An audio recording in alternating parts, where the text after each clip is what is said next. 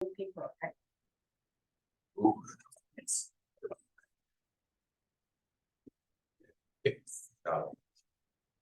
all right then, it's 9 o'clock and we're gonna bring this, we call this meeting to order for Thursday, April 6th, 2023. It's our budget process. We're gonna continue working through it. I'll remind council of declaration of general interest if it arises. You can declare it now or declare it if something comes up later. Purpose of the meeting will be to go to continue on where we left off from our last budget meeting. We have a few items to go through. We are going to be able to move the agenda up a little bit. We didn't have any registered delegations to come today, so everything will move up an hour there.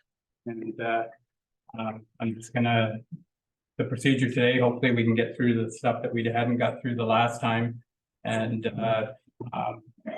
maybe be able to advance into these other departments. The first department will be Parks and Rec. We can have some lengthy discussion on that, and then we'll take a break. We do have a tender opening, and lunch will be at 11. And then we'll move into we'll probably get the public works part started too before that. So if all goes well. So, and then after lunch, we'll be doing working on the other stuff like council thoughts and any adjustments that we think we can make, or any clarification that needs to be done. We'll be able to do that after 12 o'clock and or thereabouts.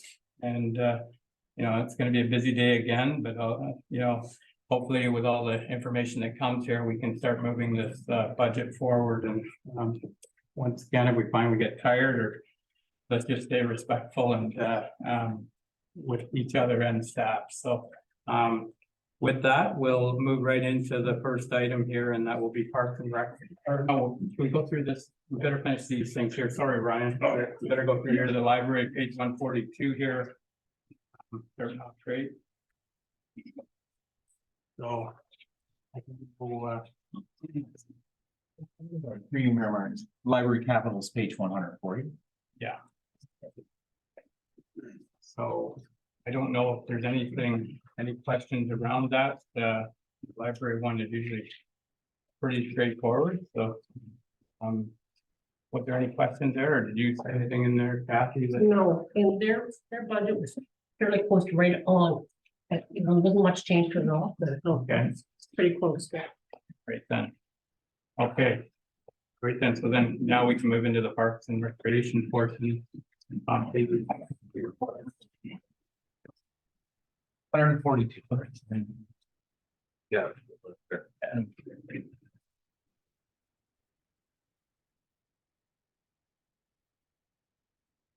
morning, Mayor Martin, Morning. Council. Pick up where we left off. So far, we both in the Parks and Recreation Facilities Department.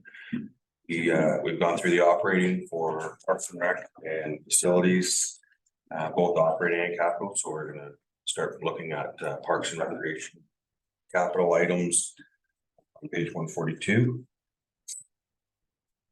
On this list, 142, there's several items that are multi-year projects that have been previously approved through this council. The first one is the community center upgrade, so that's our portion of the ICIP grant. I made some notes on page 143, just kind of outlining each mechanical component and what their functions are and what the advantages are installing these, and how it'll improve our overall environmental performance at the facility. The next list, our next item on the list is the replacement of the commercial zero turn. This one was scheduled to be replaced 3 years ago. Last year, council approved to be replaced. Unfortunately, through supply issues, I was unable to get one here on time. So we're going to try and reorder that again this year.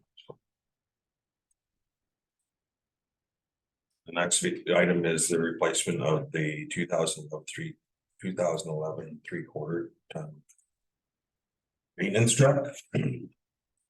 So I did make some notes about that, and I thought it might be of interest to council to know kind of the history on where the vehicle, how it got moved into Parks and Rec. So in 2015, the vehicle was transferred from Public Works to Parks and Recreation.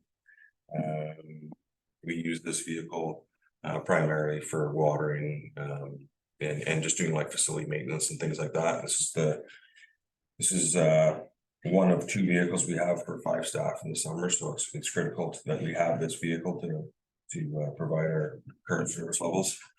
I did a little check on maintenance expenses in the last 3 years. Expenses total over $15,000 for this vehicle, and I had a mechanic have a look at it this year and give me an estimate cost on what it would cost to keep this vehicle on the road safely. We're looking at about 7 to 10. So that, you know, over the last 4 years, you're looking at about 22 to 25 put into this vehicle. So it would be my suggestion that it should be up for replacement. So Are these safetied every year? Like they have to get the yellow sticker, right? no, this is not a CVOR vehicle. Okay, So that's the vehicle information. Matheson Park signs. There's some money left over to complete the trailhead signage at the Matheson Conservation Area. As council is aware, we received $100,000 grant and did a bunch of trail network upgrades last year, which is really popular and well received by the community. So that's leftover money to complete the entranceway sign. was that budgeted for like Yes. that? 3, yes, it was. And then the next one is the Parks and Recreation conceptual plan for the 39 George Street itself. So that kind of ties into what we're doing with the grant and stuff. That actually connects with the additional baseball field and feasibility study, so that those kind of go together in terms of long-term planning for to meet the recommendations set out in the master plan and what we already previously had planned through the grant. So, I want to talk a little bit about, sorry, Mayor Webb, go ahead. Ryan, who's doing the conceptual plan? through Mayor Martin, Let Architect right now has the file. 55 is going to let. Through Mayor Martin, no, not exactly. So that's just a budget number for now. We're continuing to work with Let on that. But I just don't want to have 2 people, like, we're paying Let, I thought, to work on this project, so. Yeah. I don't think we should go out and throw another 75 to somebody else. through Mayor Martin, no, this is money that was approved last year. Yeah. We're going to. It just Let right now. We haven't engaged with any other architects right now. Waiting still for, I think Bob's been in communication with Lat to find out where we're at. Yeah. For the other stuff too, so. Yeah, So plans are staying, remain the same, there's been no changes. I want to talk a little bit about the money that was set aside last year for the West End Park. So for those of you that, that's the park on Concession Street. Last year, we had budgeted 10,000 to install permanent basketball nets in the tennis courts. There was a grant opportunity that became available, and I came to council and received approval to apply for a grant that we could add additional basketball, like a half court. So it wasn't inside the tennis court, because sometimes that may cause issues. So anyways, we applied for a grant to put in an entrance parking lot and resurface the tennis courts. That we were unsuccessful. So that money is still sitting there. However, I would like to talk a little bit about maybe making some changes to what we could use that 10,000 for.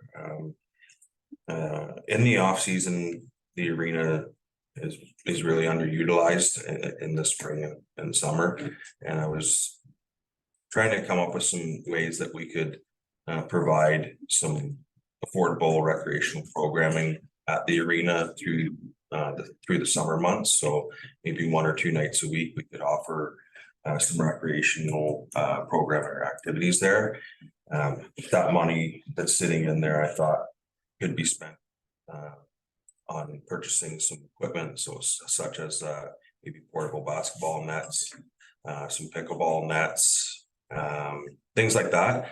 So I was thinking of trying to, do a pilot project this year, see what kind of interest would be, and try and utilize the facility more year round and get people engaged in using that. So that's kind of what I was thinking about, maybe hoping council would consider that. So Do we have ball hockey over there at all in the summer? Or is there anything that we used to? I just don't know if it's still around. we did have ball hockey, but since COVID, we haven't had any. So I'm just trying to come up with ways that we can do that. And I know pickleball is the fastest growing sport in Ontario. And I was looking at, possibly running like a league out of the Havelock Arena. So I know they're looking for places to go. Having indoor facilities available is attractive to them. They concrete is the preferred surface that they like to play on. So there's a lot of advantages there. So I'd like to explore that a little bit more and bring that information back to council. Okay. The two benches at Patterson Parkette. I was recently approached by the Lions Club. And this is for council to consider. Last year, we discussed having two benches installed this year, in addition, just to kind of complete the work at 39 George Street. So I put the money in for that. But the Lions Club approached and just asked if they could put two park benches in. They asked for that location or if there's an alternative location. So if council decides to allow the Lions Club to purchase their own benches and put them in there, then we wouldn't need the $6,000 to purchase benches ourselves. We already have the bench pads there for them to receive the benches, so it'll just be a matter of our staff to install them. There is a little bit of money in that $6,000 to install a sign that identifies the park name too. So with that, Ryan, my memory is not 100%, but one of the benches is supposed to have Shirley's name on it, like it's in a recognition of Shirley Patterson's and Pat possibly. I'm not sure of the wording. I'd have to go back and look at it, but that would be something to bring to the Lions. That was the whole intent with the park there and the agreement, that we would be putting one bench in there, if I remember right. I don't know if you can remember better than me. But I just remember a bench with a plaque. Yeah, so that might be something to tell the Lions is, like, at least one bench has to be identified. It can maybe have a Lions insignia somewhere, but or maybe they would want to contribute. But that's something that was in the agreement with that park. So Through my conversation, sorry, do you want Hey, Commissioner, so we're gonna get two benches and dedicate one of them or two, whatever is agreed upon. I thought there was going to be a sign that outlined at the park, like somewhere going into the park saying this is the Patterson. I think that's part of that. Is that what you mean by the sign that's left over? There's some left over for a sign? Yeah, there is plans on doing that. However, I was more thinking like a larger sign saying like identifying as Patterson Park. That's similar that you see in other parks. So on the benches, that would, like something, I don't know what exactly, I might not be talking the same thing, Gary, but like on the bench, if it's got an identification on there, there would be a plaque with the bench, but. Just before we go any further, I did ask what they were planning on putting on their plaques, and they were planning on putting the Lions Club and then the Lions member, one of their members on there. So their intentions weren't to put Patterson name on there, so I'll just be clear about that. I think we're gonna talk about the Patterson Parkette coming up in future meeting here shortly, so we just They did say that they would be willing to look at installing something along Lions Park along Highway 7 too, if that was not, something of flavor council. So But so what was the agreement that we did with who we bought the land. Yeah. Oh, we bought the land, so we own the land and we said we're gonna put a sign up, right, for Patterson Parkhead. So we're gonna do benches as well as a sign. Is that what I'm under? I just want to be clear. It on was what I'm- actually a bench with a plaque is what I remember, but you know, yeah, it was a plaque, not really a big sign. It was more of a plaque with like recognizing the Patterson family, so.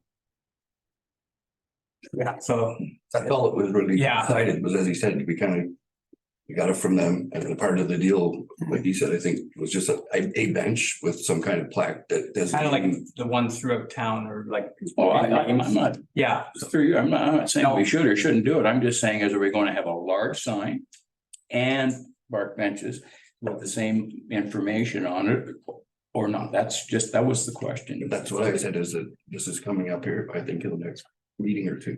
So why don't we just wait until we get to that discussion? Well, there's another budget item, I guess that's the. Well, that too, yeah. Other issue. it can stay in there anyways, like it was from last year, so it's that was the idea of it. You know, like all this stuff has been carried over, or however you want to word it, right? Is that 6,000 was in last year's budget? Like, was that in last year's or was this new? This is new money. Okay, sorry. Okay, so yeah, we should kind of sort the bench thing out today, like as far as if that's what it's for. Whether it stays in there. Go ahead. Through you, Mayor Martin, I don't believe there was actually a specific decision made of council with respect to how to recognize the Patterson Yeah, family maybe for the that's- park. I think we talked in generalities and council hasn't made that final decision yet, so. Okay, So through you, Mayor, was the land donated by the family or did we purchase it? Purchase. We did purchase it. so get that way. Through you, Mayor Martin. Ryan, I'm sorry. What is the Parks Recreation Community Center conceptual plan? Could you explain that a little more to me? So, Mayor Martin, so the conceptual plan is to look at the expansion or redevelopment of parks and recreation recommendations that were put forth in the 10-year master plan. So that includes, and that's why I said it kind of goes with the grant with the redevelopment of the parking lot area to accommodate. You're Yeah, talking about just the community center Yeah. itself? Yeah, so we're looking at doing an addition on the property, so there'll be some reconfiguring of the space itself. And then we're looking at our parks plan inventory to determine what suitable property we own and what we could use it for potential parks and recreation development plans. So that's just to kind of carry out some of the recommendations in the. That's to like hire, sorry, through you, Mayor Martin. So that's to hire somebody to come in and take a look at that property and say, okay, parking over here, whatever. Is that my understanding of it? Yeah. Okay, so the basketball court, is that gonna be a separate court? Cause you said West End Park. If you're gonna put a basketball court inside a tennis court, doesn't fully make me understand that, because that's where pickleball could actually be played. Cause that's what they use for pickleball is a tennis court, right? Through you, Mayor Martin, Good. through you, Mayor Martin to Councillor Flagler, yeah, that's what I was kind of discussing. If council's consideration, maybe changing what was previously approved. We were planning on putting in basketball nets in the tennis court. But what I had previously suggested was maybe look at using those funds to purchase maybe portable nets for inside the arena, maybe pickleball nets for inside the arena, and try and do some indoor programming. Yeah. That was part of the, like, so there was a grant we applied for, Yeah, we do have pickleball inside there and we have tennis, but Yes. The idea was one point to put basketball nets in there, and I do remember from the past that there was a concern of conflict if Oh, I would think so. I was here first type of thing, but anyways, if the grant had went through, we would have a separate court. But Right. it didn't go through, we can still try again, but Right, so pretty much the West End Park basketball court is included into the conceptual plan then. If that's what the conceptual plan does, is go down and organize where these items should be. Is that, am I Yeah. correct on that, Ryan, or am I way off? No, through you, Mayor Martin. No, you're right. Through the conceptual plan. One of the recommendations that was highly noted was that the community needs a multi-use court, so a permanent home for the outdoor arena includes additional tennis courts, basketball nets, those types of things. Right, okay. But this specific item that's on the list was an item that was approved by last year's council Okay. to install permanent nets inside the tennis court. And what I'm suggesting is council reconsider installing permanent basketball nets within the tennis courts and allowing staff to purchase some portable equipment and materials and supplies so that we could maybe try running some indoor programming at the community center rather than moving forward with the purchase of the permanent basketball nets. Right, so through you, Mayor Martin, so then the conceptual plan will include the basketball court, the additional baseball field, right? All those are all under the same plan. If you have somebody come in and say where everything should be, it comes back to council for decision, correct? Through you, Mayor Martin, absolutely, that council will be heavily involved in that process in terms of the parks development planning. It's actually a really exciting time for this council to be involved with that stuff. So yeah, you can look forward to that. Deputy Mayor Webb, you can maybe add to that as far as. Yeah, just in terms of, I get what we're trying to do, and I like the idea, Ryan, of trying to get more use out of the rink. If we're gonna go that way, I think, like you said, I think we need to purchase mobile ones. The one that concerns me is that we put this money in there to increase use at that park down there. So but we're taking, things like that, but that's what I'm saying. So maybe the basketball nets, if they're portable, we can try them down there for a month or two, and if, they're not being used, move them back to the rink. But the original idea was to, I think, the mayor's idea as well, that we get more use out of, we're not getting enough use out of that tennis court area, which is why we've been putting money into it, is not, Mr. Mayor? Yeah, so I think we'll continue applying for grants and things like that. Any that come up, if we can expand that park down there.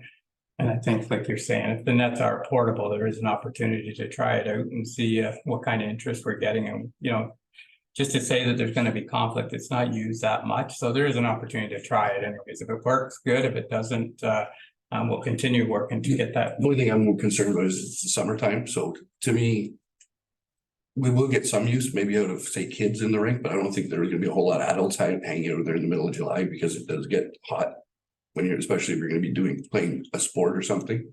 So I would, to the mayor's point, I would like to, maybe have them portable, so like, as I said, we try them out down there for a month. If it's successful, maybe we leave them there, and we can work on getting something for the rink. If not, then we move them down to the rink for your program, and because we know they haven't worked up there, but we're not. So there's options there, and that's, so really taking like the west end part of the basketball, like, so you're saying that money is going to allow you some flexibility, and the title on there might be just something for other opportunities or whatever.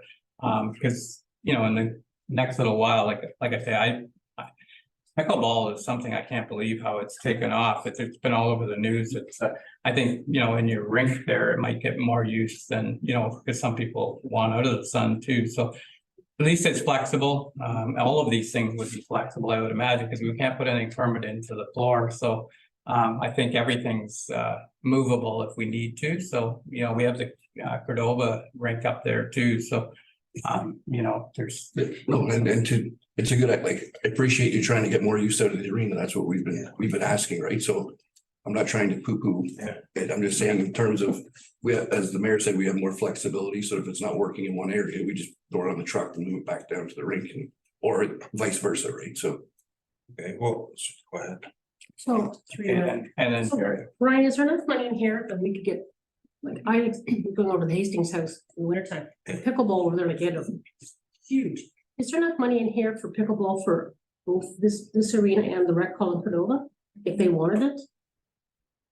Is it, how Agree, expensive? Mayor Martin, I could look into that, I would think there'd be enough for there. It's, I don't know with you, I guess. I would think so. Okay, okay. I just wondered. Counselor Dwyer. So you, well, the advantage of the arena is that pickleball is the participants of advanced vintage, so they may want to get in out of the heat. Then you extend the time. With rainy days, you can't play pickleball outside. So there are some advantages, but if we're trying to increase the park use, I went with Deputy Minute. So, yeah, so as long as there's some flexibility in there, I think it's a great idea, and I think that's, you know, there's opportunity here, and to see, like you said, it's kind of like a pilot to see, you may find it's busier than that one is up there, and, you know, then we can adjust things, but for now, it gives you a little bit of, well, it's still in there to move on anyways, and Sorry, just to follow up on that, that's for you, Mr. Mayor. It was the 10,000 on last year's budget. or that wasn't, sorry, I keep, yeah, that, oh, that was, but the other, sorry, it was the benches, sorry, yeah, it was. Okay. I just want to make a comment just about it sounds like council is interested in looking into this option. I would have concerns with moving a portable net to the park just because it's in an unsupervised environment. I think that's kind of a high risk thing, but I'm okay with doing that indoors because it's a supervised environment. The installing a permanent, if you want to just do one net at Concession Street in the tennis court, you're looking at about 3,000. So we could do one net permanent there, and we'd still have 7,000 left over to purchase supplies. So we could probably accomplish both. So if that's something that you want to consider. Through you, Mayor Martin, I'm actually not a fan of putting a basketball court in a tennis court. Just because I know there is people that is using that. And I really think that this picket ball is gonna take off. And they also use that for theirs. So to have a basketball court inside of that is not really feasible to me, but I believe that if you got one to put into the arena for supervised, like you said, if it's open from 9 to 5, and you can see how many kids come in to play the basketball. If you get a lot, then we can look at building a. So to move forward, like, so you've got $10,000 in there, and so before you do anything, I think you've heard, you know, we would like to do both if we can, and you said you could probably work on that with the money that's there. So I think for today, we're good, because, you know, one of the other suggestions I had a couple of years ago, and when we're doing paving in town or whatever, what would it cost to put a pad outside the fence there? Like, I'm not talking a whole court, but a little pad, and then the net could be on the outside of the fence. That's another opportunity, but you've got enough money here to, you know, we can deal with it as we go. Before you do anything, bring a report to council what you're thinking, and we can work with that 10,000 for this year, and you know, if we need any more, we'll deal with that. But for now, it's Is there, I believe there was an arrangement with the medical center when we sold it that we'd have parking. Is there a term related to that? Or is it perpetuity? The parking arrangement, there's a term, it's 10 years. Okay, so we don't have anything. so we have to worry some about time, for- and that's another Okay, thing. thank you. So just in addition to the information council's heard about the programming suggestions, considering before you know, I move forward with anything, I was planning on putting out a community survey to kind of get a feel for what the community would like to see and what programs it would like us to offer. So I would get that information by the council, and you know, we would kind of move forward with that information. Perfect. Okay. And yeah, and we keep talking about the conceptual drawings, and the biggest part of that drawings is the meeting room. Like, that's what you know, this grant that we got for whatever it was, $3.5 million. One of the biggest portions of it that's gonna come here in the next couple of years is the addition on the arena. Those drawings, we need them in place if any, you know, to move ahead. So, and that being said, we were using LET and we'll see how that falls out here in the next little bit, but there's some money in there for that. That's the main thing. And carry on. Go ahead. Just one more question, sorry. Yeah, no, Through you, Mayor Martin. Sorry, Ryan, I'm sure this is probably one of those dumb questions I have. The replacement of the zero turn lawnmower, was that money given to you last year? 25,000, Yeah, through you, Mayor Martin, yeah, and then you didn't spend it, right? I tried to order one, but I couldn't get one to come on time. All right. What do you do with the previous one that you're replacing?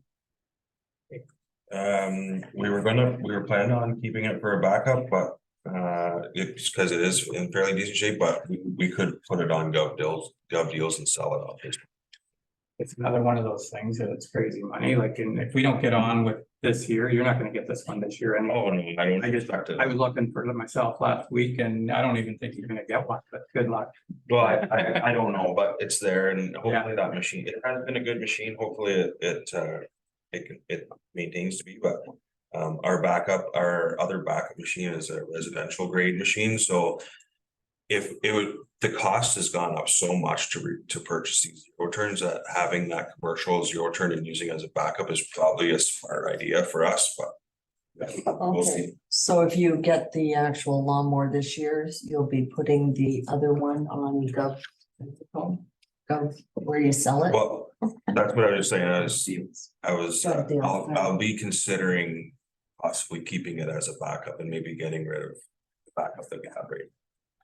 So bring us, bring us back when you get there, because I'm not, like I say, I'm not optimistic you're gonna get this thing, but so we may be keeping it anyway. So once you do deal with getting rid of, or getting a new one, then we'll have to figure out what we're gonna do with the old one at that time, what flavor is of that day. But I hear what you're saying and good luck. Yeah.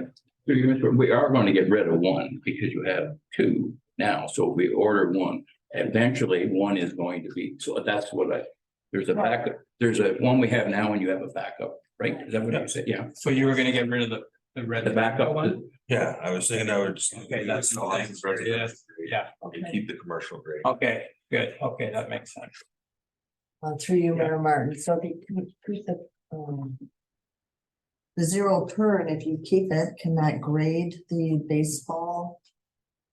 When you do the grading thing with baseball time? Cause I've heard you use some sort of a lawnmower Oh, with a grading thing, so does a zero turn do the same job? through Mayor Martin, no, we use a riding board to drag the infield. We don't use a zero turn for that. So, but if you keep the zero turn, then you're gonna get rid of the other lawnmower. It's not the mower though. It's not the mower? They're trying to chain kind of thing behind. Yeah, that's what I thought. But it's a zero turn that they would be getting rid of a residential zero turn. They still have the tractor. To do On that it? kind of Oh, okay. stuff, yeah. Okay. Yeah. Oh, Through you, Mayor Martin, your floral designs, you say here that you're gonna increase them. Where are they now located? And what's your increasing section you wanna do? Through you, Mayor Martin. Over the last 4 years, we've been increasing our floral display, so adding hanging baskets throughout the town. We've added 19 planters within the village. We were going to continue adding, this year would be north of 46, so Tim Hortons up. Last year we did all of south of number 7 on Concession Street and down to Forward Road. So this year we were gonna move forward north. That money also represents additional electrical receptacles to be installed on the poles, because we don't have any Christmas decorations going that way either. So I was trying to kind of hit all entrances and exits from the town. So that's what that money was set aside for. So Right, and what's the extra cost of doing that? For the workers? through you, Mayor Martin, like maintenance costs or, Well, just watering costs. um, Then you got the truck and you've got the people that are watering. I mean, if you're going all the way down 30, all the way up 46. They already go down 30, it's just the, how many are They just you adding wanted to- here? How many is the addition here, like when you say, like, is it like 3 or 4 planters, or is it? I was thinking we could do 6, we could fit 6 in there. And then 6 fit the poles for 6 receptacles for Christmas lights. And one of the things I hear is that there's no decorations or flowers that go up to north of town, so that's probably a good thing. But anyways, it's the 6, I don't know what it, And then they take about 3 minutes to fill it, so I don't know, another 30 minutes. Staff time, I guess, So an extra 30. like every other day kind of thing. Kathy, Through you, Mayor, so going to the very bottom, create community dog park, 55,000 now. Yeah. This hasn't been discussed at all, has it? Like, we need to have who's supplying the land, who's supplying the fencing, who's supplying the gates. Yeah. We need to send out something to public saying who wants a dog park, not just a couple. This is just, yeah, this 5,000, is this just, you're not asking for money this year, is this just something to think about? Through you, Mayor Martin, the few items on the bottom in gray, the 30,000 for the outdoor Cordova rink repairs and the community dog park, 55,000. They're not in this budget. It's here for I'll be council. talking about them later lunch. Okay, It's here for council's discussion okay, and provide direction to staff. So Yeah, so after lunch, when we get into other, that thing there, keep it in your mind there, 'cause we're gonna have to deal with it, so. all right. Councilor Doherty? Through you, Mr. Mayor, and I don't know if this is a question for Ryan or Lionel, but there's 976,088. Is that the number we used to come up with our 4.95% tax increase? You sure? Being the capital budget. There is none of these projects that are supported by taxation, so. They don't impact the tax rate. Looks like most of them, I'm looking at 142, by the way, most of them are supported from the Parks Reserve. One is from, actually 2 other ones are from the Admin Reserve. So not directly this year, no. But it come out of tax dollars, and we have some grants. The first one's a grant, right? Future, yeah, there's, the Admin Reserve does have, tax dollars that go into it from unspent funds. It also has the ONPF. So yes, and partially it's from former tax dollars, yes. Yeah, we taxed for them. A follow-up then. I still have a great deal of difficulty, including things from last year in the capital budget that's already been funded. I don't care where wheelbarrow you put it in, admin, rec, or every, if we've taxed and put the money away, it's already been paid for and designated. You might go out and outstanding items, but this is not, this is work to be done this year that's paid for. If it's approved, right? Yeah, like, so it came from reserve. Lionel, go ahead. Yeah, future, yeah, that whole presentation theory can be changed. I know in the past, this has kind of functioned as a what's going on this year. But to Councillor Doherty's point, if we were to take that out of the budget document, the same function could be served by having a sheet that has things that have been approved in previous years. So, yeah, that would be certainly up to council how they'd like to see that presented. Okay, thank you. So yeah, and I've got that on my sheet for after lunch as far as suggestions for future budgets. And yeah, you're right, that would make it clear, and it's just the way it's always been done. And like you say, we don't have to always keep doing it the way it's always been done, but it's the way it's always been done. So it's in here, and that's We why I change think, anything we want as long as we leave it the same.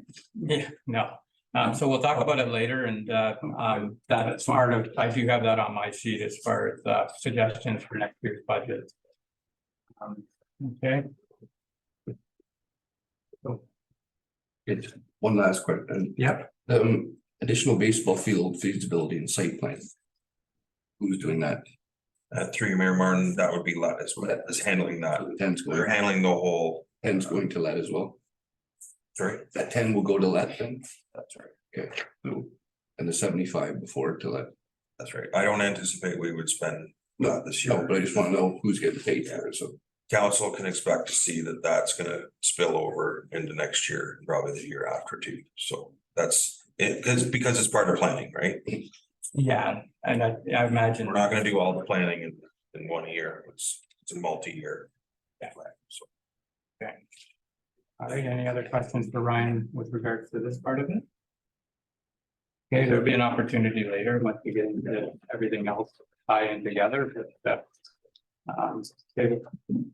I think we have everything. Okay, thank you. Now we're gonna move into the roads. Capital budget.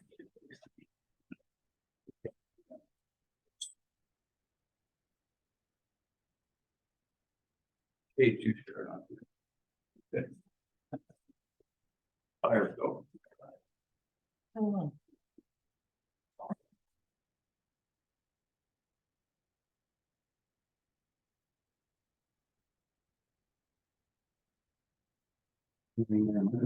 Council. Morning. Yes, the road capital budget, let's start on page 150. We can go through the list here and hopefully come up with a yes or no on council's consideration of the capital projects that I brought forward. The first one is gravel haul taxation for $100,000. Can you explain how you like the north-south thing or however you, like, we do this, it's almost in the budget every year, I think, but it's a huge plan for different areas, right?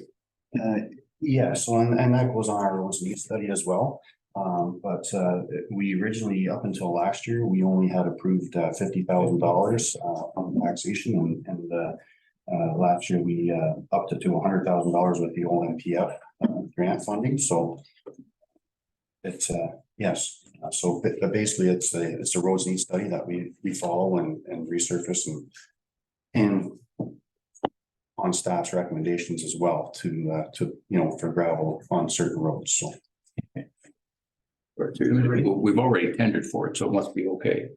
Haven't we sent out the?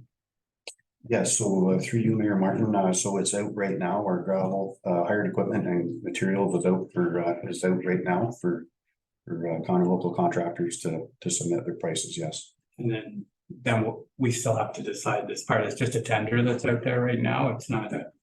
Thank you through you, Mr. Mayor. The $100,000, if it's approved and you get it, will it gravel all of the roads as frequently as the roads need study says? Through you, Mayor Martin, the $50,000 was not sufficient enough. So with the $100,000 in budget this year, it really depends on where the roads are. The local contractor that has been successful getting the tender. As an example, last year we did Peninsula Road, and the price for the hauling was a little bit more than a price of hauling just around the corner of the gravel pit. So it's So if we're doing the south end, it's sometimes you get a little farther with it. Yeah, I understand the Yeah, geographics, but I'm just saying the roads need study has a formula as to how many roads get graded and under classification. It's a fairly straightforward question. Is that amount of gravel going to allow us to conform to a roads need study, or is it a shove over to the following year, or are we playing catch up? That's all I really. Through you, Mayor Martin, no, we are in pretty good shape, and it will be enough money to maintain and follow our roads need studies. Yes, thank you. Okay. The next on the list here is the connecting link. So that is the grant that we have applied for, and that is our portion of it if we are successful. Is $50,000. What work was on the connecting link this year that without putting you on the spot, do you have it off the top of your head about what the grant was for, like the traffic lights, Yeah, Street Mayor Martin, yeah, it was the traffic lights that we applied for the previous year. And it was 113,000 we applied for. This year we added the manholes for the sanitary sewer when we did the micro surface the last time, 3 or 4 years ago. The lids, as everyone was aware, the lids are set down into fire, so it's creating some havoc on our infrastructure as well as the noise. And so we've added so we're at $500,000 for our Connecting Link grant this year, so that will raise all of our lids up to grade. It's a busy highway. We did them a few years ago too. I remember. But it's just the heavy equipment. It's just killing it. So Thanks, Mr. Just out of curiosity, who was the engineer that did that conceptual drawing and allowed us to lower the, do we have, or is that to the government or? Through you, Mayor Martin, Councilor Doherty, that was before I was in the position. I'm not sure who the consulting engineer was on. but they're lower because we built the pavement up right when we did the micro surface. That made, we didn't lift, Yes. you can't lift the. Yes. You can't lift the lid, so when they put the treatment on top, that's what made them low, and now they need to And lift sorry, through you, was that the province that did the resurfacing or was that us? us. Yeah, us, like unfortunately, we're responsible for that second Highway 7. Yeah. So it's amazing. So we have been successful with grants. They have been helping us in Connecting Link grants, but last year we weren't successful with it. For the lights, because the lights need upgraded and it's our responsibility, so. Sure, you Mayor, so with the lids on the panels, like I know from past experience, that they're gonna shift no matter what through weather, traffic. I don't know. I mean, that highway's been there forever and ever, ever, right? I think if we raise them, that's gonna give us how many more years, do you know? Through you, Mayor Martin, I don't have an exact number of years, but one of the main reasons is when the road was designed, the lids are right in the wheel track, they're right in the driving lane, so every car hits those lids as they travel down our Connecting Link. And that infrastructure's been there for years, like that's, Yeah, you know, we just need to correct it or can't correct it, you can't move the. can't move them, move but them. I so- mean, that would be astronomical to say to move.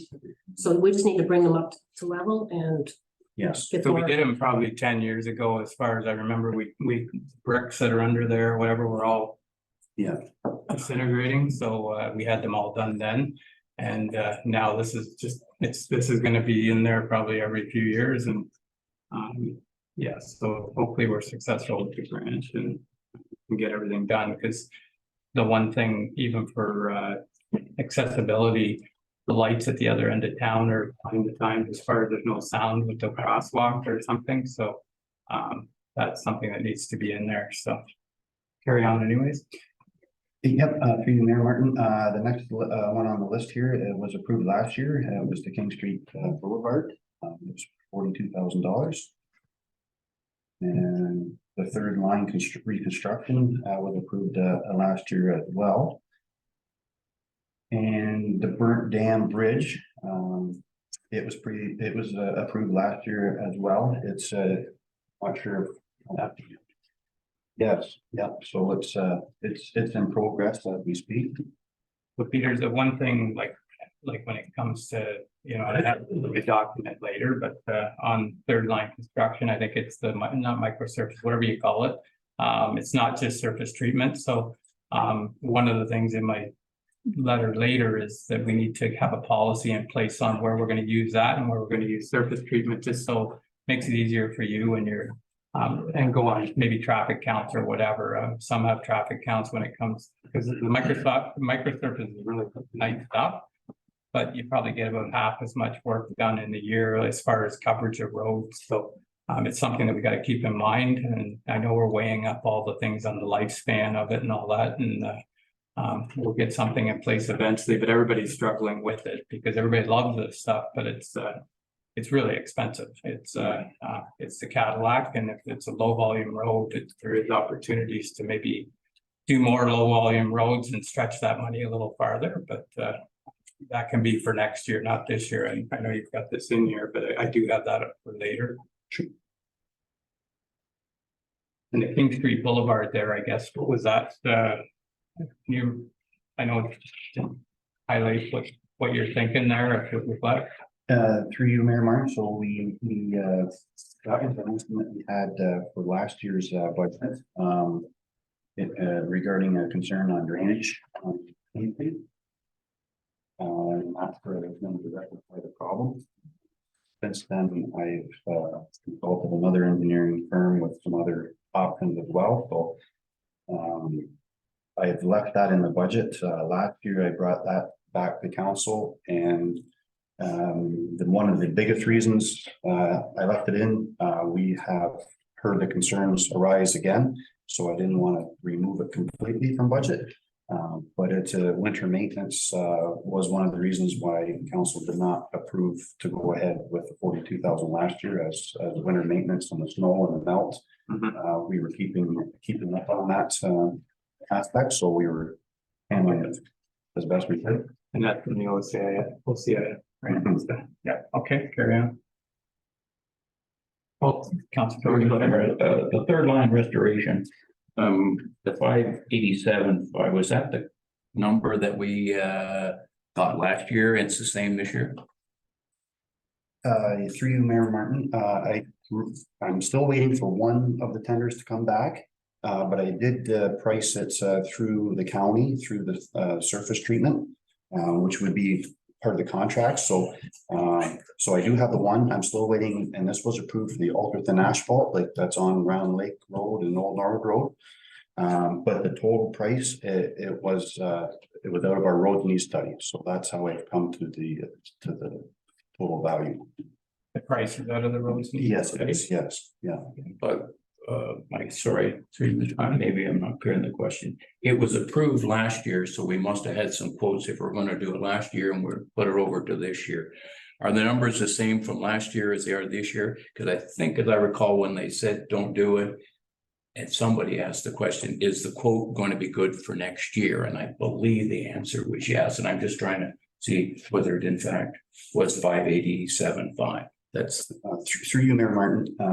The surface treatment tender is within $2,000. okay. So it's virtually very close.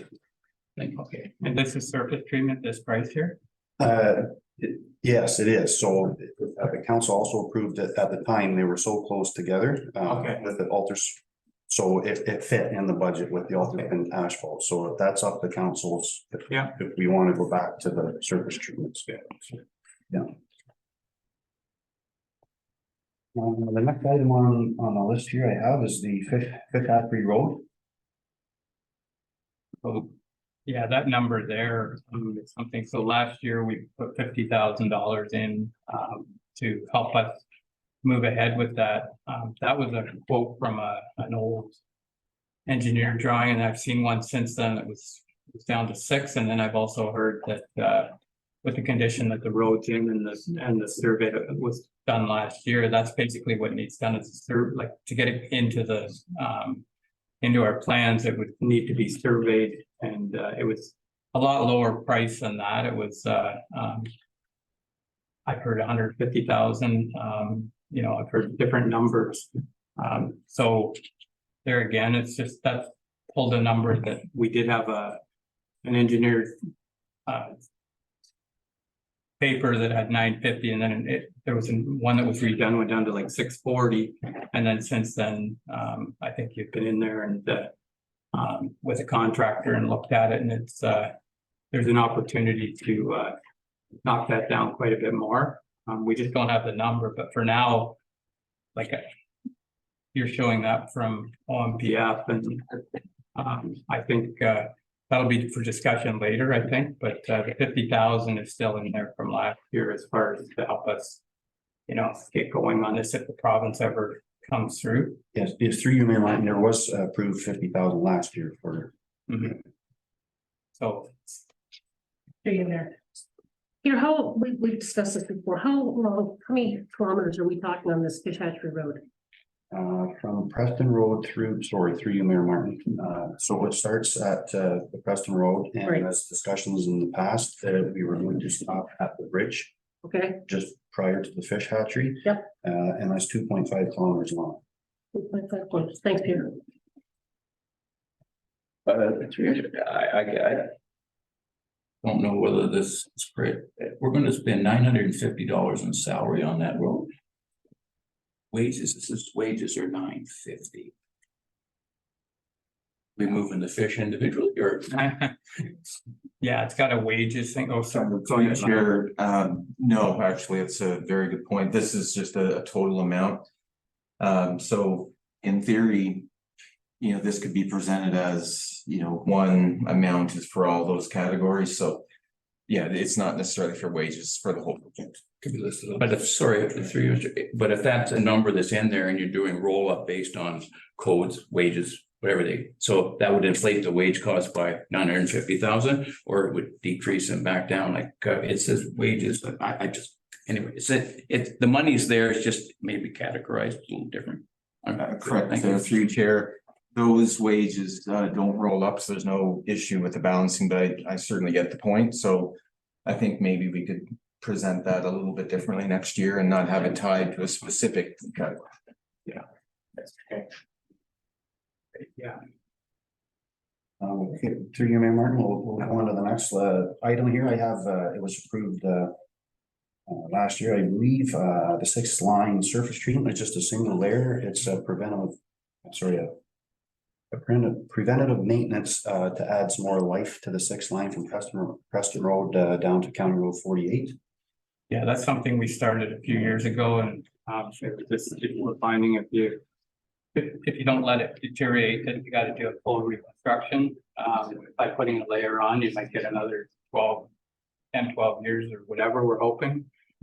So it has got some issues along the shoulders and things like that. So that was the idea last year, that we would start doing some preventative maintenance instead of getting into full reconstruction. But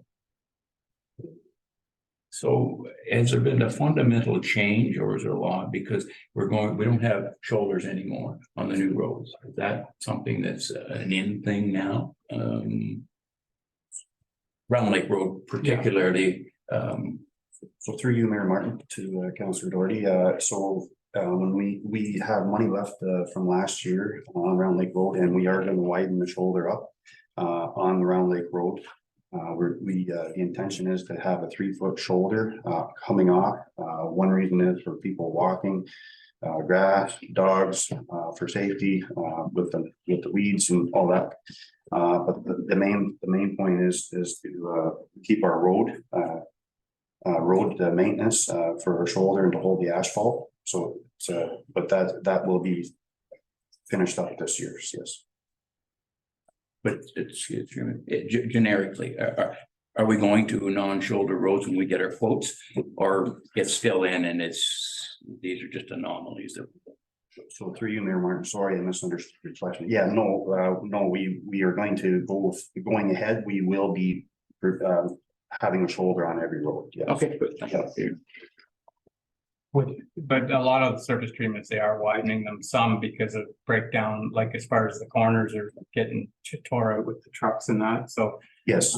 So for lengthening for lasting effects, that's what we've been finding everywhere else is a little wider, not necessarily taking the whole shoulder away, but getting a little bit more width on, so the live lane isn't getting hammered and broke up. So yes.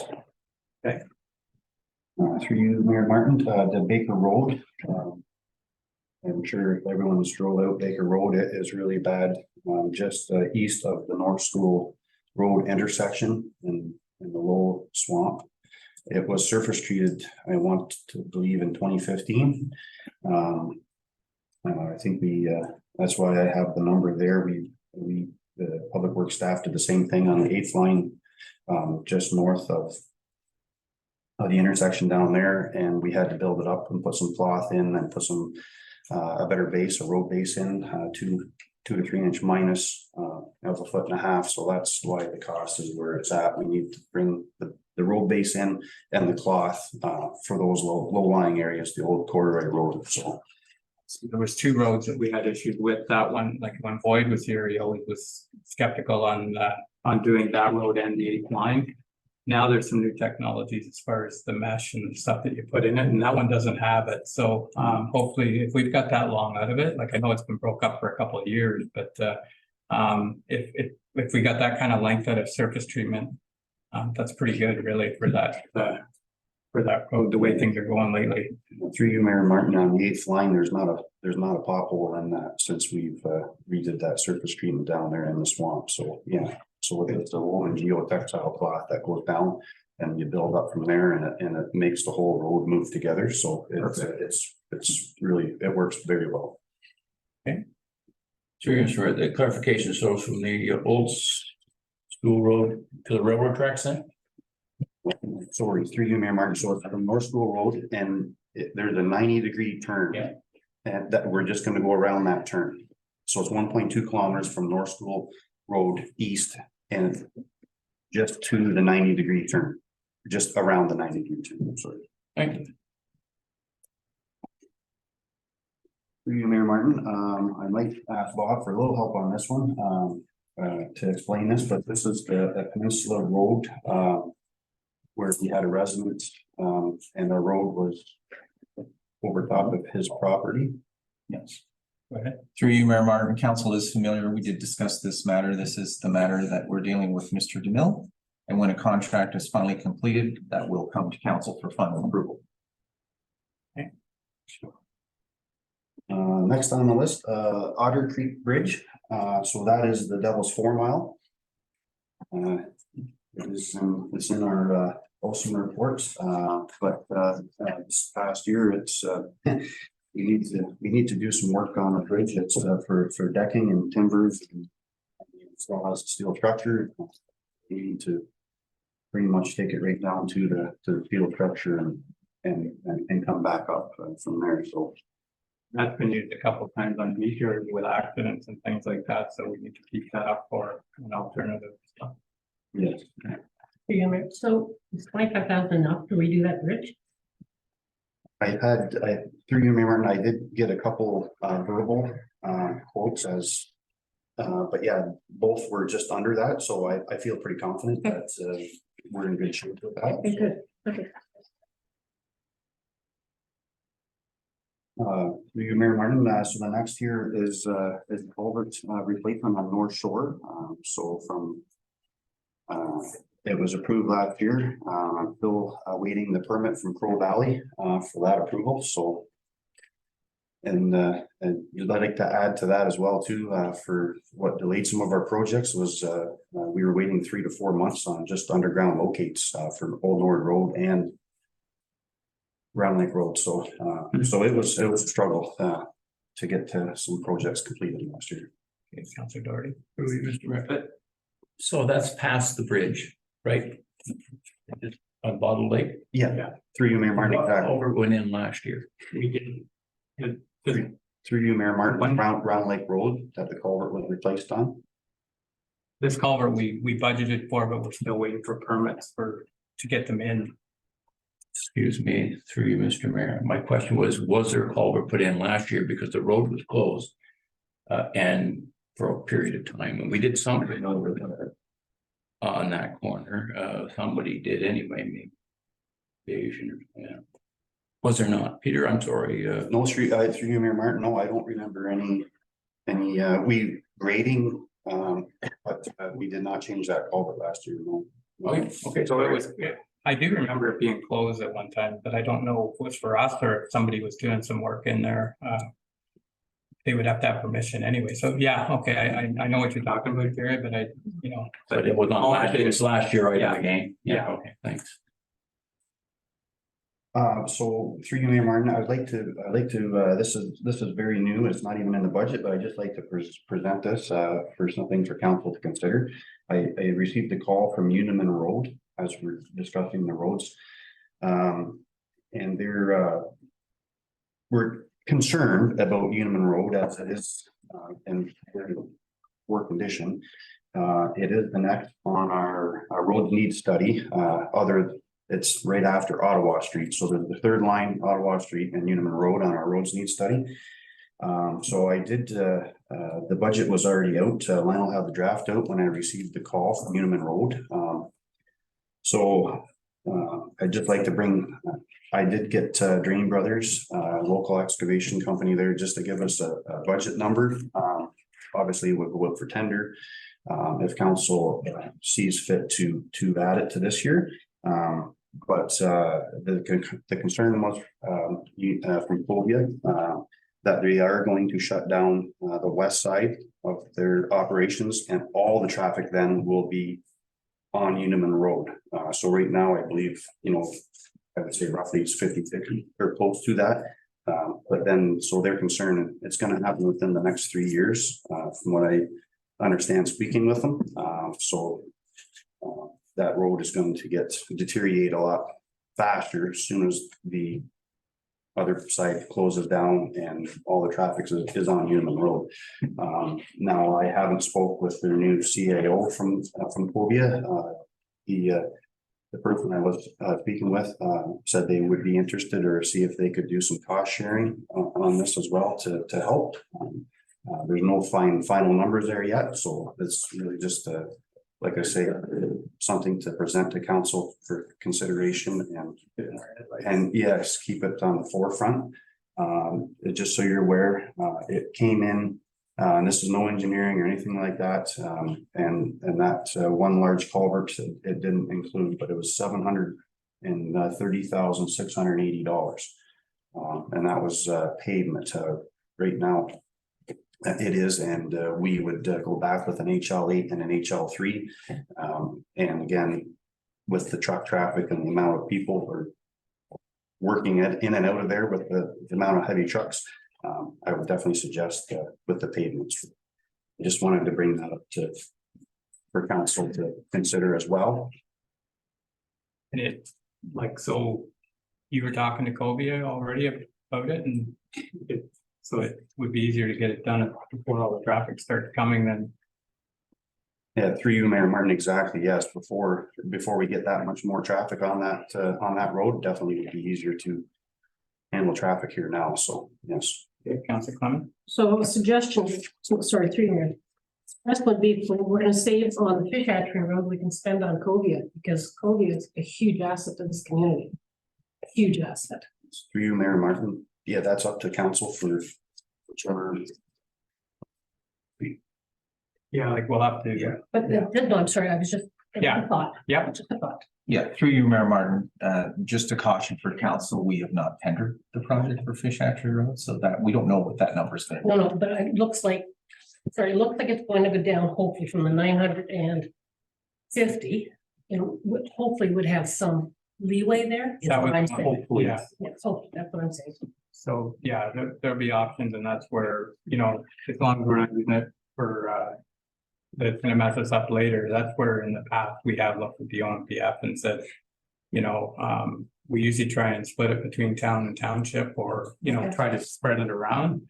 This is a huge hit, but, that being said, it's past its life already, and it's gonna have to be done eventually here, so how we do it, I don't know, that's.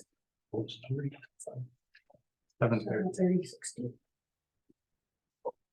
Okay, so, yeah, we're gonna have to make, get a final number on it, but that's just so we know, and we can plan later on when we're talking to put something to kind of help us with that, or we can keep an eye on the reserve. But it's a huge hit. What kind of shape's the road in right now?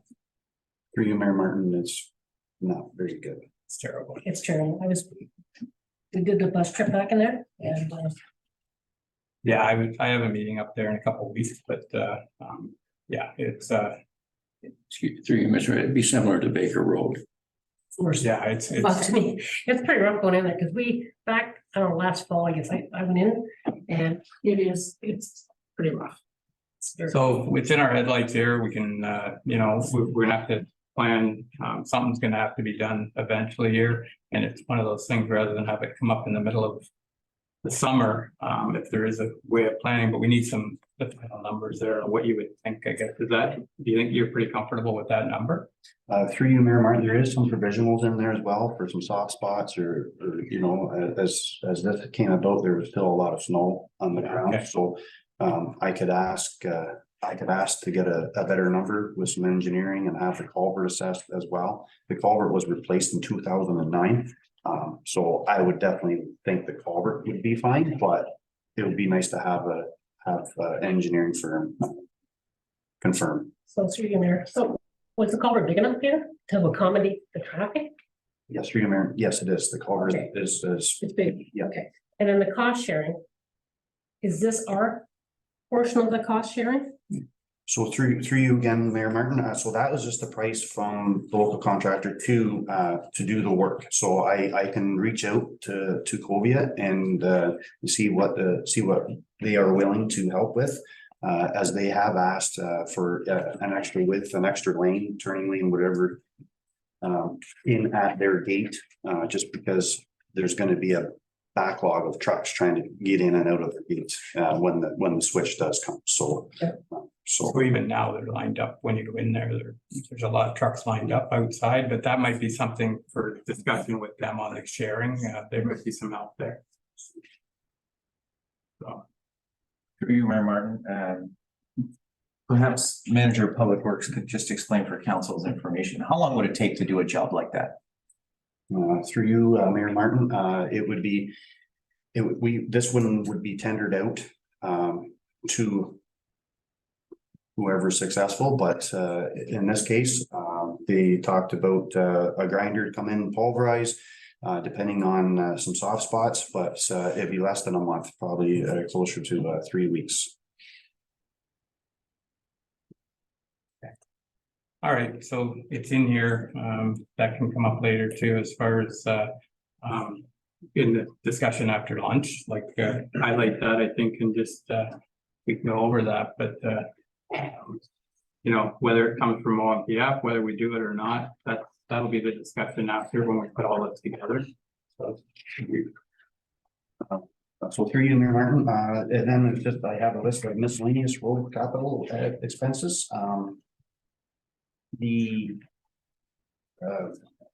As everyone can see, the two ones that are up for replacement is our trackless sidewalk machine. It's a 2011 and it's a 12-year life expectancy in our policy, and 1446 is a tandem.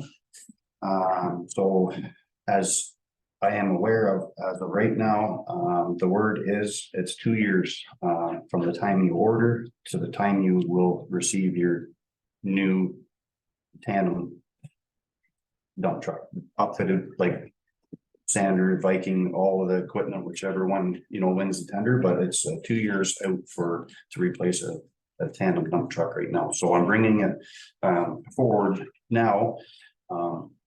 And again, there's no, if we ordered it today, there's no way we're getting it this year. Absolutely not. So I don't know if there's a way we can pre-approve so I can put a tender out. yeah, like it's so you can, and that's what we talked about yesterday at county as far as group contracts and you know, ordering, like say we all ordered these dump trucks and they were talking like even like a 10-year plan, or you know, like we know we're gonna need them.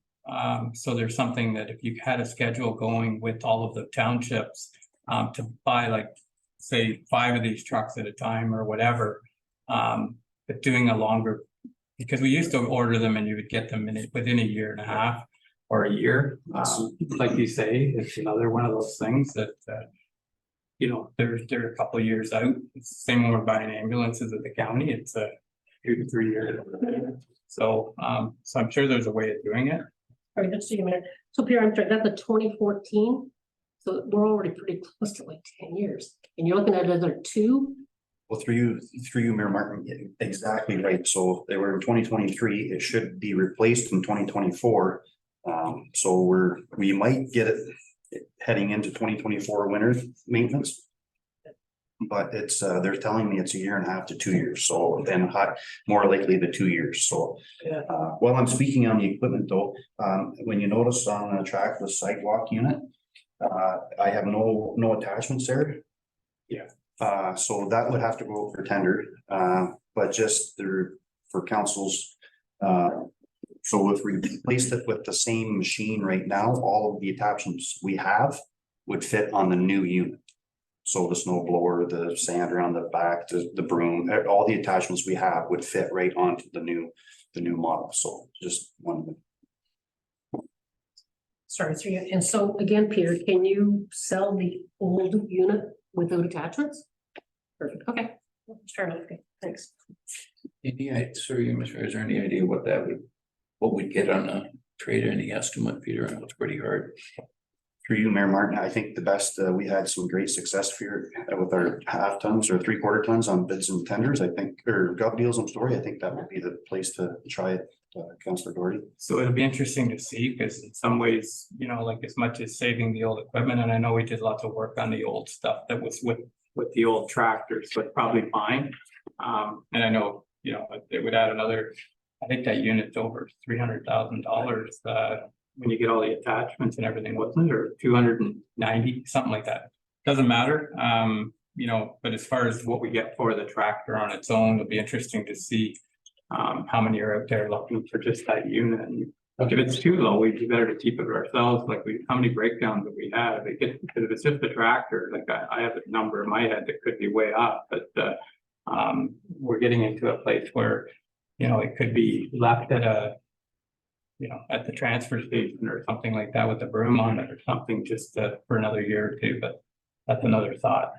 Through you, Mayor Martin, yeah, that when we originally purchased that machine, it was $280,000, I believe, and that had the extra tires, the brusher, flail mower, and now we are down to the snow blower, the V blade on it, and the power broom. And I did get prices on those three options there, 21,000, 10,000, and 8,200 for the attachments that we currently have. So we're $40,000 approximately in the attachments that we currently have.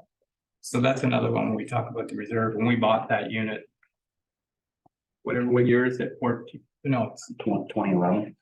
So we've been putting into the reserve like for replacement.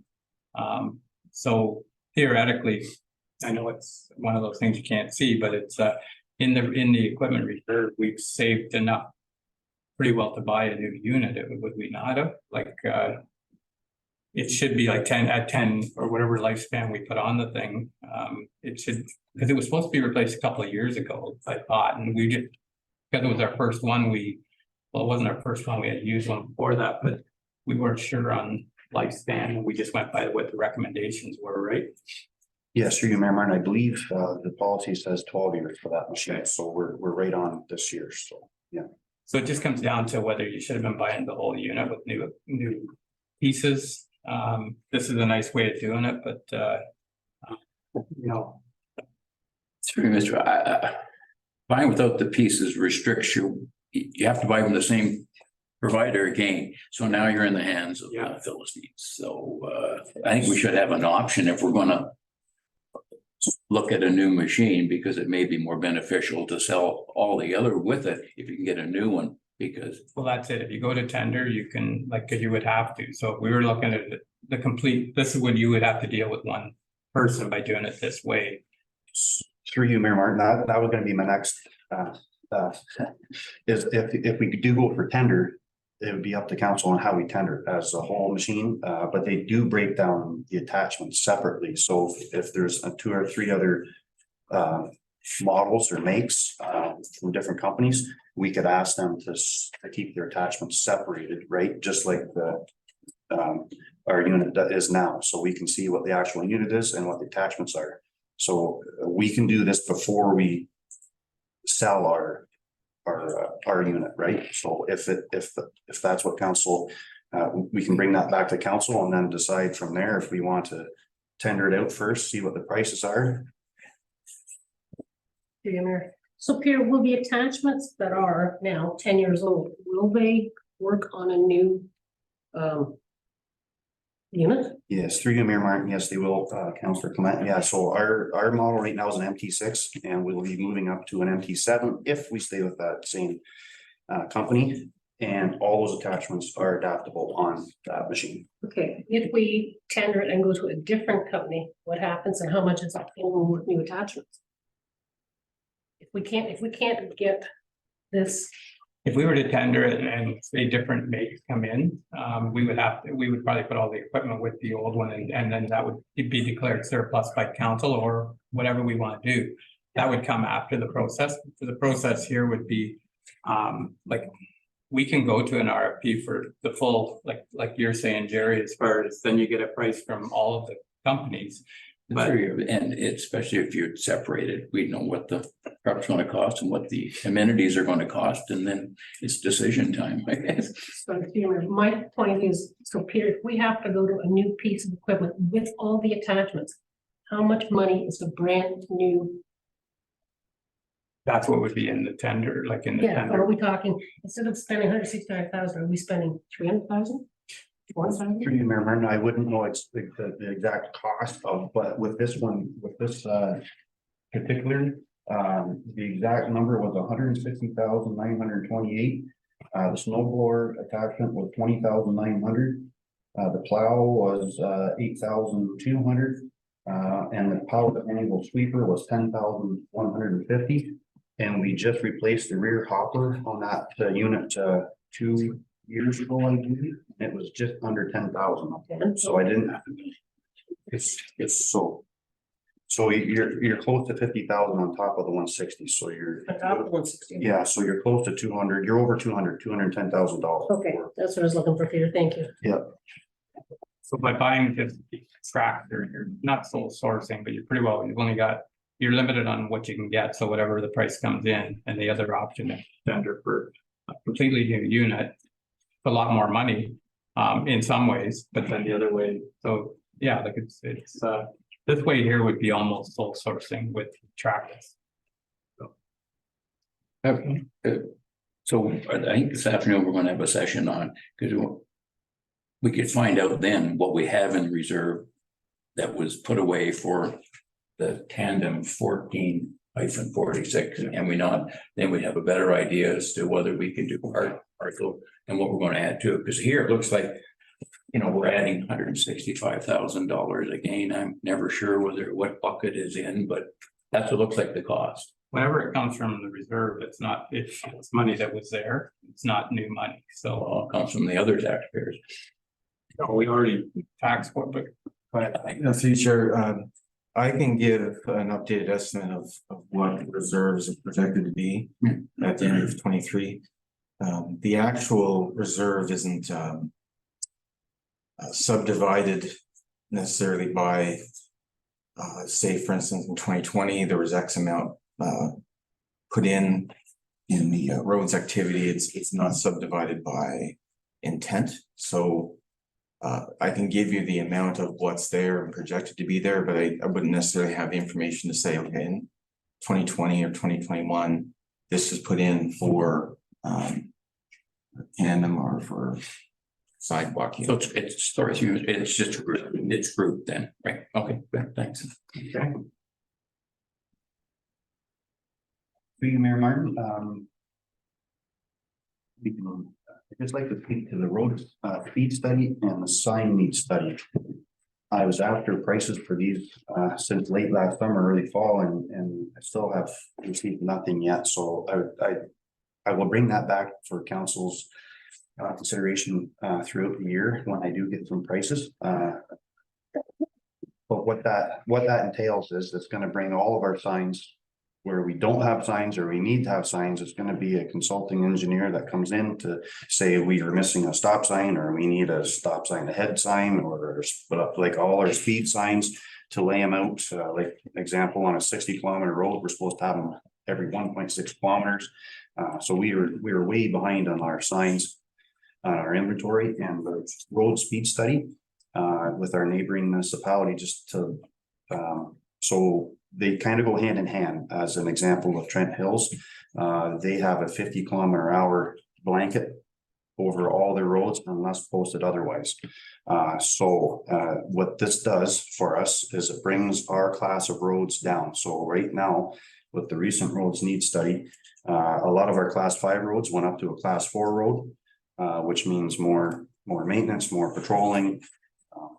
The list goes on, but then if we can pick and choose from the engineer, and council will decide what roads we have at a higher speed, like some of our more higher traffic roads that really are class 4 road, could be 60, 70 kilometers an hour or 80 or whatever they recommend.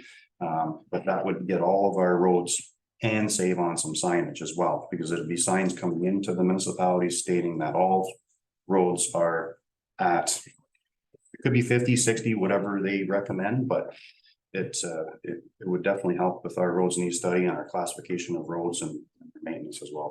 So right now, an unmarked road in our township is 80. It's 80 right now. Any unmarked road in the province is 80 kilometers an hour. And then they create bylaws like, so yeah, like you say, Trent Hills went to 50. And some others are adjusting them by bylaw, I guess then. Yes. Okay. Yeah.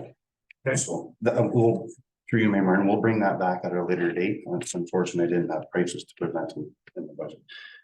And with while we're on to the signs, the digital road speed sign was approved late last summer and into the fall. So that's we will get that in the process. We passed it it was just coming from a reserve, like we didn't tax for it or anything, because it came in late last year, right? So was that the budget? Yes, through Mayor Martin. Yes, it was just late last summer. Yeah. And through you, Mayor Martin, the pressure washer, $7,500. I had a verbal from a local, since we were in 2 locations here now up at Midtown, and our current one is starting to wear pretty thin, which is needing replacement, but it would be nice to have pressure washers at both to keep our machines clean. And especially with being up at Midtown, as there's no salt in the water, so which is a lot of the reason we go through these so often. At the 6-line shop, our water is full of salt, and it's really hard on our pressure washers. So we would take the old one back there, and the new one would be up at Midtown for washing. Jumping all over the place, but at the top, we have a 12-inch chipper with a winch. And that is coming forward due to last year's wind, May, storm, tornadoes, and along with brushing, as we are still trying to clean up from last year's windstorm, but there's not very many available on a good day, let alone when everybody in the province needs one. So they're not very, you can't just order one up, is that what I'm saying? So through you, Mayor, because that's one of the things with the lakes, we need a chipper definitely. How long would it take to get one, Peter? I don't know if I have that answer. You have the quotation. Through your memory, and I can come back and I can find out and see. I do have a quotation, but I don't believe it would be 2-year process. I believe we would be able to have it this summer. Summer? That would be for our roads, Yeah. like not for the. Well, I realize that, but somewhere along the line, we have an emergency. If we have it, it's there. Yeah, guys, sorry, through the mayor, have we ever had a chipper before? Through your memory, no, you have not. So it's kind of in response to what we went through last year then. Yes. Yeah, and how much? Well, I know you're not gonna have that number roughly. Would you have a guess on how much we spent in terms of if we had to rent one like that? Say it's you're close to 100 grand, right? So I mean, yeah. And if we're only gonna use it once a year, once every 4 years. I think whether going forward, do you not think? But what did we spend for, like, you rented? We hire people to do the ditching still, right? So like, and Through your memory, Martin, they were fairly expensive. I believe I want to say it was $4,000 to $5,000 a month. This is just off the top of my head, but they're not cheap to rent. The smaller ones, yes, but this is. but really, we're only renting them for say 3 or 4 months, right? We're not using it for 12 months, so that's only about 20 grand. Yeah, no, through your memory, no, we're not using them year round, no, but we would be using them Yeah, no, I understand, I'm just. Yeah. Yeah. And do we still have someone that ditches for us, right, that, Does the brushing and. yeah, exactly, so. Yeah. We wouldn't be using it for brushing. And we have Pup doing all our trees and he has a chipper, so I'm struggling with 85,000. I know we got a climate issue, but. And then the other part, if I may follow up, that's a tag along, right? So now you gotta put it somewhere. Do we have a truck capable and are we gonna need a canvas over it to keep everything inside? Like, is this the tip of the spear here when we order a chipper? Or is this the full bore cost that we're gonna have? That's bottom line, Peter. Yeah, well, in the township, we wouldn't be blowing it in the back of the truck, it'd be just in our ditches, right? But in the village per se, we'd put it right in the back of one of our dump trucks, so. Yep, and so we don't need any special equipment. That's Our very dump good, trucks thank are you. all set up for panel hitches and everything, so. So. And so I know you ran into trouble with renting last year because everybody was needing them. If we were to go to rent it, like, because we're gonna need it for the whole summer this year. As far as all the sides of the road still gotta be cleaned up. That was just put into the ditch. Whether our guy with the grader can, or whoever does the sides of the roads can chip some of that stuff up, but we still have a lot of cleanup left from the storm last year, right? Yes, through you, Mayor Martin, yes, no, the contractor that does our brushing, yeah, he will mulch up as much as he can too on the way by for it. Okay. Well. So we can talk about that, like it's in there, this is the stuff this is your wish list. Where it'll be our decision as far as, you know. Yeah, through you, Mayor Martin, that's why I brought out the trackless in, that's why I jumped around here, this is to per se the wish list, but that's why I brought the trackless and the tandem out just at the start. Yeah.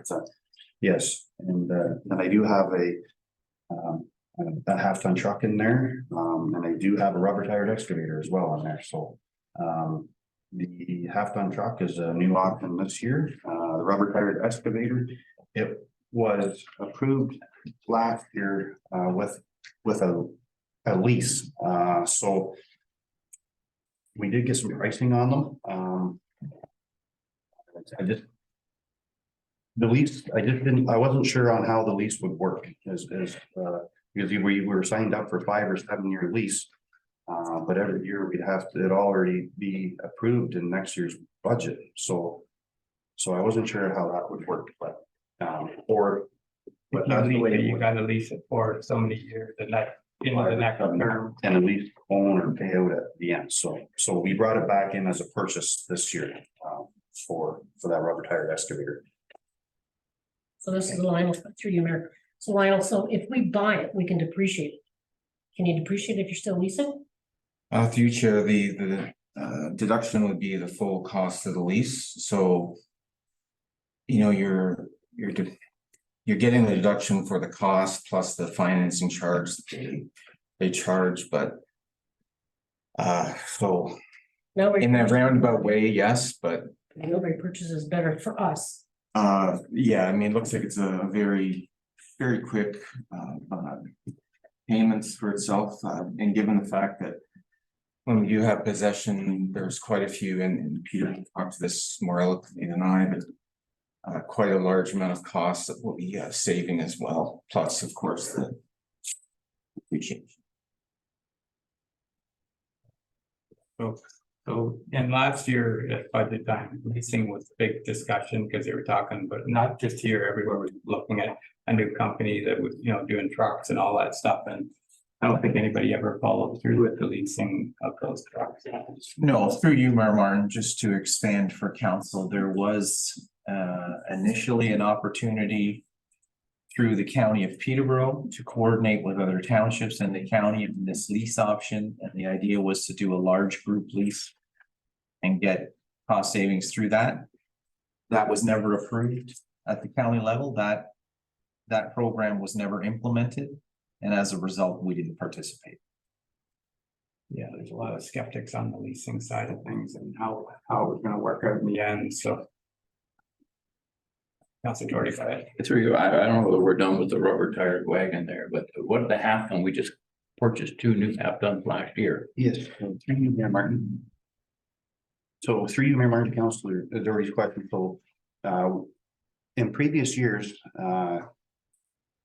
we used to have, so there was, we're short a truck we've been short a truck for 4 years, basically, is why I'm bringing this back in. So we replaced the 2 work trucks, and last year, this truck here, if you remember Boyd, Peter DeShane, and then so we had half tons, not 3/4 tons, half ton, 3/4 ton, and another 3/4 ton and a 1 ton. So there was 4 trucks for us at that time to use. The 1 ton was very helpful and handy, I guess I would say, as I had a little 1 ton box on the back. But that's where we're trying to get back up to what we originally had, and that was with 5 public works employees at the time. So we are now up to 7 public works employees, so including myself, so. So, yeah, and like you say, that dump truck that we had, the 1 ton, that's what's missing now, but Yes, I did hear discussions at one time, like, because I know Parks used to use it, because every Monday and Friday they go do garbage at all our beaches and stuff. So at one time it was used for that, so it was a shared truck, I don't know how that works.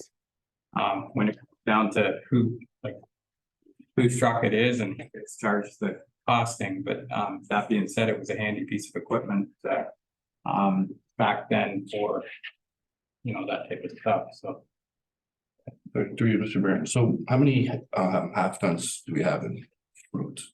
with 3 trucks, And 2 of those were new last year, yes, and what do you know the year on the other one? 2017. That's what we need to. It should have been replaced in 2021 as the policy states. So we've got that. When obviously here, that what you remember when we went from the 4 to the 3? 2017, 2018. Around then. Okay. Thank you, Peter. The rubber tire excavator, I'm taking that's backhoe. Through Mayor Martin, so it's a 20-ton machine, depending on which option or model we want to choose. But it's a 20-ton excavator, so it's how can I explain it? Do you big excavator? It doesn't have the bucket on the front or anything like that. It's just an excavator that you see around. So back. It's bigger than a backhoe. The tracks. No, it's on rubber tires, so it looked like a tractor. No, it looks like it's, you've seen it around town. Yeah. Yeah. So okay, Three UBP 2 to 3 times bigger than a backhoe. So it's an excavator, yields the rubber tires. We use them, we hire them through the local contractor a lot. To do brushing, this machine particularly would have a brush head on it, so we'd be doing our own brushing, grass mowing. we're gonna get rid of the contract for brushing if we got this. Yes. Good. So we'd be using it on our water service leaks. It'd be very useful brushing. Road ditching. Yeah. Through you, Mr. The obvious question here, we're adding a machine of that nature, who's gonna run it? We have an operator recently hired years ago from again, a local contractor who's very. Yeah, no, He ran it for that contractor for years, so. That's fine, but if you take him, if he's gonna run that, he's gonna come off some other piece of equipment that we got. Who's gonna run the other piece of equipment then? So I'm a basic question, we'll cut to the chase. So we're gonna have to add another employee to run some of this equipment we got. Let's boil it down and cut to the chase. Through Mayor Martin, no, we have that operator is, This yes, is being recorded, Peter. yes. Yeah. Yeah, the 3 Mayor Martin, the biggest struggle we have in the summertime is staff vacation, as we don't take any in the winter. So that's our biggest struggle in the summer, as you know, all the public works staff are trying to get their holidays used up before we get back into winter again. So that would be our issue, you know. Yeah, that's, sorry, through you, Mr. Mayor, just to Councilor Jordan's point, that was mine in that. I figure there's a considerable amount to brush in our township, especially given what happened last year or whatnot. So I mean, I know you say that you guys are gonna do it, but to me, I see a cost in terms of you're gonna have to pay them. And are they gonna have enough time? Because as you said, most of them take their vacation in the summer, right? So are we gonna have the numbers, or are we gonna be taking on part-time employee? I just need to, I'm not saying like I just need the numbers so I can compare it, right? Maybe like going that way, we will be saving money. But until I see the numbers, I can't really So through you, Mayor Martin, to Deputy Mayor Webb, so. There's nothing out yet from the ministry, but I think in the future you'll see something that we won't be all allowed to be brushing in the summer months. For the habitat and the birds and so on and so forth. So we'll be doing a lot of brushing in the winter when we're not plowing. So it's a year-round machine now that you think of an excavator, but it will be brushing, most of its brushing will be done on the nice days throughout the winter months too. So that'll be more expensive in that we gotta plow the snow and then cut the brush. Is that what you're telling me? No. I'm just, Or 3 minutes. So do you have cross training, Peter? But you know, to take this guy to go cross train him on this, like are they all flexible in the different assets that they could do? Yes, through you, Mayor Martin, we did have one of these rubber tire excavators rented through the local contractor. And yes, we have 2 or 3 people that are capable of running it. Okay. And we are cross training with another for our grader. With that being said, though, the one operator we have is very good on that machine, so. So you don't need a special license to operate this? Or do we have them, or like they're all qualified to be able to use this? Okay, that's what I need to know. Thanks. Deputy Mayor Webb? forgot what I was gonna say. Every time. It'll jump into you as soon as we move to the next one. Cross training. So, okay, so it is one of those things that, you know, there again, talk about lease, talk about purchase. And it's coming from roads reserve, but that being said, it wasn't budgeted for. So this would be a new item from there. Thank you. Yeah, go ahead before you forget. Yeah, Pete, once again, you might not have it off the top of your head, but do you have the cost for brushing? Like how much we would pay each year for brushing? Roughly. Through you, Mayor Martin, I believe that we spend $30,000 a year as our contract for brushing. So $30,000, all the brushing in the township. So through you, Mayor Martin, so we've started a plan basically, so there's a former Brian McMillan when he was here, he started on the 10th South. Yep. And then we just worked our way across until we had all the roads brushed. Yeah. So then and after how many years to get them all brushed and all put back where they were supposed to be, we started again on the 10th. So it's a reoccurring every year, so. But that's you guys doing it or this contract? That's the contractor doing it. Okay. So roughly for the 30,000, how long would he operate? Would he brush for a month? Would he brush for 2 months? How long would it take him to complete all the brushing in Havelock-Belmont-Methuen? Yes, through you, Mayor Martin, it's close to 2 months. We get them about a month and a half. It just depends on weather but yeah, it's about a month and a half. We do get him. He's about $1,000 a day, but it's about a month and a half is what we have him for, so.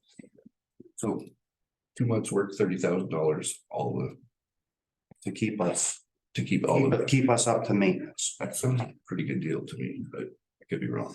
Yeah. No cost. Yeah, so, Sorry, through you, member, are we currently up to date now, Peter? Yes, through you, Mayor Martin, yes, we are in good standings with our brushing at this point, yes. Okay. After 7 or 8 years, we've caught up, let's say. So 30,000 a year for 7 years. That brings us up to date. Yes, and so that machine, as I made some notes here too, so. We do rent one approximately, it's a $9,000 from the local contractor, which is great that we use every year for our road projects. For, you know, ditching, changing culverts on what road we're doing, but we'd also be using that on our water service. Like right now we'd have it over at our pumping station as we have a water leak currently trying to be repaired. So it would be into our water, into our waste, the transfers, the brushing, the roadside mowing. The roadside mowing is approximately 15,000 to 17,000 a year too. So it's a very versatile machine. So this encompasses just more than just the 30,000 that we were spending for this contract. yeah, the one thing that I like this unit is we got rid of a backhoe. We used to have one in the township and one for village. Now we only have one backhoe. And it's almost like, you know, we were using it at one time, we used it to load the trucks with sand. We don't do that now. We rent a loader for that. But this thing here, even just packing the bins at the dump and those types of things that the backhoe was getting used for, there's a lot of transporting with that, and it's too bad we went away from two before, but we've been managing. But that being said, you know, Yes. we're running, you know, we've always ran lean on equipment, but you know, and we've done okay, but this does get used a lot for especially water services. So this will add more value. If we were to purchase this, we're going to get more than just this 30,000. More than just the brushing, that's just one piece of it. Yeah. But I just want to. And maybe that's what you were talking about with that, you said about the $9,000 a month, you're. Yeah, For roads. through you, Mayor Martin, I believe I have 76,500 times 6 years. So I took out from the roads for brushing, for roadside mowing, from water and transfer station. I believe my number was 76,500 to reach at 6 years, and it comes up to 459,000. So that's the operating contracts out of those everyday operating TL accounts. Right. So. Okay. Go ahead. Sorry, yeah, just a general piece, the blank spaces, I know you don't have numbers for them, but, can you kind of quickly rank them in terms of, well, yeah, and the ones I'm concerned about more sort of the two, like the roads. That's what the road speed study, just the two studies in terms of. Do these need to be completed? Are these something that are mandatory that we need to have done by a certain date? And if so, and if not, do we have past road speed study? So through you, Mayor Martin, it's a great question, and I was really hoping to have the numbers, and I will bring them as soon as I do receive them, but right now we have Advantage Data doing we are meeting the minimum maintenance standards as they come and do our reflectometry and everything every year, so that's in our operating, so that is being handled, so we are meeting the minimum maintenance standards with Advantage Data. This would be a much better benefit, and it would make, because they're not telling us where we need signs and where we don't need signs. So that's up to the township to make sure that we have all the signs in the right place. So I understand in terms of pre-planning, it's gonna help all you guys, move forward. So I'm just wondering in terms of. Like, I guess, I don't know, because they do vary, but I mean, are we talking 20 grand here? Are we talking 50 grand? Like, I know you don't know, but I would think more in the 10 to 20 grand, no, for one of these things, but. Through you, Mayor Martin, and yeah, I would assume you're right. I would probably say 15 to 20,000 per. Yeah, I'm just, again, it's just a minute. Yeah. It's a guess, so. So I don't know. And I kind of already answered the question, but those two, like, to me, they're needed, right? Like, there's something we don't have now and probably should be, and at least. Through you, Mayor Martin, the liability side of things, right? If we are missing a sign and there is an accident, then, we're gonna be held accountable. Exactly. So, thank you, Peter. Here, Mr. Mayor, if we elect to go with the generic coming into town that all roads are 50 kilometers, how does that affect how the study may be done and the cost of it? Because is that a front end load or a back? Like, I just wonder if we make that decision that we're going to make all roads 50 and do signage as we're coming in, does it help or hinder the cost of these two studies? Like, do we need to know that first or not, Peter? Through you, Mayor Martin, so that's gonna help, so we would do the road speed study first. So the consulting engineer would come in and would drive our roads, he would give us a report back stating that I recommend a certain kilometer of a speed. Before we go and purchase all the inventory for signs, because then if we can do, if that makes sense, so we're getting the speed study done first on the roads. And then they would recommend a speed for our roads. And then we'd have them do the sign inventory. So we would, so everything would be generic across the board if it's not posted. And then they would tell us what roads we could up the speed limit on.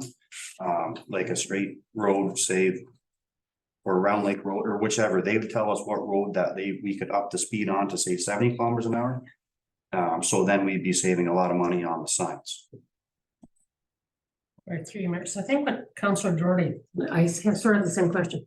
So our neighboring municipality here that went with the 50, they still had to have a road study first, right? Because even though it says all roads are 50, they still have to have signs posted where it's 80. And so you have to still have the road study done first, right? if you're gonna go this, Yes, through you, Mayor Martin. So maybe I'm not explaining it. Maybe it's in my head and I'm not explaining it right, but yes, the road speed study would be done first. it has to be done. Has to be done first and then you can go from there and then whatever. Whatever. And then they would recommend this road could be posted at 70. All the other roads are at 50. As an example, right? And it has to be done this year as part of our roads needs study, or it should have been done last year, or do we have another year for Through it? your Mayor Martin, no, that we don't have a set time. It's just just our line. Yeah. Just something that I brought forward that it's on the township and it's a liability that we should be pursuing this. So So it's not gonna be long. We're gonna be going into the next budget anyway, so it might be good to get those numbers. and then So we have something to work from, and then we can, like, if we have a bit of time. In my eyes, I would just highlight that for the next budget, that we'll have some numbers to go with it and move on. So all of these things, like, this will come back as far as, like, so any wish lists from the departments is something that, the departments have tried to explain how important it is, or what it would mean to them. And then it comes up to us as far as to see if there's any money to do things. And that's what we're talking about here, to try and get something together here that, if we're comfortable with it. There's a lot of things here that questions, really, it was just that we could pass, but the parks and the and roads and a little bit of admin with some tidying up to do there. But at the end, hopefully we have for the next meeting, it would be really nice if we could have a piece of paper that says, what we kind of agreed on, and then we can even still adjust it then, like it can be, well, I don't like how that's being paid for, or whatever, we could pull it then, but we just need to compile everything, so we have everything that we need for this year. And get on with this. Like I say, it's not gonna be long, we'll be starting into the next budget, and so there's things that it won't be kind of big a turnaround, and we'll be talking about it again, so if we don't do it this time, so. Right, through you, Mayor. One last question, Peter. So who does the studies? Are they government, engineering, like who performs these studies? through you, Mayor Martin, I reached out to an engineering firm. Okay. Yeah. So it's not something that the province. Okay. They make the rules and then They make the rules, we have. Okay, good enough. Thank you. Not on that topic, but the last one, this digital sign that we bought last year, if we do a roads need study and post 80 and then we have this sign come up, I'm not sure what the sign, is it going to add value for us to change these, or how does that interface with the two above, the roads need study and the signing? So It doesn't. It's a community safety thing. And I had a question around, it's coming from, I don't know why it was coming from reserve, from the roads, but, and I just asked, and it's later, as far as the money that we've collected from the OPP for like tickets and criminal record checks and those things, we get a certain amount. So that's how we bought the Black Cat last time. It paid for through fines and things that we receive money for. That's an option, but that's something that we need to have there. It's just how we pay for it. And that was the thing the council last term said, agreed when it came from police service board that, it would be, it's a handy tool. We have one at the other end of town. We used to have two. There used to be one and we moved it around a lot, but it's completely gone now. It broke down. So it was a problem one anyways. Maybe it was because we were moving it so much, but they're for the entrances into towns, but I'm not sure if this one was a permanent one, Peter, or was this one that we would move around? Through you, Mayor Martin, this is, it's not the one on the trailer. When we brought it to council, there was a trailer option, a portable on a trailer. This is fairly portable. It's more, it fastens to poles, like hydro poles, so it's very easy to move around, and it records traffic, the speeds of them. It's good for, for policing, like we can put it up. It flashes, it slows people down. Plus it also records, I can't remember off the top of my head, like it's 1 million or something traffic vehicles. It picks them up, I think at 300 meters away. And then it warns the driver, and it has different options, messages, slow down your speed, So it was a combination of things there. And I think, to move forward, it was it's just, we gotta decide how we can pay for it. It would be nice to keep it in there because it is a community safety thing, and we've all seen those signs when you go into other townships, and it does work. And it's been proven that it works, it slows people down, so one of the big ones is Highway 7 here and how fast they're coming through, so it's on there all the time. But that being said, we'll get complaints from 46, we get complaints from all over, and we did move it around. We've had one over on the 6th line. That was the idea too, is the 6th line is one of those roads that's crazy. And it would be nice to, to help slow traffic down, so. Go ahead, Councilor Gardner. Through you, Mr. Mayor. Do we have that now? Because We have one. so this is an additional to the one we have. This is a new one up. This is a brand new one. Yeah, And is that come within the same cost as the last one, or are we gonna go trailer wise? Like we decided not to go with the trailer because it was a huge. the last one we did. No, when we did this last year, this is just a sign that we can move around and put it on a pole ourselves. Rather, it wasn't as convenient as buying a trailer, separate trailer. That's what was decided because it was just another thing to look after. So, Sorry, sorry, I'm confused. Do we have one of these now? no, not a portable one. Okay, so the one we had before is up and running and it's, so this One is. is. Yeah, This is a brand new request for having a secondary one, but it's going to be the same as the one we purchased last year, and is the cost the same? Sorry, okay, I got you now. Okay, no, this is, we didn't get it last year. This is just back in, we passed it at one of our meetings at the end of last term, but it was after budget. So it's referred to budget this time that we said that the council of the day agreed that we need this thing. And then Peter was looking up for pricing and all that stuff. And it didn't happen that we didn't buy it last year. So it's back in here. But it was all priced, sorry, it was all priced out, because there's two different quotes, one on a wagon, one not on a wagon. Yeah, that's right. So it was already approved, so this is the one again, with like the some of the wagon. other cleaning up. Okay, Yeah. fine, thank you, I just didn't know there was a new one or not. No, it's new, but it's without the wagon. That was what it was decided. That can be changed too, but that's what was suggested last year. Yeah. Okay, we're gonna go ahead. Just one question. So it's through you, Mayor Martin. So the digital speed road sign, that's all from the one company that we previously had for, I don't know. I know the sign that you're talking about on Highway 7. It's up on the pole. Yeah. In actual fact, I don't even see it. Like you just go right through. I went through Norwood on 45 and that sign is bright. So what what I'm asking is, are we gonna go with a different company or look at other options to these signs? Cause the signs out are awesome, but if you don't see them. So Do you know what I mean? Yes, no, exactly, because I brought this up when we went through Right. this, Counselor Flagler, in that, just like you, certain one of these, I can drive right by them. Okay. So it was brought up in terms of, I like the one you referenced, Norwood, I use the one in Hastings, Oh, it's okay. similar. Yeah. But it's got a danger, I think, it flashes or something, Yes. so I believe the new one, Pete, comes with, Yes, as you said, a whole lexicon of warnings. So through you, Mayor Martin, we went with the high range here. It's the same as they have in the Township of Norwood there. It's gonna be right beside the road on a pole, so it's Is gonna be. it here now? It's not here at this. Okay, I was gonna say, 'cause I haven't seen- No, but it's the same sign, so you can be able to change your messages. It's the larger sign. So it came from Roma. The council of the day was in Right. Roma, and some suggestions came back and gave the information to Peter, and Peter looked it up and Because what I thought was, if you actually do slow down, it says thank you. Which I thought was awesome. I'm thinking, "Oh, you're welcome." yeah. You know, Okay. like, Okay, Mr. Martin, I'm terribly confused. Is this approved, and what type of digital one was approved and ordered last year? We simply haven't got So it, it was, or it's back on the budget to reorder, like as an item? I know it's a confusing thing. I totally agree. So Yeah. this is, so the budget or last year, at the end of the term, council approved Yeah, it. I got We that. didn't approve the money side of it. It's already been picked from what council wanted, and this is it. But the money, it's gonna be up to us later to see where the money's coming from or how we can afford to do that.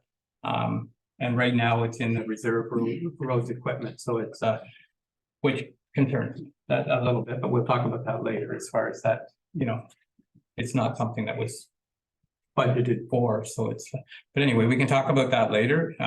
But this wish list will be pulled out again when we're talking about doing the final document and whether it's, you know, yay, nay, that'll be what it comes down to and how do we do it, so.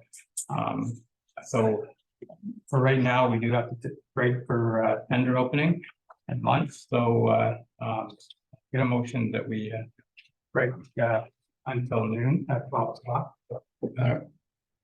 Moved by Councilor Doherty, seconded by Deputy Mayor Webb. All in favor? Carried.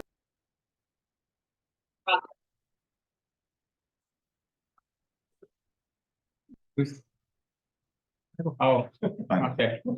I heard that call. All right then, so I'll get a motion to return back to our budget meetings. Moved by Councilor Clement, seconded by Councilor Doherty. All in favor, and that's carried. Okay, so we, before lunch, we went through, we ended off at the roads capital budget, and that'll come back here shortly. The sewer capital was the next item on the list that we haven't seen. We talked a lot about the sewer lately, but 158.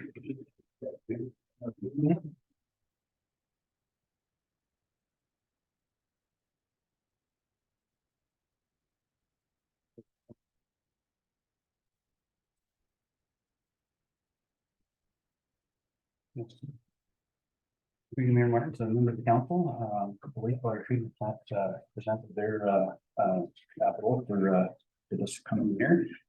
The wastewater expansion they presented to us on the last budget meeting. The George Street sanitary sewer replacement for the $350,000, that is part of the George Street reconstruction that was approved by last year. It's already approved. And the wastewater treatment plant roof replacement for $50,000. And again, that was approved last year, and the estimate was from last year as well. So I just kept the number the same. No increases on that. Okay. All right, and then there's the aqua and Alex, we did that 620 there, that's the engineering or. Yep. Okay, all right. Serious, it's coming back again, because there was something like a 65,000 and we could split that up. There was I'm sorry, through Mayor Martin, clarification, 65,000. well, there was it said we could borrow it. Is this part of that budget? Because I know the 620 was on. Okay. Future, yes, there was some discussion about item 26 on page 159. 65, as Councilor already said, could be split from 2023 through 2025, which would make the per year amount roughly 21,700. So that could be an option that we take, a change we can make. I just, do we get another kick at the can, because it seemed to me they were offering some money, and I don't know whether you did the numbers on it or not, which is more beneficial or not, but. Thank you. But right now it's showing it coming from the admin reserve, and is that what you're talking about, the capital maintenance, or? Future, no, it's the. I'm sorry, no, it's the Alex. It was one of the items on page 159. It was the dynasty stand top up. Okay. Or sorry, no. 9:20. Sorry, my eyes have seen better days, but yes, it's on the station. Item 26. Okay. All right then. Is there any questions around that, or how we want to deal with it? That's so Lionel, what's the advantage of putting it over 3 or 4 years? Is there any advantage? Through chair, I suppose it would be the return on money that we would have for those years. You know, our cash flow is solid, very solid, so. All right then. So is there any other items in there anybody wants to talk about? Now it's time to Go ahead. So how do you want? Were you gonna move on that in terms of, do you want it spread over 2-3 years or you just? So I don't know the terms and conditions of it. It was pretty broad when when Aqua was here. Yeah, to me, they were giving us half the money. They would have to pay for 1 year. I don't know why we would use our money if they're gonna give it to us for free. We could budget for it, but But is it for free or is there anything to? You chair, I think during the meeting, they had said that there's no additional costs.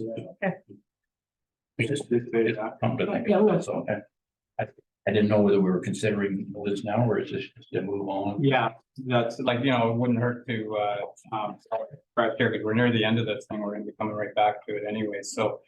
That's 65,000, if there's an opportunity to, finance it, we should look into it anyways, but I don't know how you wanna. As part of the budget here, coming from reserve, but, I guess that would be our first option is to. Yeah, through you, Mayor Martin, but we don't need to make that decision today. We can choose to finance it. It's coming from the reserve, so this is not affecting our. Today, if we do decide that and we want to word it a little better, that can happen, we should do that, like, I think it is. If it's free money, we should probably give us a bit more time. Yeah, I'll make a motion to have it spread out for 3 years. Okay, moved by Councillor Clement and seconder. Gary, do you want to second it? Sorry, I Gary? was reading Yeah. that in here. So you want to second it that we spread it over? I thought it was 2. Is it 3? We'll take whatever the option is there. Thank you. Okay. Okay. So it's seconded by Councillor. Providing it's what the verbalization is factual. Yeah. Any questions on that? All in favor? And that's carried. Okay. All right.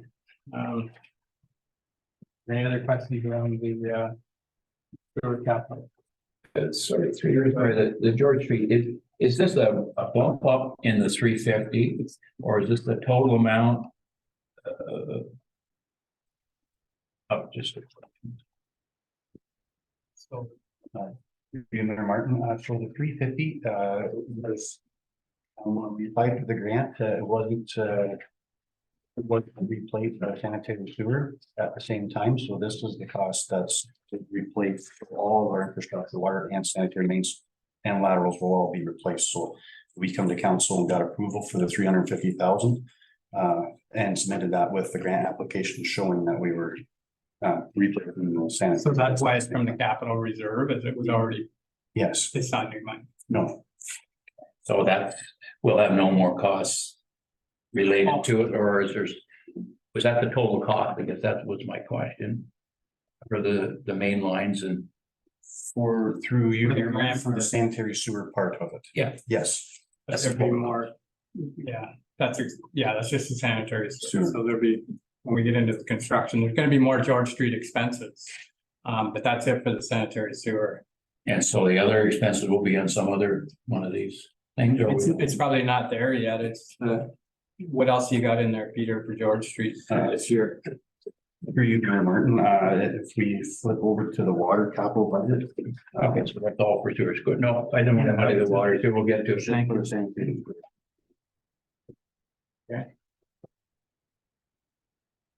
All right then, so then we're gonna move on to the weights capital.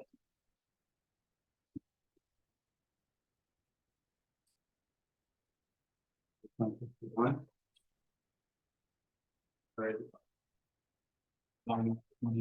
The other.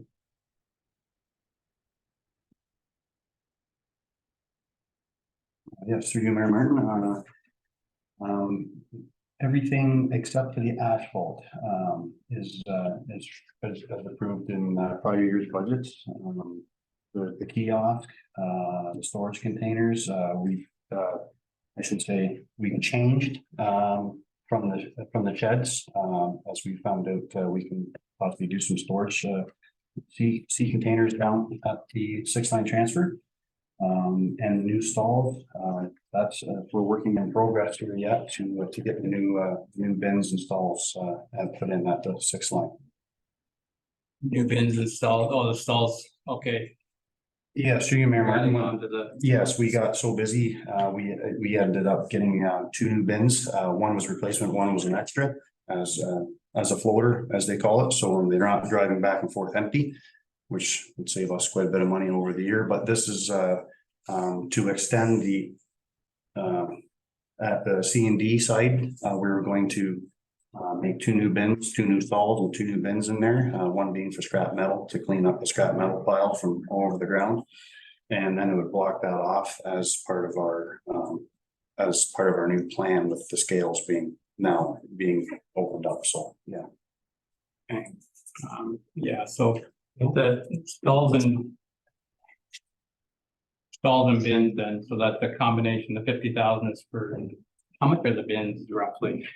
They're, through you, Mayor Martin, they're just under $10,000 a bin. Yeah, the last ones we purchased were just over 7, but that was 2019, I believe, but with the price of steel and yeah, they're up just under 10,000. So, all right, that's good, because, you know, I think we get into it farther, like, I'm hoping to have a meeting with the emergency management group, and then we'll go over that money that we received from the government there for the storm, and then we can see, you know, get something out of there to see how we can use that and then bring it back. There's if we're going to use it, but there's others that are using it for, and that's why I was asking here, the bins. They're paying for new bins from that, and they're going to be using those bins for brush for this year, because most are still continuing on with collecting the brush and stuff from the storm. So that was an option that I was going to suggest to the group there, that as much as it was money that we spent last year that we received, there is ways of helping us get through this year. We got a lot to deal with still, like I said, with all the debris on the side of the roads and stuff. So anyways, that would save the weight reserve. Sorry, through you, first. So the bins we have there are already, we purchased them? Yeah, and we don't, through you, Mayor Martin, yes, we purchased those are our bins. Okay, could we use rented? Is there a reason we couldn't rent them?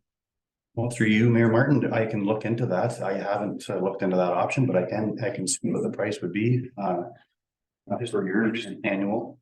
I don't know. I'm just concerned because 10,000 for a container seems high to me. I don't know. Like I said, I know things have gone up during COVID, but the few people I know that have them got them for less than 5, and they're in.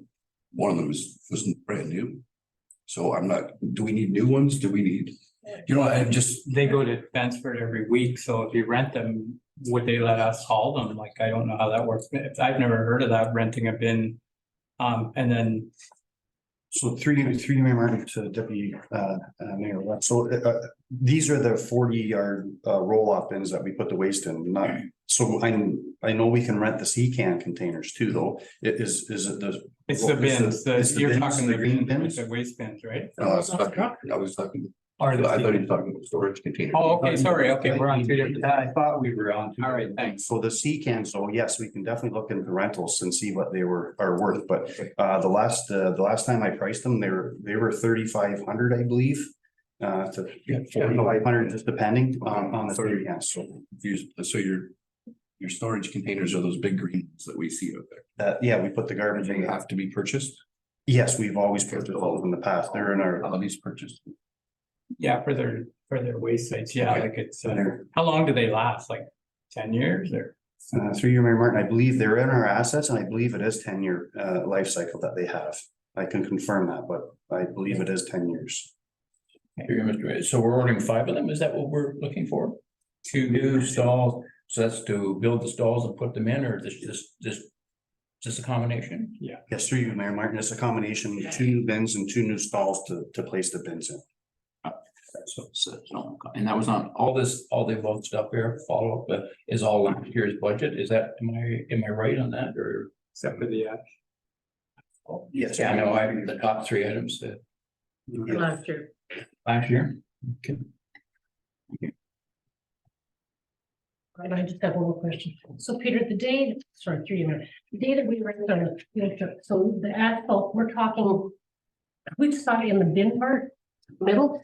No, so through you, Mayor Martin, so I had the contractor come in, and that price there is for brand new asphalt for the whole transfer station. Perfect. So there's no gravel anywhere. Perfect. They all sloped and drained, and then we can salt and clean and, yes. Okay, gotcha. I knew we had discussed it that day. I just couldn't remember what part of it we were doing. Okay. Oh, I misunderstood. I'm sorry, through you, Mayor Martin. I misunderstood that too. So this is not for the 6th line from Yes. 48 to 7. For No. Waste site. When we were at it, sorry, when we were out there that day on the field trip, right? We stood there and did we not discuss this? That we were paving inside? This is inside the 6th line inside, isn't it? That's what I thought. Sorry. Okay. Oh, okay. Sorry, I took that as you were doing the 6th line. Because that's what it says, 6th line. It doesn't say transfer station. No, it's just under waste. So Yeah, so, okay. No worries. Through you, Mr. Mayor, we're gonna pave the parking. Do we have the scales open? Do we not? What is the effect of the new blue box program going to be? I guess before we make it better, are we going to, how's the functionality of it? If we have to change something, are we going to dig up pavement later to do that? Or are we completely satisfied with the routes and everything we have now? I guess my question through you, Mayor. Yeah, through you, Mayor Martin. So the scales, we have just received some training. So we were going to technically have a soft start on the 21st of April for the scales. And with the blue recycling, we're still in conversations. We never did get a meeting with CMO. So we're still in waiting for our first original meeting. They had canceled last Monday, so we're still waiting for an updated meeting with the blue box transition. So, but as far as it changing, it's still early now unless we have pickup. It's the bins are still gonna be in there. We have to have them anyways, as far as, I think that was a big conversation everywhere is for us in the rural area, you know, they're all different, and I think that's why everybody's struggling with this, is we all got different priorities, but the recycling is still gonna be, we're gonna have to have it going to the 6th line for the foreseeable future. There's no other options unless we're gonna do pickup. You can't have one side of the road. It really has nothing to do with that. It's just, we want to do it before we got those other two things with any experience in it. That's all I'm asking. I don't know. It's a lot of money, and can we use it in some of the roads that's used more frequently? I know that's used more frequently, or used frequently. Just a question, that's all. Mhm. So, yeah, so it's yeah, there's different, yeah, it is a lot of money. And I imagine the paving that you're doing there is like the area that's set up right now was already in the plan as far as for the recycle bins. Like nothing's gonna move after we open this thing. We're not gonna say, oh, we shouldn't have paved there. Right now, you've got a plan you're working from, right? yes, through you, Mayor Martin. Yeah, so that's part of our ECA that we just applied for to get approval from the ministry to have everything set up the way it is now. The way that our design, our access in and out exits, where everything's laid out from the hazardous waste, our reuse center, bottle return, it's all laid out in the plan that's just been approved. So, And you're comfortable with that. I think that's what Councilor Doherty's talking about, is that, you know, we haven't opened yet, and then all of a sudden we open and we say, oh, we should have. But we don't want to get into, you know, cutting it up after. So as long as you're comfortable with that, the numbers there, so. Yeah, go ahead. Through you, Mayor Martin, just for my defense, I never received any information on the paving of the dump. Just I haven't read any information, so, I mean. It was probably from that day we were over there, it was discussion when we were standing there, but yeah, there's nothing in writing, So so. that's a council meeting when you guys get together? No, just to show what, that's why, just see what we were gonna be. So, I would have liked some information on it. Right, going forward. That's okay. Well, Peter. sorry, yeah, through you, Mr. Mayor, just further to that, I think sensing some confusion from some of the council here. Yeah. Myself, I'm kind of confused too. I was there and I saw, but maybe if we had a drawing in terms of what exactly is going to be paid. True. You know, so just so everybody will know, because they're obviously it's over $100,000, and I mean, this is going to be a recurring cost because 5 or 6 years, we're gonna have to redo it again. So I mean, it'd be nice to know, you know, what the numbers are moving forward. Through you, Mayor Martin, I can bring that back and present that to council with the map and exactly where the asphalt is going to be placed. I think I kind of know, but I'm not 100% clear and I'm sensing that others. So and that's what the next meeting will be for, as far as gathering all the information we got today, and that'll be a piece of that, you know, we need to see that. And it'll come there and or even ahead of time, if you get a chance to get it out to us, you know, for the visual, and people can ask questions and get their head around it and you know, so, but that's, just make that on the list there, Bob. And hopefully we can include it as it is right now.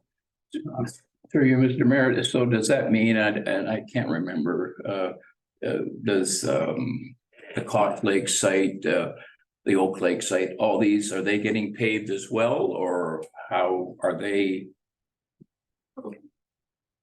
Unless you want to pave, if you want to bring it. Well, no, it's a question that I think I'm going to be asked. We're paving, we put a lot of money in the 6th line. We've just put, I don't know what the full scales cost yet, but that's an obvious, I mean, nothing is being done on the other one. Respect to roads entryway for any of the other sites. Is that right?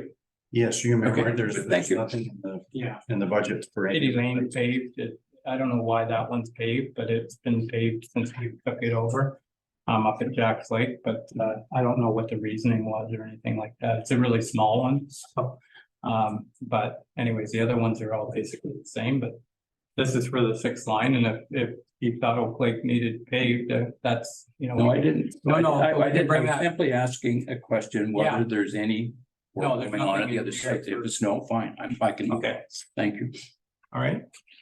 So any other items in there? Like I say, the next meeting, once all this information's gathered, it'll be probably a yay or nay. Like if you don't want that in there and once you understand it, it can be pulled. That's what our job is. But right now, I'm not hearing to take it out right now. I want to see the plan, and it'll come forward and we can deal with it then. So. Waste capital, that's it.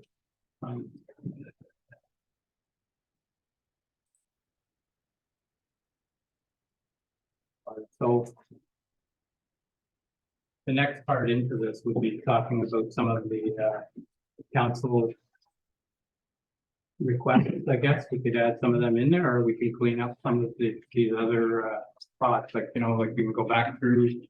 While staff's here, we can, you know. Go through some of these things. Do you have any questions specific to any of these things in here? But Through you, Mr. Mayor, I think it'd be nice to go back through it and then that way leave the extra projects. That way when we start cutting, yeah, we'll kind of have a tally of numbers. But yeah, move forward there, we'll have more of it. In terms of the pool, it will have the work from, like, Right. in terms of projects. So okay.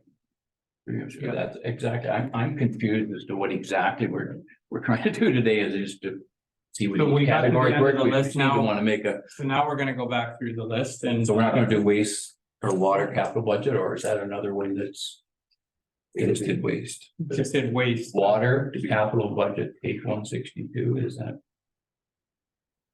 I don't know. Did we do it last meeting? I thought we did. Yeah, it could be. No, you're right. Yeah. Yeah, page, sorry. Yeah, I know one, but I don't have it on the list here, so is there? I'm just working down this list here, so the waste capital was the last one I got in here. Just the next page. Through you, Mayor Martin, it's under public works. Okay. It's there. Okay, Yeah, so water capital budget, page 162. Okay.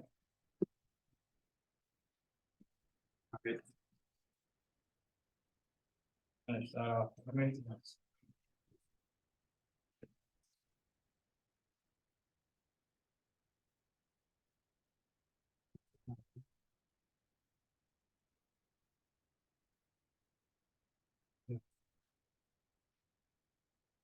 It's not on my list, that's what I'm saying, it's when you go down that block through there and stuff.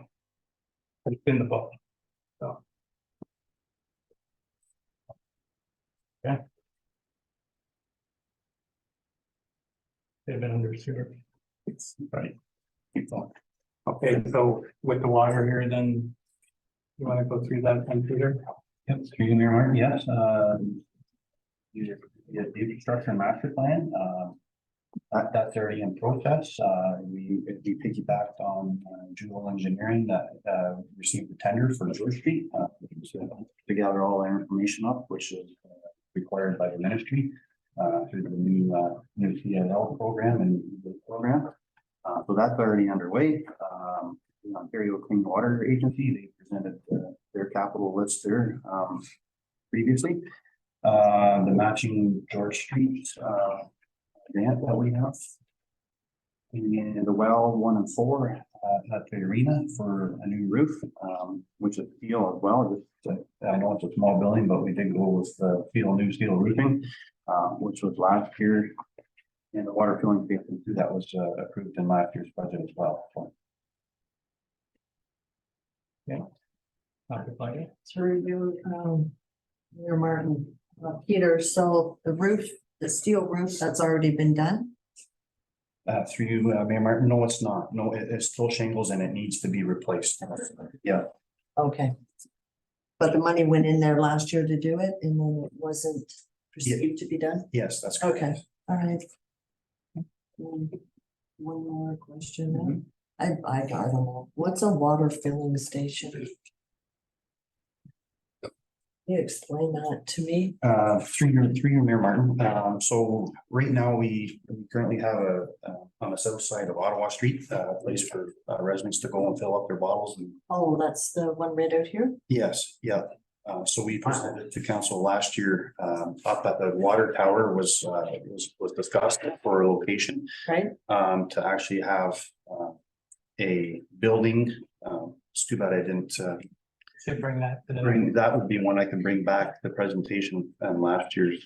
It's a building, it's like you can fill up tanks in the back of your, you can fill up jugs, you can fill up the back of your jugs in the truck, like the totes you see, but it comes with a cost, so the residents would be paying to use the water, so.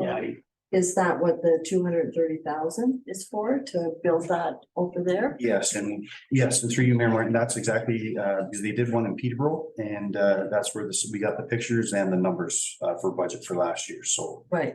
Yeah. And has that been done? No, that did not get to, I started that with Aqua. They were going to look after putting a tender out and do some research. And I can follow up for the next meeting where they are at with that, but they did start gathering some information and putting a tender together, so. Okay. Oh, okay, Councillor Clement and Deputy Mayor Webb. So through you, Mayor. So once this is done, Peter, then we're going to start, anyone that goes up and wants to fill up the containers, if they're gonna pay for it. So no longer, we'll get some money back somewhere. One thing that works good with it too is a lot of the people that use it are from the seasonal or the cottages and that don't have wells and stuff. So one of the things that works here is it's a year-round thing. Works in the winter too, where they're stuck in the winter without being able, well, they can get water. But whatever, it was a convenience thing too. So, and one of the other thing with this one over here being free. It's been a problem through ever since I've been on here that giving it away where this will be, it's not a huge cost to buy the water. It's I forget what it costs. I think you can do up to maybe a tote you can do at this thing. Is that about as big as you could do as one of those totes? Through you, Mayor Martin, I believe from my memory, it was a 2-inch line or like a garden hose to say, just for an example. So you could fill up however long you wanted to stand there, I guess, right? You pop the money in. Yeah, so you get charged by the liter of water that you take or fill. Sorry, you know how hard our water is, so is there gonna be a conditioner on there? Like, is it gonna be? I can check into that to see, at this time, no, it was just the actual pumping station, but if I can look into it and see if we want to put a softener. Yeah, it's right in front of the water tower is where it was shown and there again, it's they have them in cabin and around, so it's more, it's a convenience thing, but it does take a little bit of drain off of this thing across the road. It wouldn't be there. We'll close that one? That's what the idea was, yeah. Okay. So. Sorry, through you, Mayor. Further to the mayor's point, there's an ongoing issue with path councils in terms of us giving away water at no charge, right? So this is what we come up as a solution. There will be a charge. It'll be minimal and hopefully, as I said, the people who were upset that we weren't charging, please them, so. So just the people going through that are using that. Things change. Yeah, okay, no, fair enough, that's fine. So, What, through you, Mayor Martin, just one more question, Peter. So, the tender is out for this water filling station, or you're looking into it? Yes, through you, Mayor Martin, no, the tender hasn't been put out yet, but they were preparing it. Okay. Yeah. I would like some more information on that, water filling station. When you have time. Yes, through you, Mayor Martin, yes, I can gather up my notes from last year's budget, yeah, for sure. Was that, is this the same cost it was last year? I don't remember it being quite that sizey. And I didn't think it got approved. I thought it got for a request for quote or something on it. And then there were payback numbers and that. I just don't remember it actually. I don't remember being approved. Sorry to that, I'm not 100% sure either. I think you could be right in that we might have referred it to budget and not made a decision, but I would defer to the mayor, has a better memory. no, I don't. So that'll have to come to the next meeting on how this was, like, was it approved? Like, it was approved by council, but like, how far did it go? You'll have the minutes. Yeah, through you, Mayor Martin, I'll have to double check the minutes on that one. I know there was discussion around the size of it and what it wanted, where we wanted to put it and how big it was going to be and those kind of things. So when it came to budget, it was put in there, but all those questions hadn't been answered. And there'll definitely be a report once the tender goes out and we bring back information to council. You'll see how much it actually comes in at. But Peter can bring a report previous to that and just re-explain what this is. So, yeah, there's been a few things that have kind of went through, and I guess, like, the last council passed, there was no money with it, and that's unfortunate. Like, it's hard for you guys to, so that discussion that we had needs to come forward too, so you'll understand what we were thinking when we did it. It was a matter of, we've seen the value, but that being said, we didn't put any money with it, so it's only fair that you see how it would work and, what it would look like, so, because you are the ones that are making the decision. Through Chair, I did check the previous year's budget document. It is there for the 230,000, but as Bob has mentioned, there could have been, and I'm sure there were further discussions and. We did budget the money. Yeah. Because it was at budget time that we talked about it, yeah. Like this one was at budget time, like that one, the radar thing, I think, was after the budget was already passed or something. So some things happen that way, like you're gonna find the same thing will happen, is things will come up in midstream. And, a decision will be made. Unfortunately, this was at the end of the term where they weren't gonna be back for the budget time, so. I remember it as being conceptually approved, but not. Well, we'll look for it's on paper, so we'll see what the motion was and read it. If we budgeted for it, we must have already passed that part of it. If it's in the budget, we did it already on the last budget. So that being said, we didn't have all the details around, like Bob said, where it's gonna be, or the conceptual drawing showed it at the base of the water tower, where the turnaround is there. And then when we had the Midtown property, it made it a lot easier. So that was what the thought was. So I guess it'd be nice to know what the payback or we anticipated payback, because I know we allegedly got a lot of capacity in our water, but we can't restrict where people come from to fill out. So we could get them from anywhere to fill out. And if we have to drill another well, are we, if we should run short of water, I guess it's just one of the things I just didn't know whether it was in the consideration or that's all. Yeah. Yeah, and the water hasn't been, because my first thought when I first seen this, other than nobody ever could find it, is put it well 3 and give that water, put that water through it, but okay. Yeah, no, just to Councilor Jordan's point, a lot of these points that you and Councilor Flagler brought up during the discussions council's passed, so. I would suggest, Mr. Mayor, as we've already said, that we probably maybe shelve this for now until we have a presentation for the members of council. Yeah, we can leave it in there because it's already there. It's already, we'll bring back the information, make sure council gets the information that we see, because, you know. So we aren't really leaving it in, it's already been budgeted. Yeah, like it's, that's it. We're just not taking it out, is what you're saying. That's what I think. Not yet. Or, Yeah, yeah. or if you wanted to. No, But I get, I think this, is why I hang up. it sounds like you would like more information on this Yeah, before you decide. all of these things will which- bring, but information will be coming on all this list we've got there, right, Bob?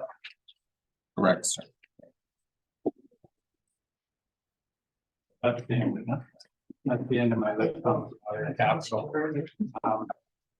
So we'll go start back through.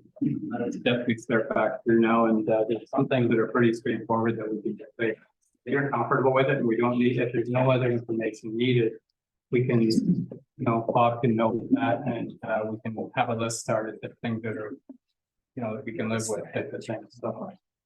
Okay. And through you, Mr. Mayor, maybe Lionel can answer, but the numbers that we put together relative to the tax increase.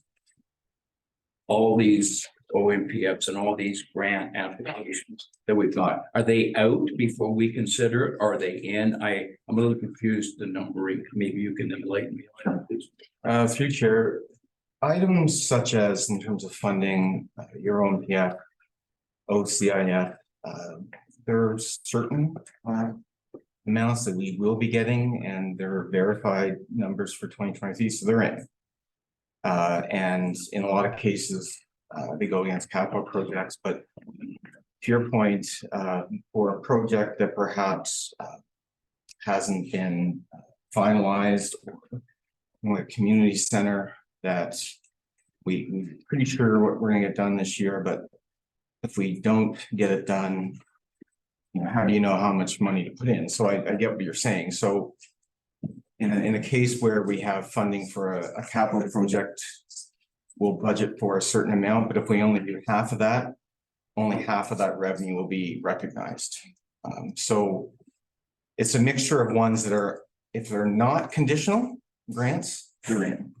And we know they're coming, and it's all good. But for conditional grants, especially with capital items, they won't be recognized, or won't see that revenue unless we do the associated work and associated expenses. Follow up, I can, Mr. Mayor. Well, I'm not really sure, maybe I'm not articulating it. If we have $7 million worth of revenue coming in from a tax base, and we take off the operating costs, now we get down to what's left for capital budgets. Okay, when this budget was put together, did we dip into those funds, grants that we already confirmed that we're going to get to make the 4 point, whatever the number is, come in? That's the question, because it appears like from this that we're taking out other funds all the time. And did we decide that, or did somebody else decide that? How is it decided? I guess is that I know there's restrictions on each of the grants. So I'm just trying to establish, what are we dealing with? Net, gross, approximately, I'm just trying to get a handle on that. That's good. Through chair, it's definitely net. So in terms of the budget, you'll see the OMPF come in, and then immediately gets transferred to the reserve.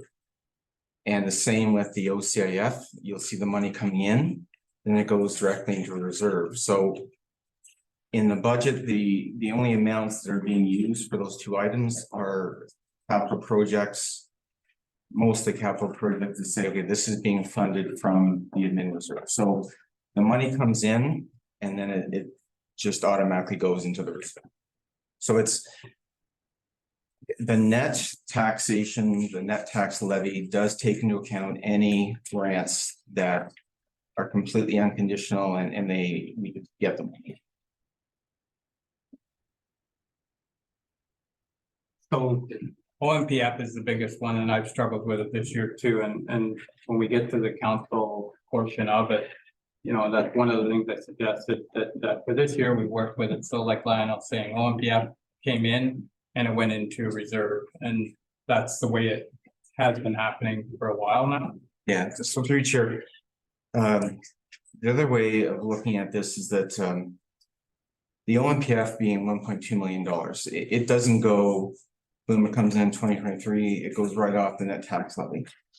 Because it's not revenue to us until we spend it. If that makes any sense, called like the matching principle in accounting. So the money comes in, it's not revenue until it goes against a project. And when we spend that money, then we get to recognize the revenue.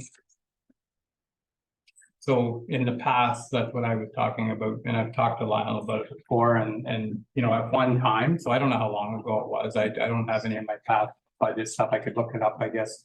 You know, the OMPF, and maybe it's like you're saying, we just knew there was 1.2 million, so we always had that number kind of up here in the corner, and when we were doing the budget, we would look at the budget, and then if we seen something was coming from taxation and there was an opportunity to use the budget or the grant to offset, you know, without getting us in trouble, we used to do that. Right now, for this year, we're just dealing with that OMPF is there, the 1.2 million we're working from. I don't know how much in this budget has OMPF money, like new OMPF money, but if it's 100 grand or whatever, I've seen it in a couple of spots. When it says reserve, it says OMPF with it. So I'm suspecting that's from the 1.2 million. Because the stuff in the past has been, it's kind of just absorbed into the admin reserve, but for the future, I think that would help if you could see that to pick from, even like you suggested here with something else, you know, use the OMPF money. You know, and even with the rubber tired excavator, I had that there was an opportunity there to use some of it, as long as it's not gonna, that's where I rely on you to tell me, you know, but you're gonna get in trouble next year when you're looking for that money and you're living off a grant, so we don't want to be doing that. I've seen it before too, but go ahead. Yeah, I think, through you, Mr. Mayor, a lot of this hopefully will be cleared up once we get this reserve policy and a few of these things broken into different groups, because I understand your confusion. As the mayor said, I think a lot of this is just, and Lionel said as well, it's, in the past, it's just been dumped into these reserves with no note in terms of. But it seems to me as if somebody already decided we're going to use that fund for that purpose. And I don't, this is a draft budget. I just don't know who made the decision to do that. I know it might be only eligible there, but can we do shifting, I guess is That's what our job is. This is just staff's recommendation to keep the services that we have. This is what we can do. There's a few little extras in there, but most of it's basically, and this budget has a ton of reserves in it. Like, you know, like it's, everything says reserve because a lot of it's carried over. So when it says reserve, it sparks you a little bit thinking, oh boy, we're emptying our reserves, but it was put in there for that, for most of the stuff, or most of the items in there. But, you know, I think the goal here, we've heard it enough from everyone that we're gonna try and work on that reserve policy or come up with some sort of a policy with them and track things better, I guess. So, yeah, and that's what I'm, you know, if we can get through this year, like I say, there's a lot of things. Normally you feel pretty good when you say, okay, we'll cut that. This year, if we had that thing, if you're doing the calculations there, you probably won't see any change to the 4 point whatever, because it's just gonna stay in the reserve, then it's not, unless we start hitting what we're contributing to the reserves from our taxes this year. If we start hitting that part, you'll see that, the other numbers go down, but for now, from what I've seen in here, everything you say to cut, it's not really gonna affect the 4 point whatever unless we start, you know, hitting that part of it. Right now, it's just reserves. true. You're saying exactly, I think what I'm saying, but we won't know whether it's being cut from taxes to lower the 4.5 because we really don't know what it is, because we've already taken a portion of it out of other reserves, if you may, or to get it down there. So we don't know what the pure cost of the capital budget is before you start taking from the grants. That's all. But I've been confused since day one, so this will just help. Well, I think you could, like, I think Lionel's got it broken up pretty good there, in that once we decide, I think the capital, we can add the whole, you know, a lot of that up in terms of. Go through the capital, right? Figure out, not like, but if we're taking something off here mentally, now we're going through, we're to take that off, we're taking that off. So we think we're helping the 4.9, and in essence, we may not even be moving it at all. So I guess where are we going to have to cut if we want to move 4.5 down? I guess that's the real reality. Based on this budget, as the, I'm sorry, through you, Mr. Mayor, operating, because all these capitals, as the mayor just referred to, have been put through reserves. Like usually we don't have that many of these come through reserve, right? At least a few of them, the money's coming from either grants or other places. So Lionel, So that's what I mean, when I look at it here, I mean, yeah, you can cut. But that's not gonna affect, as you said, it's not gonna affect the tax rate at all. So the only way you're gonna affect the tax rate is to cut operating, so. Future, I think page 123 might be kind of helpful. So it's a summary of the capital projects, and what I want to do here is show just a one-stop shop where the funding sources are for each area of the capital budget. So you can see in the net tax levy column that there's nothing in the capital budget that's coming from that tax levy. There's quite a bit coming from provincial and federal funding. Quite a bit coming from transfers from reserves. I can see a word is cut off there, but I'll fix that. So this is kind of like a snapshot. If there was something in the net tax levy column, if you cut that associated project, then the tax rate would go down. But since there's nothing here in the capital budget that's supported by net tax levy, anything that you would cut would allow us to keep more money in the reserve, but it won't affect the tax rate. And sorry, to Deputy Mayor's point, the operating budget, unless it has an offsetting draw from reserves, yes. Most of the operating budget, if you take something out, will affect the tax rate. so, yeah, it's and that's where I think you did a great job, like putting it together, because it's really close. I mean, without cutting services, it's really close. You know, there's tweaks that we can do here to help. But that being said, it's you know, in my opinion, it's you know, if we want to keep what we have, the services, even by cutting operating, it's gonna hit somewhere. If we cut operating, we're gonna cut something. So, you know, this is what it is, and there's like a tweaking that we can do. I understand this, but make this point to council. The number's been put out that we're at 4.5, and given what we've seen from Lionel and other communities, I think. I'm sensing that there's members of here that think that the 4.5 is good. Which maybe the 4.5 is good to put out in this environment. Personally, I'd like to see the number start with a 3, but anyways, but the whole point is. In terms of what's there. What we've been given by whatever staff, there's fat there to be trimmed. And to me, I'm not so much trimming it to get the number 4.5 down to a 2.1. But what I'm saying is there's things we want and there's things we need and there's things we want. And if we spend money smartly on the things we need, there'll be a lot more things that we want we can get with the same amount of money. And I'm just concerned here that maybe we're not looking at some of these operating costs close enough. Okay, so there'd be an opportunity there on those things here right now, then like as we go through these things.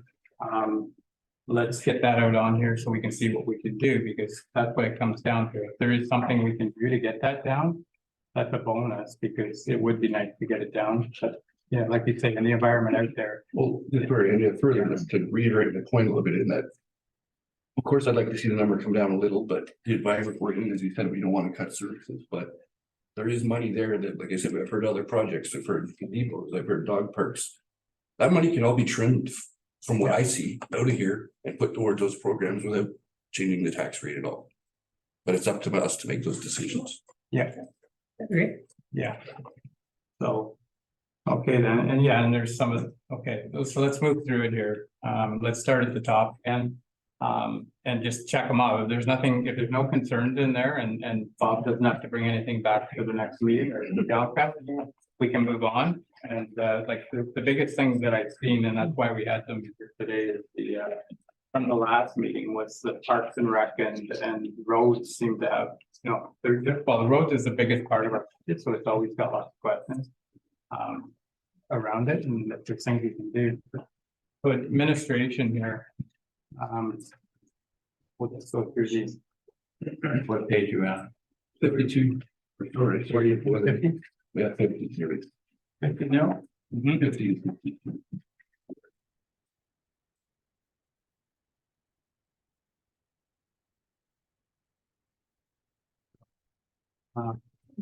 Yeah, go ahead. Jump right into this.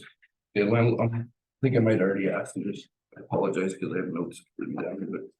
We have grants on page 52. And it's category at the bottom, grants, agreements, requisitions. Yes.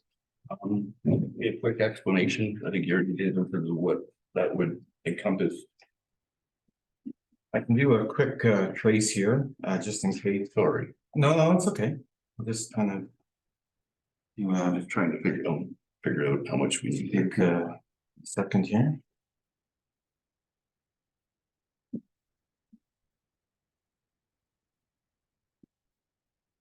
Oh, I think we granted the transaction payments to half of it. So it's just, Through chair, there's Budgeting for. a few items here, so. The total amount. 35,9. And.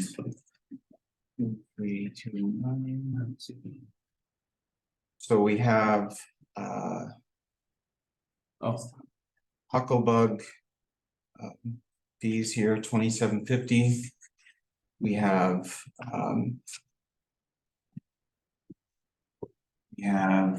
insurance is also in there. We have. Bank charges as well, it's kind of like a bit of a. Catch-all for a bunch of different expenses. Okay, it's just worried because the numbers, it was under half of last year's what we budgeted for, and now the number's up. Probably 20-25% in terms of what we're asking for, so are we expecting extra stuff to be put in there that wasn't put in there? And then the other thing was you said insurance, but we got insurance listed there. So I'm confused that we're, Through chair, yeah, so there's a block here in the GL, and so yes, the insurance was taken out and split out on its own. The big change between the 2022 budget and actual is tax write-offs. We had 5,000 in actuals for tax write-off, and we had 20,000 budgeted, so that number can go. 1 year can be completely different from another year, so. It could be decreased, and it may be completely fine. It may not be enough. It still depends on who goes through the you're year. saying we had 5 last year and you thought that was low. Yeah, it can be low, but Do you have an average, is 5 really low, or is are we talking 10, 15 here, 20? it was certainly lower than average. I mean, the average would probably be roughly around the 20, but yeah, I mean, So what I'm. quite honestly, yeah, you're right. There could be some room there. So, okay, so I would suggest that, I don't even know, I could even go lower, but I suggest that at the very least. They leave it at 28,15, what you had last year. If you think it might go up. And that would knock about 8,000, 7,000 off. Oh, so sorry, through you, chair. So the actual line just for tax write-offs, just for a bit more clarity, it's 20,000 budget and 15 actual. So, if that as a guide, maybe we could see how much like that individual item would be decreased. So, rather than like the total, because the total on page 52 covers a bunch of different amounts. Okay. So there's a $15,000 difference between the 2022 budget and the actual. If that helps. Yeah, no, I see that 15,150. But all I'm saying is that, so we expect the 13, as you said, to come up. But is it gonna come up over double to 28,15? I'm saying. So if we left it at 28,15, would there not be more than enough to cover what's gonna? I know, But no, through you, chair, but that would seem like quite It's a possible. over double. it's, yeah. Well, yeah. Do we see that from time to time? Like, did you see your tax write-offs or whatever, double or triple from year to year? Is that, or is that way out of the? Through chair, it would all depend on how big the property was. I mean, honestly, sure, it's something that could happen, but I mean, I think we could have, in theory, absorb that budget risk if council so chose. I just don't wanna, like, I like to cut, but I wanna make sure, obviously, as to the mayor's point, that we're not cutting service or hurting staff by lowering these numbers too low, so I'll just leave that out there for the rest of council. Through you, Mayor Martin. So a couple of points further to Deputy Mayor Webb's comments.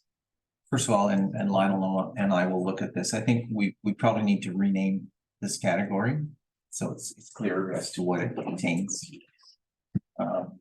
28,150, leaving it the way it was, seems reasonable. It would probably survive. Thank you. I just didn't know because I see, and listen, the mayor said you did a good job. All the other ones have been adjusted, so I think equipment repairs 22,500, or actual was 35. We adjusted that down to 5,500. So I mean those, but that one just wasn't changed, right? So it kind of stuck out to me why a lot of the other ones, and maybe I was missing something. That's why I asked you that there was something going in there that I wasn't aware of. So. Okay, so my question is the memberships and conventions, is that included when we did our trips to Rome and stuff? Is that included in there? So could we maybe cut that a bit? I mean, It's not, that's not part of it, memberships and conventions? Well, the ordinance fits for that. I mean, yeah, Lionel, go ahead. Oh, and you So I'm count, fine. I'm sorry. No, okay. Okay. Wrong page. Page 52, professional services and contract ballooned slightly over the budget to actual. And so there obviously must have been an anomaly there. Perhaps sharing with the group might help us to see whether that 132.3 would be the right number for this year is. Sure. So there is a GL account for WSIB legal that was budgeted for 60, actual 55. 2023 budget is 60. Those things are indexed. Legal 25,000, actual 20, but legal is another one of those things where it's really difficult to pin down different issues, different years. And audit, budget 32, actual 33, so 35's the budget. The big amount of consulting, there was no treasurer for a while, and there was a cost to an outside firm to fill my role. And so that would account for pretty much all of that increase from budget to actual. So that wouldn't go through salaries, it goes through professional as a contract. Yes. So you add all those numbers like you just mentioned, comes to the 132.3 then with necessary inflation. Yeah, there's a couple other counts here. I'm just gonna go to those. There is an agreement with the Electrical Safety Authority for 6,800 for the year. CPR, year 10 of a 99-year lease, $255. We have an agreement with NeoPost, our postage machine, for 175. No, that's correct. I'm not asking about that, but when you miss from a budget to actual, you double it. I guess I was just trying to find out, and if the treasurer filling in costed, well, that would do it. I'm asking whether 132 is the number for this year. And if I can do a follow-up on that, is how do we pay our legal side? Do we pay monthly, quarterly, annually, or is it an accumulation based case to basis? Because You should by billing, so we're not paying like a flat amount every month. So yeah, through you, Mayor Martin, just to follow, it's pay as you go. So we don't have a big balloon at the end. No, That's okay. no, sir. Thank you. No, it's billed for service. Go ahead, Beth. Through your Mayor Martin, Lionel, memberships and conventions. What is memberships? There's gonna be memberships there for any professional organizations, kind of give another audit here in formula. Yes, through you, Mayor Martin, I can assist while Lionel looks that up. So for example, the clerks and treasurers group, there's a few of us that belong to that. There's a municipal finance officers association that the finance department belongs to. It's those kind of things. We also belong to the Peterborough County Clerks and Treasurers Group. It's those organizations. Okay. Yeah. All right, and then for those conventions. Pertaining to the memberships? It Yeah, also includes the conventions through you, Chair. Right. Well, for admin staff, Admins, it's not for council staff, okay, council. all right. And, Oh, sorry. sorry, No, go ahead. so it was 6,000 last year actual and it's double for this year. Do you expect it to be 15,000 or the 6,000? Through Chair, I'm just going through. The conventions is the difference there. Doesn't look like there was any conventions attended during the COVID period. So we're thinking that that will start again. It will start again in 2023. So that was a difference of over 8,000. so through you, Mr. Chairman, Lionel, that doesn't include council, right? No. Their conferences are separate. Oh, ours, yes. Okay. So I might suggest to council that 15,957 perhaps is somewhat inflated as far as conferences go. There's not many staff that go to conferences. We don't do that. Typically. So So just leave, sorry, No, go ahead. put it down to membership then is what you're suggesting? Well, you I have to don't keep know. some, you have to keep some there. in case- yeah, it's not saying we will never go, but typically it's not a thing for us. So it's the 6,000 is close. 10,000? Do you want to put it to 10,000? I think you've achieved something.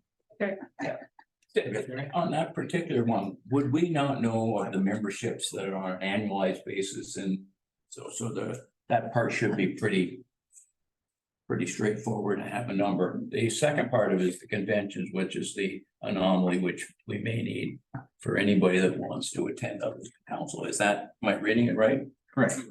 So when you get down budget $15,957, we must have did a lot of preempt work to get to that number, normally be 15,900 or whatever. That's Sure, I have a list of memberships in front of me if people would like me to read them out. no, you're missing the point through you, Mr. Mayor, is we should know exactly what the memberships are, because we know if we're going to, Peter needs one or Ray or whoever needs one, we know they're going to be annual costs, so you just add them up. That's what I have here. And Yeah, that's- that figure is pretty definitive. It's Total of memberships is $7,202. I don't budget cents, so it's just the nearest dollar. So 10,000. So we must have had a new ones then, because it was 6,000 was last year. And that has nothing to do with people on going out of office. This is to keep them current with their present position. So we must have added something. If it was 6,000 last year and it's 70, whatever your number was there, we must have added some new ones is my. I'm new, so I'm probably part of the MCTO billing. We didn't have a treasurer for a while. Bianca too is now moving into the clerk part of it, so she would be a member too. Thanks. So we're talking an increase of $1,800 for two people for the year. Right, because your actual is 6,000. You, Mayor Martin, I would like to make a motion that we do the memberships and conventions at 10,000, if that's possible. Thanks. Seconded by Deputy Mayor Webb. Any other questions around that? Okay, carried. Motion for the other one. Which one? Yeah, Okay. might as well.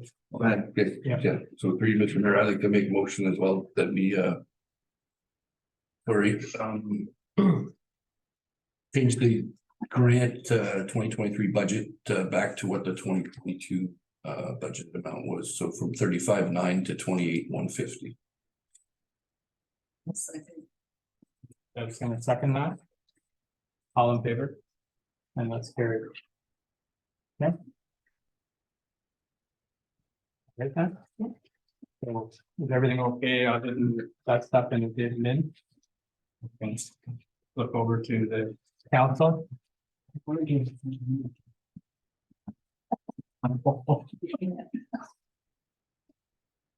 So. Any questions on the council portion there? Yeah. Through you, Mayor. Okay, so when we go under our expense categories for ourselves, we've got 16,000. What's our budget? 16,000 for conventions. We're allowed 3 each per year. Now, we need to cancel, that still follows the charge, right? Yeah. So should we maybe go back to 2 and lower that price? Like how many actually attend 3? Like, I mean. Yeah. I think for the first year of the term, I always thought that it's good to keep it high, but Okay. you're right. If once you've done them all and you've made a choice, you're probably only gonna do a couple. And 2023, Mr. Mayor, we've had this discussion in the past in terms of cutting it to 2. I think I might have been one of the to try that. Okay. But what was brought up, and I think we're in that situation now, and that we've got 3 new council members that think it's, and well, not just that, it's advantageous in terms of helping you, gain knowledge and whatnot. To probably hit these in your first 2 years. Now, that was my experience. I went to quite a few my first couple of years. The last few years, not so much. I'm gonna pick and choose where I want to go, but I see the side in terms of, 3 to me, 3 was a lot. Like, Yeah, I just feel like. but I don't want to at the same time restrict new members here. So I mean, maybe that's something. I understand the point. If you're saying we're new, so this year we go 3 and then maybe we review this again next year. Yeah, or maybe we put something in there, some verbiage in terms of. The first 2 years for new council members, maybe for the first 2 years, they're allowed to go to 3 conferences in terms of a learning experience. Because we're always gonna be able to pick one through the county too, right? So. Yeah, and then, So we'll I would always- think if there's something comes up, because I do know one year, I wasn't going to one, but there was a long-term care delegation and they wanted all of council there, so I went to London and sat in on it for a couple of days. So I'm sure if we have to, like, if such a thing gets caught, we can find it somewhere. If a conference came up that wasn't really a choice, it was a must, maybe for a delegation or something like that. So, yeah, I think 2 is reasonable personally, but Bob, go ahead. Yeah, through you, Mayor Martin, if council wishes to re-examine that, we recently passed that policy. We can take a motion today to bring it back and we can absolutely review that policy. Like, okay. Yeah, we're just gonna re-examine the whole policy. Sure. Okay. Okay. So Yes. Should I make a motion? Through you. Okay, so I'll make a motion that directs that.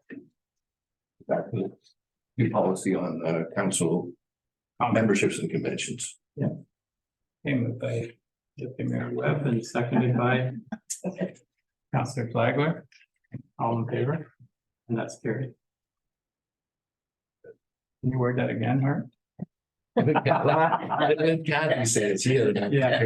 Okay, thank you for Go that. ahead. So do we go to another one then? Mhm. So again, for us, we've gone, well, I understand because of COVID, we didn't do much. We went from 1,300 to 10,000. That's for legal fees to cover us. Professional services agreements, or is that sort of more for you two because you're mayor and deputy mayor? I don't know. How does that apply? What is it? The last line, Last line. professional services 55. agreements.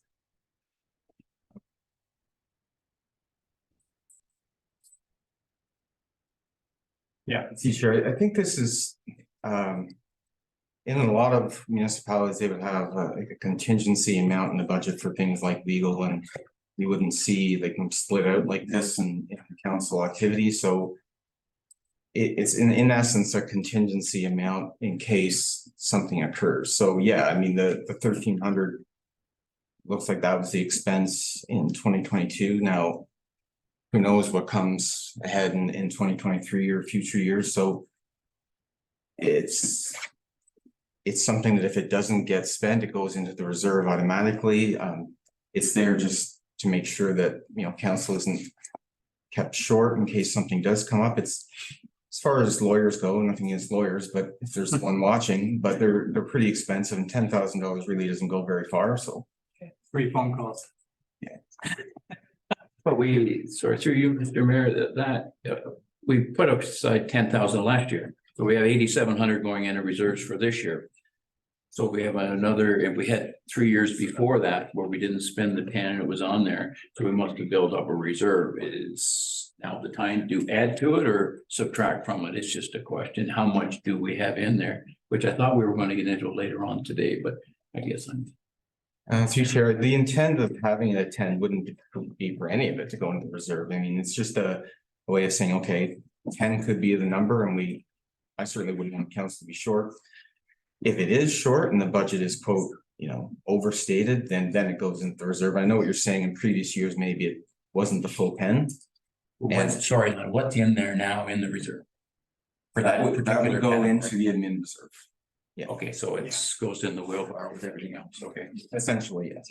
All right, I'd like to make a motion to reduce that down to $5,000, pending what we can do a review of these things Yeah. we're supposed to be doing this afternoon. It seemed to me we're kind But of. we won't get that done this afternoon as far as all the reserve stuff. That's gonna be for the next. But I believe we have a closed session. Yeah, we do. 2:00 to talk about admin. Is this under the admin umbrella or?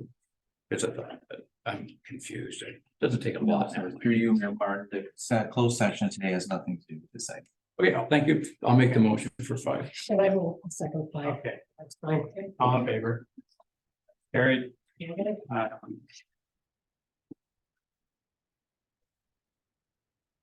Okay, is there anything in council?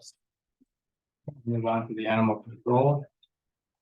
There's not a lot in there, but go ahead, Terry. Sorry, I missed one there. The tree planting program, we got 5,000. That's new. Has that been in before any time? Is that just a new program that we're looking at to? We did it every 2 years. The tree. Yeah. Okay, so that was a council initiative thing that every 2 years we gave away trees, the 6th line or whatever, and we didn't do it last year, so that's why it's in this year, but that was a council initiative. It was we could get whatever we can get with that kind of money, and people drop in and take them. I had said to Bob about making it more of an application process than a first come, first served basis, but that's an option we have, but this was just in the budget that it was the year that we normally do a tree thing, and it came from council initiative. That was in the council section here, but The second part of it, if I may, Mr. We did get some money relative to the storm last year, and yeah, trees are a way of kind of refurbishing the stock. Is 5 enough, I guess is what I'm saying, when we have the fund. and that would be part of the discussion, I think, with because I've been approached by another CA actually about a seedling planting too, and that's another thing that we might want to get involved in as a council. But they didn't have any details, so they didn't bring it right now. That's more of the little things. These are like 15-foot trees. That's basically how the cross the road was done with leftovers. So anyways, Through you, Mayor Martin. So these trees are posted on the website? That's yeah, like it gets the posted. residents can, That could go in our tax bill if it was passed in time, and it can go in there. That could go in there that there's trees and how to and act. can they deliver those if there's an elderly person or someone that doesn't have a truck to put this tree? Well, they can into? usually make arrangements to get Oh, okay. somebody to. They don't deliver. No, they're big. They're little trees. No, No, they're not. Big tree. Mine's these like ones aren't. These are like 5 or 6 foot. footers. 1 or 6 foot, I think, at least minimums, because I'm about 15 tall to me. Big whip. So the whip. Yeah. So, yeah, so that's the 5,000. Why it's in there, that's another thing that we can talk about, but that was a council initiative, so that's why it's in the council part of it there, and that came from the admin reserve then, Lionel, or? Future, it may have been before, but this is in the operating budget, so. Yeah, it's part of the. Net tax levy. Well, there you go, then, like, that is something that, because it's only every other year or whatever, I think that's why when we were using council initiatives was from OMPF. So rather than take it from the tax, I know in a roundabout way, it's still a tax dollar if it's coming from a grant, but there is an opportunity to take that 5,000, not that it's gonna make a huge impact, but to put that as from the admin reserve. OMPF is what I'm saying, but the admin reserve, and that would be 5,000 that wasn't gonna be taxed for. Might do a 1.1% or something, I don't know what that does, 0.5%. 5,000 off 70. No problem. Yeah. But it's something like when we're talking about if you wanna, that's something that can come from a grant. It doesn't have to come from taxes. Be 0.71%. Missed it. So anyways, it's that's an option if somebody wants to see it come from the OMPF instead of the operating. Not, we can move on. Okay. So we'll move on then to animal control. There's not a lot of. All right, I would add it on my opponent. They didn't hear it, yeah. Okay, if there's nothing on animal control, we'll move to the next one, and that's building. Well, we just say it's okay? Yeah, I did say it's okay, because it'll come back on the list next time with all these things, Okay. with no action needed, so It's okay. building.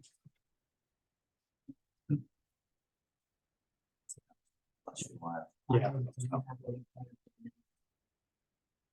So through you, Mayor Martin, just to clarify for council. Unless council is moving a motion to amend anything in there, it is assumed that all is fine. Yeah. And we move on. Thank you. So, Unless you're correct. For the moment. Yeah, like it's gonna come back to the next meeting with a summary sheet and any changes that might be on there. So the animal, there's no concerns at this time, so building. It's 60. 60, yeah. So, and a lot of this stuff, for anybody that's watched, we've already went through it once already and had time to look at it. So, if there wasn't too many questions at the last meeting on this, but if there's no other, there again, it's move on. The question was answered earlier. Yeah. So Okay. All right, then we'll move in cemeteries. Again, I haven't had a meeting yet. We got one at the end of the month. I just got my first envelope I've had in a long time. It wasn't a bill. Hey, yeah. So it's at the end of the month. So I think, sorry, through you, Mr. Mayor, we talked about it last time, but I guess you. Well, Page just going to 64. get clarification in terms of why that number stays static every year. Yeah. Just seems weird. So Yeah, I would imagine what they're doing is adjusting something else and just keeping it, but yeah, that's right. Okay. Now, of course, now they say that they'll ask for more next year. Yeah, yeah. Just get them. so is there any other questions on page 64 cemetery? Go ahead, Beth. Yes, did we pass through 62, the bylaw? Did I miss that? Because I know the building one, with all that. Page of Yeah, we missed. bylaw. Okay, bylaw. I just had one question for bylaw, materials and supplies. I'm gonna have to defer to Travis on this one as far as what's, coded there. And For you, Mr. Mayor, materials and supplies, so as we talk about, our parking bylaws that we're working on. They're made, depending on how we go forward with that, and our part one offenses through property standards and our clean and clear bylaw, our ORV bylaw. We'll need some ticket books to be able to do those part one offenses and possibly some signs for the parking bylaw as well, so. We put a number in there for that. Okay, thank you. Any other questions with that? Sorry, I'm just going by my paging on this table of contents, but they must have filling in bylaws together. Anyways, the next one, conservation authority, and We gotta do something about that. yeah, I know I. Majority of my phone calls, but, A new representative. Keep going. 67, Cemetery, flipping. Yes. 67. Nothing in cemetery. Not that John alive people, no. No. Pretty firm there in their addresses.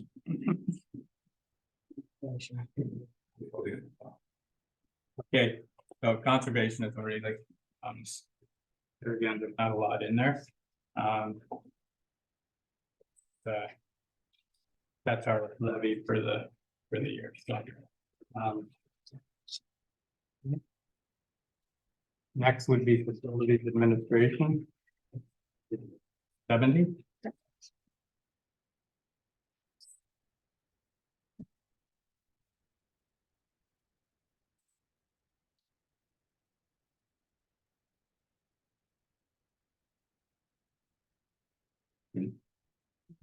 Yeah. No questions there, I'll, Yeah. oh, go ahead. Through you, Mr. Mayor, the very first line on page 70. Gross operating budget. Is 163 and we're going to increase it to 201. Am I reading this right?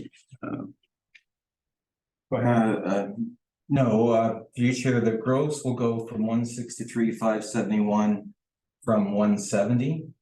So the gross budget in 23 is about a little under $7,000 less. And the far right, the net tax levy, you see that the net tax levy, because of the interplay with transfers, reserves, and revenues, the net tax levy is going to increase by 16,138. Okay.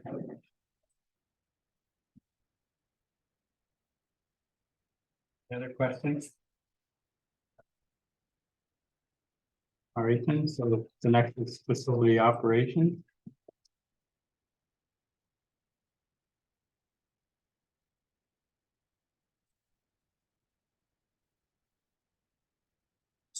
Administration or is it operation? Operations. Operations. 172. Hey, was there any question? All right, then we'll move on to fire service. Oh, something. Well, sorry, I don't know about the 2 pages I flipped over here. I think you brought it up, after meeting, I already started 3 minutes ago. Hospital donations, did we ever get it? Figure that out? You got hospital donations for the medical center, or we're just gonna move on to that. What's page on that? Sorry, bottom of 75. Oh, where it's at. Yeah, I thought there was only 2, that's why I missed it. Over there. Sorry, Lionel, go ahead. Through Chair, that's for Campbellford. Yeah. And it's classified in the financial information return of the province. In this manner, the medical center, the hospital donations, the cemetery, it's all in the same. Right. I don't know why it's health services. But I apologize, you explained that last. no, it's more than fine. It's, I was just, it's not very intuitive. It's I'm getting out of turn here because I was wondering if we were leaving it there, but we can do that later. Doing other things right now, so Okay, I apologize. no problem. Did I fall asleep again? Facilities operation for the library, the purification, that's the big item there that's gone up. Yeah, I hate to go back and forth, but seem to be. So library. We're on library, page 72. Yeah, is that going to come up again, We discussed that. under building repair and maintenance? Sorry, Terry, that was one, remember we discussed the LED lights and the notification system? We discussed it, but we didn't approve it, anything, we just okay. discussed. Are we happy with that? Because I thought we were making adjustments as we go along. Okay. Sorry. Yep. Yeah, Okay, I know. you're right. So which one is it, Jerry? The user- 6750. Page 72. Building For the library. repairs and maintenance. Havelock Library. Okay. Yeah. So- Yeah, further to that, do we get clarification on what the increase was? I think you talked about the other day that they're having troubles with their water system, but going forward, is this something like? Are we gonna be paying 5,000 a year, or is this kind of? Yeah, Through you, Mayor Martin. No, I think- So in regard to the maintenance, building maintenance, repair upgrades for Cordova Library, the increases. Notes are on page 77, so that your highlights. The description of additional funds would be used for, so it would allow for some light replacements, aging lights out there, converting to LED as required only, so. If we don't need to do them, then we won't have them done, so there's some money set aside for that. And there is some money there for the water system to be repaired, so. okay, Yeah, so we're, yeah, like we were on, I was on the Havelock, the 67. Oh, I was on the 67, yeah, too. I'm sorry. I was away at the time. 6750 Havelock Library, for building repairs and maintenance. That was the original question. Oh, sorry. And that's one I with the LED light. Oh, Through you, Mayor Martin, for the information is on page 76, very similar to what I answered with the old library. Allowance have been made for the replacement of lighting, and yes, I can confirm that there is some money set aside to purchase an air purification system as been requested by the historical and library staff.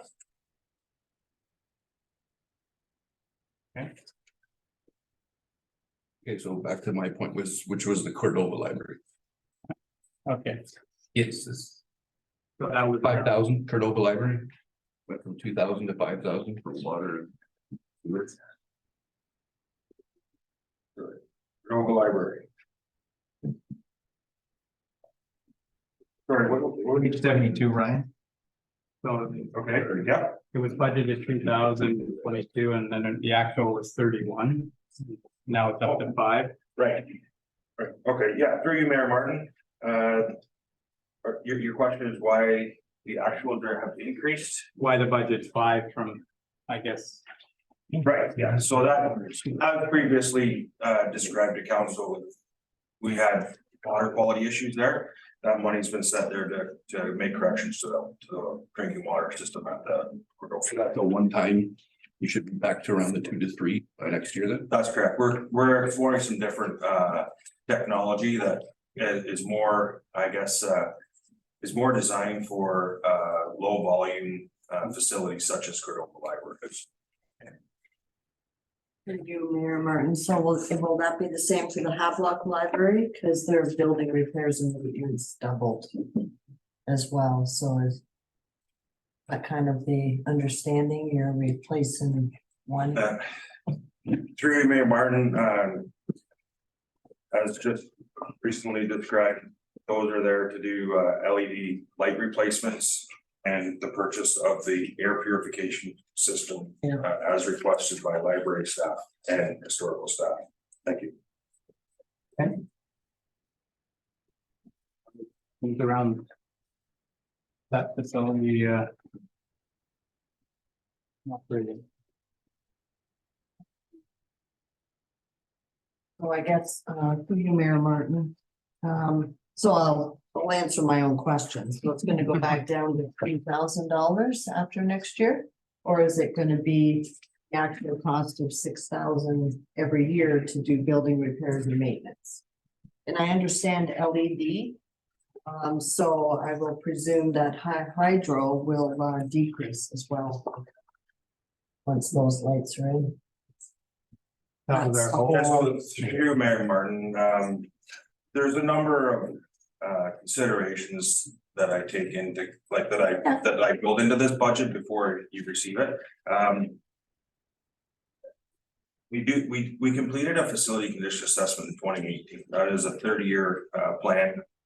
It outlines maintenance that becomes due at the end of life cycle, so mechanical equipment and so on.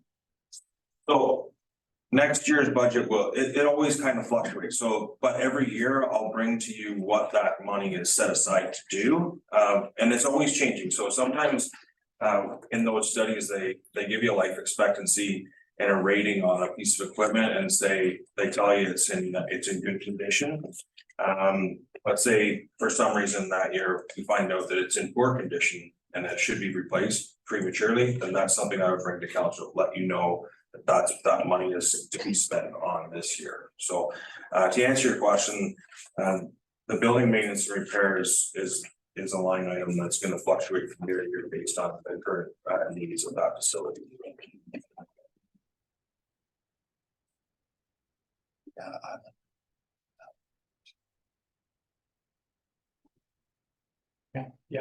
Yeah, okay, yeah. So, okay. Yeah, and I think on the operating side of the facility, the one thing I brought up last time, and maybe that's what you were talking about, was the medical center savings. So the 33,000 that was going into that we're saving by not having it. No matter where it goes, it's kind of still going to the same place, but it would have been nice to have seen that money go towards, like, into something, say, for specific, like the town hall, like we're saving 33,000 a year. I guess the easy way is to just absorb that, because really it's just a saving, so it's really. But the thought was that, you know, as far as showing some money, we're gonna have a lot of money going into that town hall over the next bunch of years, possibly, so it would have been just kind of like referring back to that 32,000, but it's just a numbers game. It doesn't matter where it goes. It's so What page are we on now? So it's on the facilities operating at the end of it there on page 780, but it was just last time we talked about some of the buildings, and one building I had a question from it. That one was when we sold the medical center, all of the money that we saved that we're not paying there anymore. Was 33,000, so it goes in, like, basically it's money that we're not spending, so it's kind of a shell game, but from my way of thinking, it would have been nice to see that 33,000 going into something that we are keeping, or we decided to keep in the last term, the town hall, so. Sure, you Mr. Why are we keeping it all if we don't own the building anymore? No, not that, yeah, like, so that's what I mean, it's a shell game. I just had it in there, where did that 33,000 go, and that's where it went, into a reserve. Like, after this year, really, it's gone anyways, it's just absorbed, we don't have those payments anymore, but this was the first year without the town, or without the medical center. Go ahead, Lana. Future, it's actually being used to decrease the tax rate. It's flowing to the net tax levy, so it's not actually in a reserve. It's just, if we didn't have that 33,000, the tax net tax levy increase would be higher. Okay.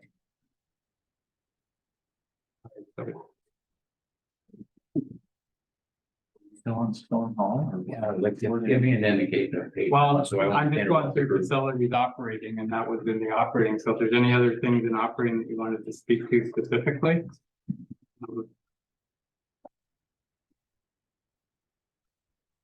If there's nothing, we'll move on, but it's we're into fire after that, that's all. So, nothing on facilities operations, that Bob to me notes, and Miles explained where that 33 went, so we'll move into fire service. Page 81. 81. So. Yeah. Okay, so skipping to page 82, which is still fire. Didn't we agree that we're gonna limit the fire? I know it's it was 500 for emergency assistance. But I think we addressed that, so we really didn't need it. Yeah, through you, remember, and that does go, that was made up for. Like if we had a forest fire or anything like that, because we had the big one, it was like I said, so that 500 was just set aside in a reserve if I ever had to call the M&R back in. That was a Because one-time they event, are costly. right? The one-time event, we did agree we're gonna limit it off this budget, right? That's what you talked about the last meeting, yeah. So I take that out of there. Yes, please. Yeah, so can I make a motion? We'll omit the $500 on line 82 for emergency assistance.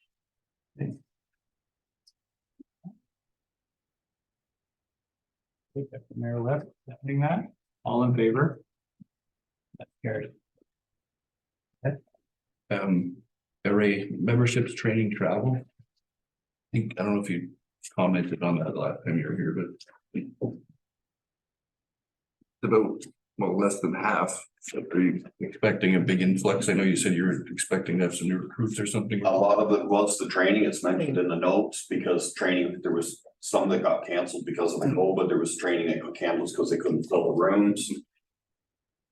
And that was the biggest one, yes. Oh, I see it's come down from the 2022 number. Yeah. So I get it. Okay. Thank you. Any other questions around the fire services that jump out at you? One question. Go ahead.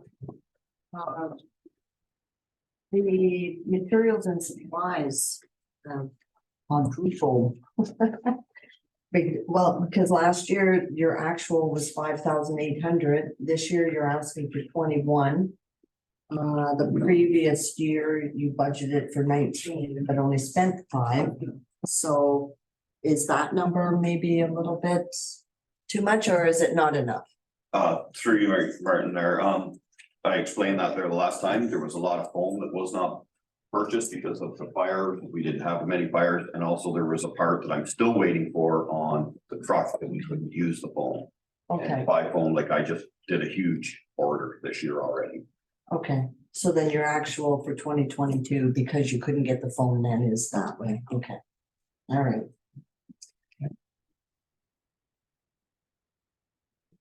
Any questions on that?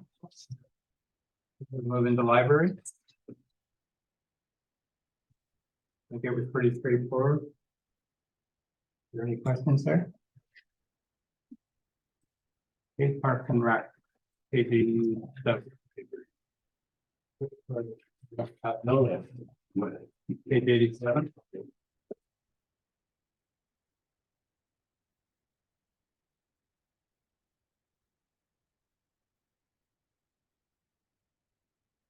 Any questions there?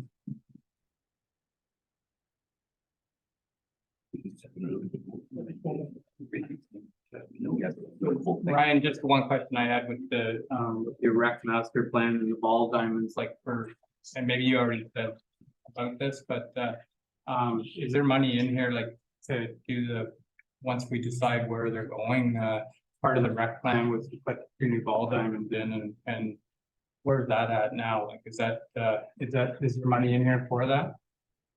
Through you to you, Midland, that would be.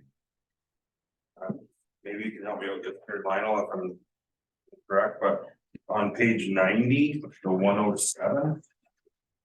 That's the amount that we put in on an annual basis. That is to go to the Parks and Recreation Reserve to fund new recreational development. So that's the number that we agreed on, or that we have been doing, that we have been contributing to reserves for potential future projects. How long's that been going in for? Is it like we've been doing that in the past and maybe I should know this, but Yeah, so we used to put in about 83,000 up until 2019. Okay. And then once we started into our 10-year Parks and Recreation Master Plan, it was a recommendation that we increase that to respond to some of the recommendations and outcomes of the plan. So we increased it about $17,000 in 2019.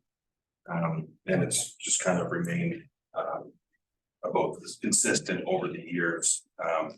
Now that number can change based on, you know, what council, what kind of initiatives you have, and what you want to put money towards. what's it for right now? Then what would that be for? Like just a couple of things out of the Parks and Rec programs you're saying, or?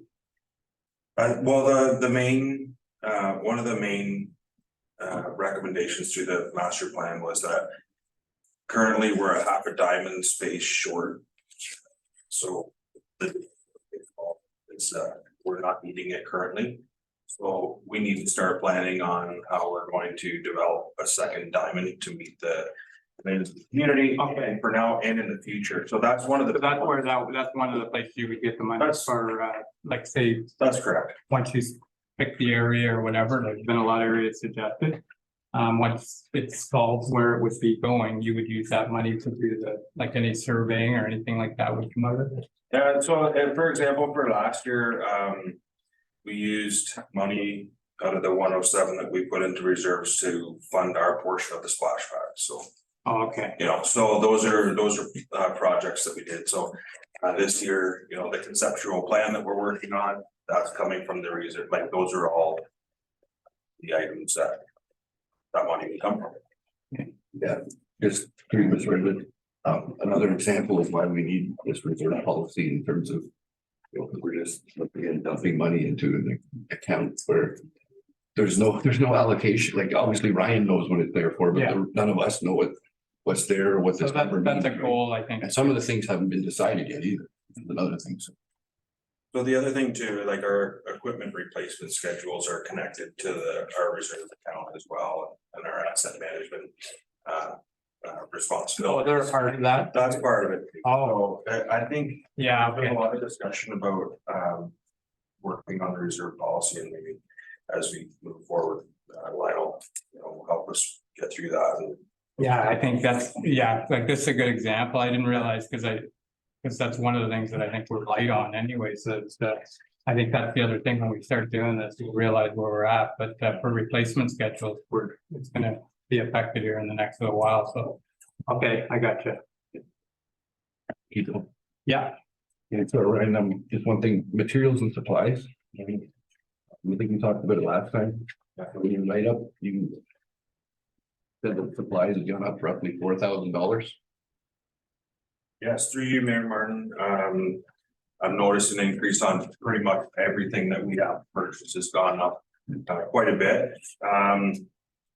Now, because we didn't spend quite as much as we expected to last year, however, I did increase the materials and supplies to cover off the chemicals and maintenance and parts for the splash pad too, so that's where a lot of the increase. The splash pad, I'm actually anticipating it's gonna be an increase to about 10,000.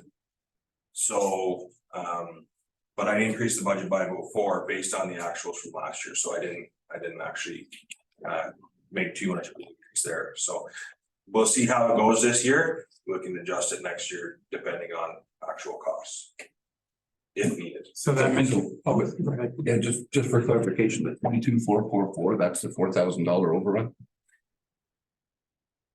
Dory, can you? What do you pay? Your actual for materials and supplies, Yeah. 22,444. Yeah. So you said that last year it came in $4,000 more than normal. Or more. Oh, no, I'm sorry, that's what we spend. This year I'm budgeting, so, yeah, so we came in under budget last year, so we underspent in that area. Yeah, no, that's why I was confused because in the thing you said you overspent by 4,000. Oh, no, sorry, I meant I increased the budget, by 4,000 this year. Okay. That's just, I was Considering considering that we, because I saw the budget number go up. But I see what you're saying, your yeah. actual is still well under the last year's budget number, right? That's what I'm asking. Yeah, so that's what, I guess that was the point I was trying to make is. Yep. I'm thinking we need about 10,000 in additional to cover off the expense of the splash pad, but since we underspent last year, I only increased by about 4,000. And understandable. Thank you very much, Ryan. And the sports field operations there, the last year was 3,300 and the actual was 17. This year you're back at 3,300. What's that cover? The page 92? 392, yeah. So this year I gotta get a roller in and do some work specifically on the ball field, but we're. That's material and supplies then, is that? Yeah. It was late last year when we had this netting installed. And I gotta get out there as soon as I possibly can, like once we stretch those safety nets out, I gotta get in there and do some repairs on the ruts and things like that, so. So the other things that are like a sports fields, like paint and stuff like that, does that come from there too? Yes, that's where for the soccer field paint, yeah. kind of money was that last year for paint for that? I don't have last year's numbers, but in previous years, they were averaging $900 to $1,000 a year for soccer field paint. Okay, thanks. All right, then. I'll, so that, you got enough in there then, I guess, it's hopefully. Oh, hopefully we're like, could you have another piece of equipment opening there, but that's good, good. Any questions there? Great then. Then to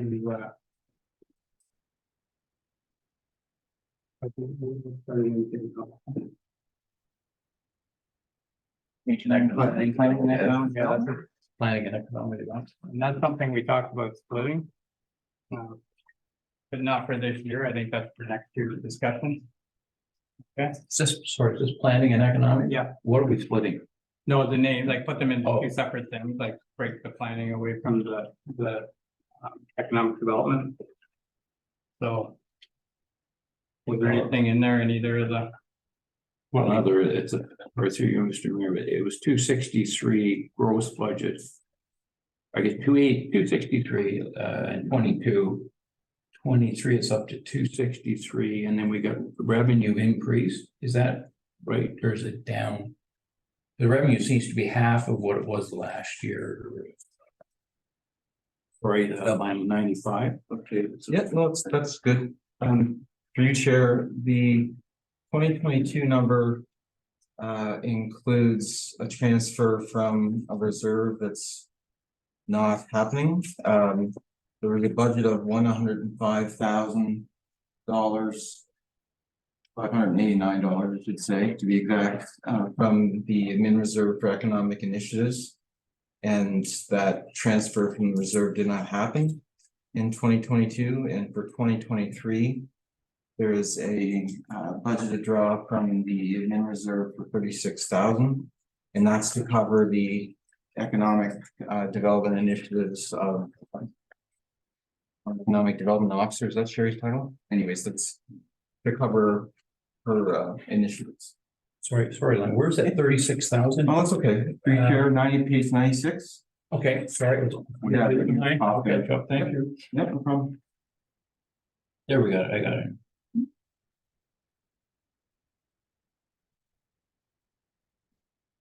So there.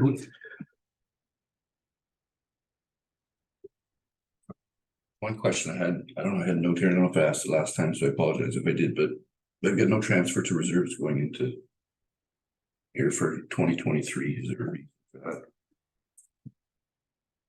that? Chair, the fact that there isn't a transfer from reserve? Two reserves. Planning. transition. Oh. Well, I'm sure, I can start the ball rolling here, but I think. When developing the budget, we decided that the reserve is fairly healthy and that we didn't need to put that on the taxpayer, but is that reason be accurate? I think that's. I guess, whatever, or need to be aware of. Yeah, So, yeah, well, that's so. oh, I Yeah. understand, I just, when I don't see it, right, so. Mhm. So that's good to know, Lionel, that's the type of thing that we, it just looks like an empty square, so it's Well, and with us with planning, is, mhm. sorry, through you, Mr. Mayor, you know, you've been here longer than I, these planning bus can really escalate quickly, especially with busy season, so. I get that's where the comfort zone is we're doing it in-house a lot now. So through you, Mr. Mayor, we are working to we're working more towards already doing the majority of the work. And our fees, we've got some money in there for consulting as well. And some for ARIA to attend a couple of courses and work towards that RPP and start doing a lot of it. And then hopefully when we get to that point, we can build a little bit. Thank you, and just so building those, like, because these two are together, I'm concerned kind of with building, but I hear you got thing, I'm worried about the active. In terms of moving ahead with some of the second stuff that needs to be. How much of that reserve is planning and how much of that reserve is active? Through you, Chair, the reserve was renamed when the economic development was brought in, so I mean, technically it's. If we're splitting it out, we can allocate whatever you would being council would choose. So right now, there's a planning economic development reserve and it has 55,000 projected to the end of 2023. Okay.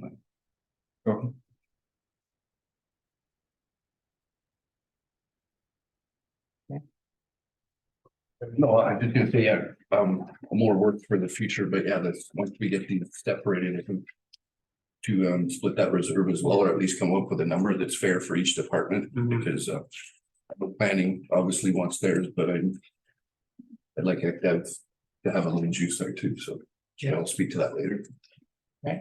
So through you, Mayor Martin, I know we've discussed this previously, but perhaps we could take a motion to separate these two budgets. Yeah. I'll make that motion. I'll second it. And the division thereof of the thing. Of the reserve, maybe we should decide. Well, yes, then bring back for council's discussion, so that'll have to be a discussion in terms of. And probably with staff as well, I would hope, because they'll have a better. Well, they'll be able to tell us, certain facts that. Okay. So it's moved by Art, second by Ed. All in favor? And that's carried. Right. Anything else? Right. Oh, go ahead. It's okay, Mr. Mayor, if you want to speak about it now, but the CIB, that's connected to the economic development. I know we spoke about some money towards it. Yeah, that's. We're gonna get to that, I think. I'll drop that when you guys aren't here. But yeah, no, it's. Thanks, I just wanted to make sure. They've been made aware that there'll be an ask for more money for the CIP, so. But possibly when we get through doing what we're doing here, we can come up with some of that money, but thanks for reminding us, Travis, appreciate it. Okay. All right, then the police. What did you pay there? Not a lot of things with the police part of it there, the public works, go ahead. Mr. Mayor, 99, I believe, I asked for it last time, and maybe the line already has it, but the police, money and contracts and so on. And there's two components to that. You have the numbers for each component, fixed and floating? Future, I don't have the numbers for fixed and floating. I can look on the invoices, but. I'm picturing the invoice in my head now, and I don't think the invoices themselves split out by fixed and floating. It's one number. So.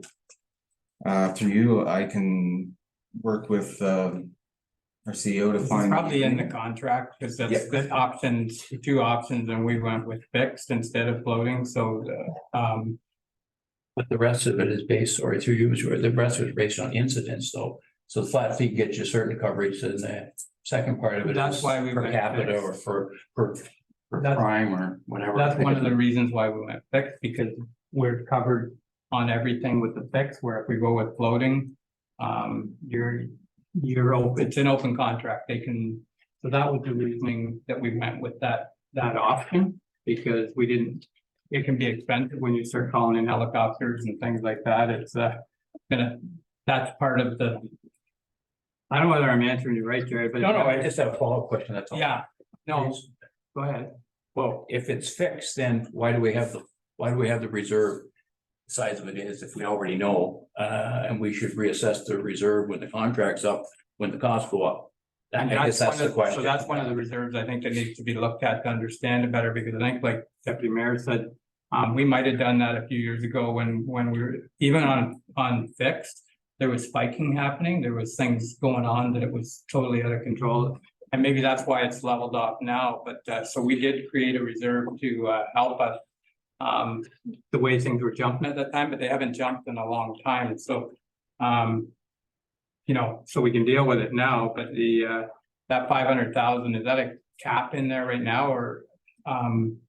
Like for that reserve, like what's the reserve at for the policing? That's.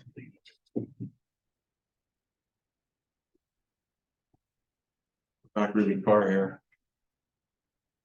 Policing reserve is projected to be 505,000. That's, yeah, so it's kind of been sitting at that. So we're not contributing to that this year. For you, Chair, there's nothing. in the budget for a transfer to the reserve. No. Okay. So when we get doing the reserve policy, that's a reserve to kind of highlight that we see what that's for and understand if ever, see if it's too heavy or not, so.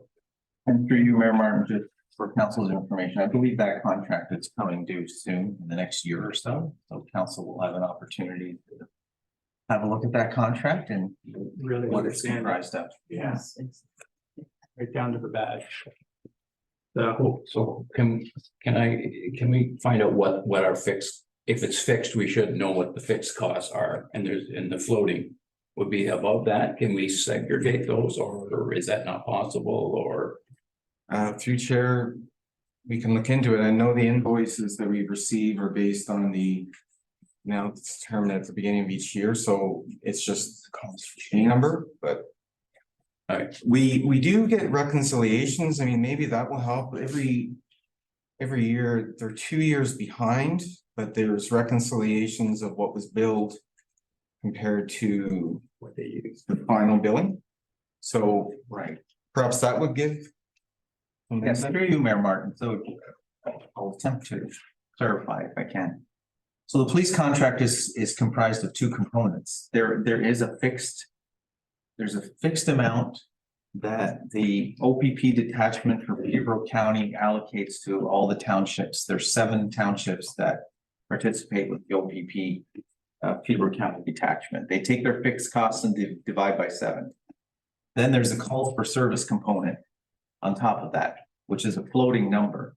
They bill us over a 4-year period. They average all that out, and that's where the reconciliations come in. It depends on the calls for service rate, and that number changes every year.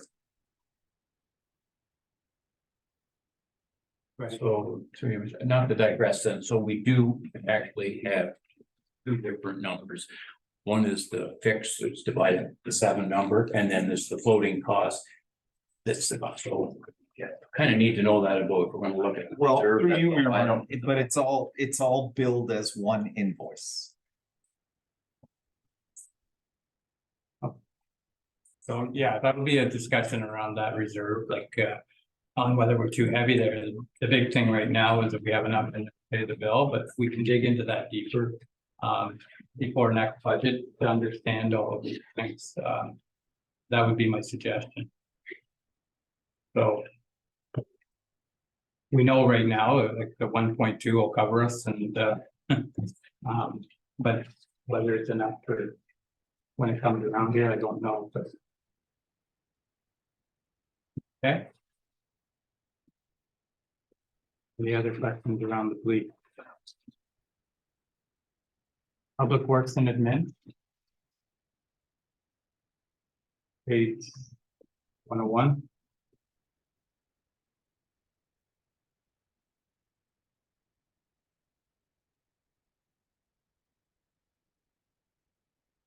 Okay.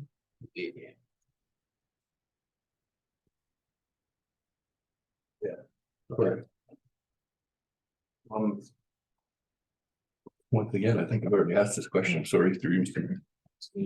Okay. 102, I'm on page 102. No, just say it so everybody knows what Okay, page. I'm on page 102. Because we're starting back here on. Get that, I'm on page 102. I got it. I'm okay, so right after 1. So utilities. Lionel, as I said, I think I asked you this last time, but I've forgotten. Why are we so high on the utilities for 661,000 compared to a budget for 16,990?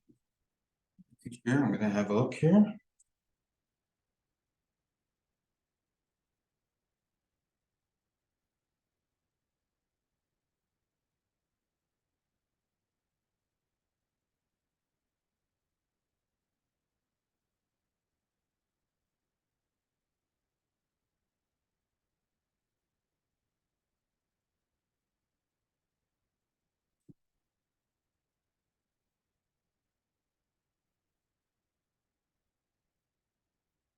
Future, looks like the summary page did not grab the GL detail page correctly, the actual is actually 13,300. 13.3, thank you, Ryan. You can adjust that.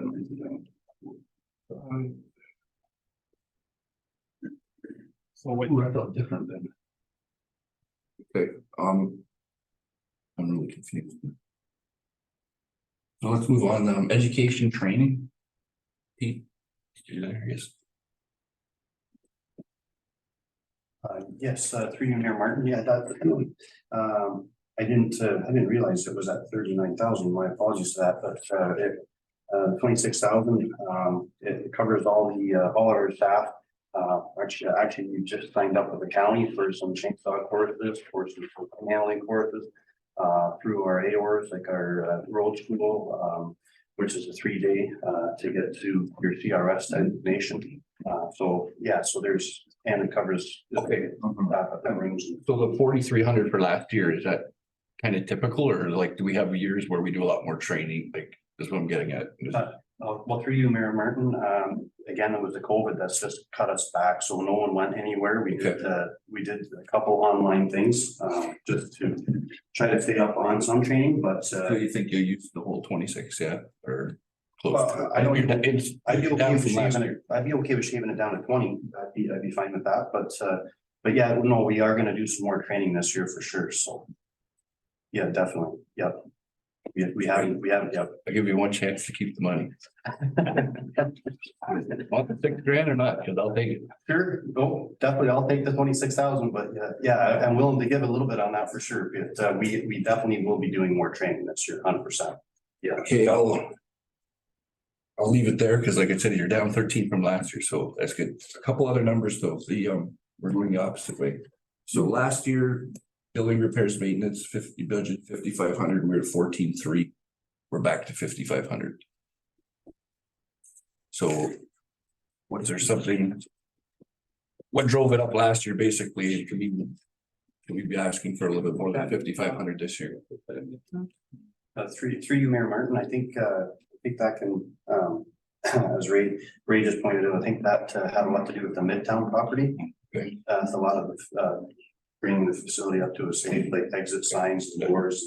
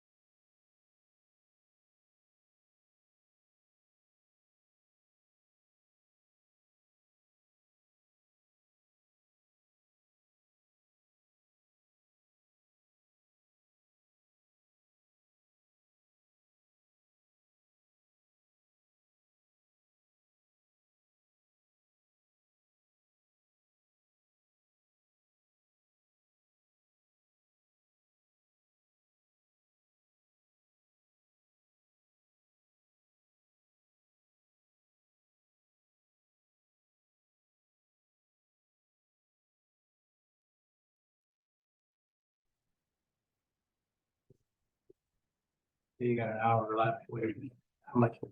Close there. We're not gonna get through all this and close.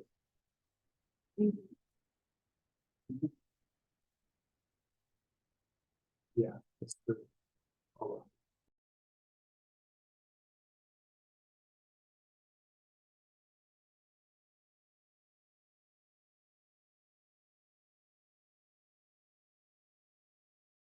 on. So we'll carry on. Yeah, as I said, I was just worried about that because I see the same in terms of advertising and communication.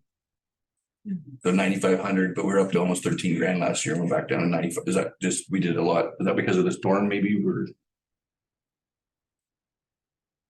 More bail. I don't know, but Yeah, through you, Mayor Martin, yeah, we did do some more advertising because of that, but Yep. also because of our new vehicles too, we're upgraded with new radios and stuff.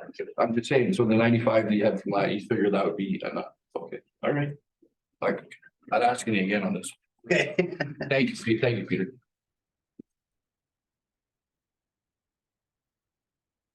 It's information technology, is that the MES or program or whatever it was?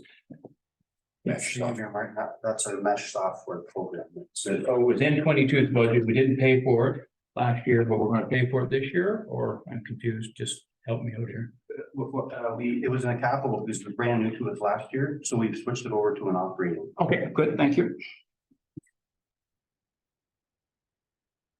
Anything else? Okay. We got sewer. It wasn't that we had a lot of late changes there at all.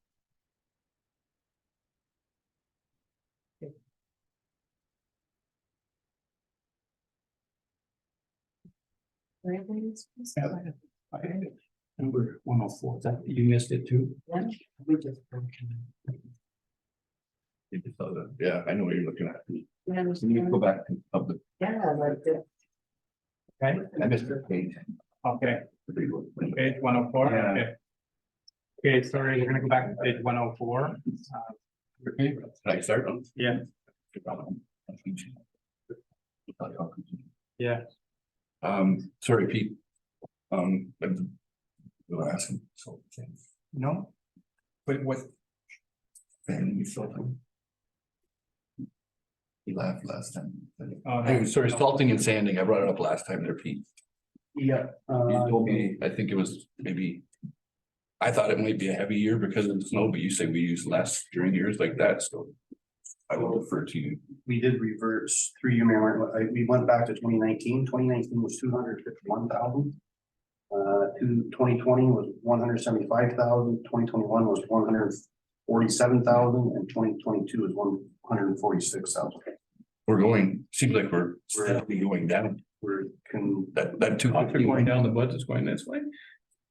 Global warming. We just cut the budget. We'll say the same year that That 214 was talking about all that one.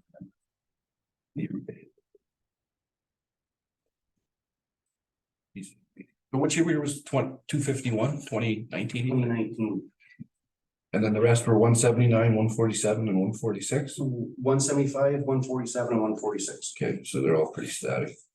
So we adjusted that number to say like.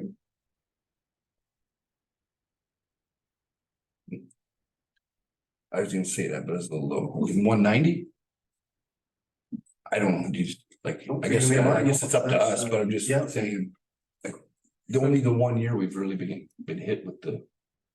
So to tie into that, when you were talking about that 100,000 that's down farther, that contingency. And that's what we were kind of thinking that, like, there's one that needs some, to make sure if we're putting 100 every year in and not using it, but there is a contingency there that.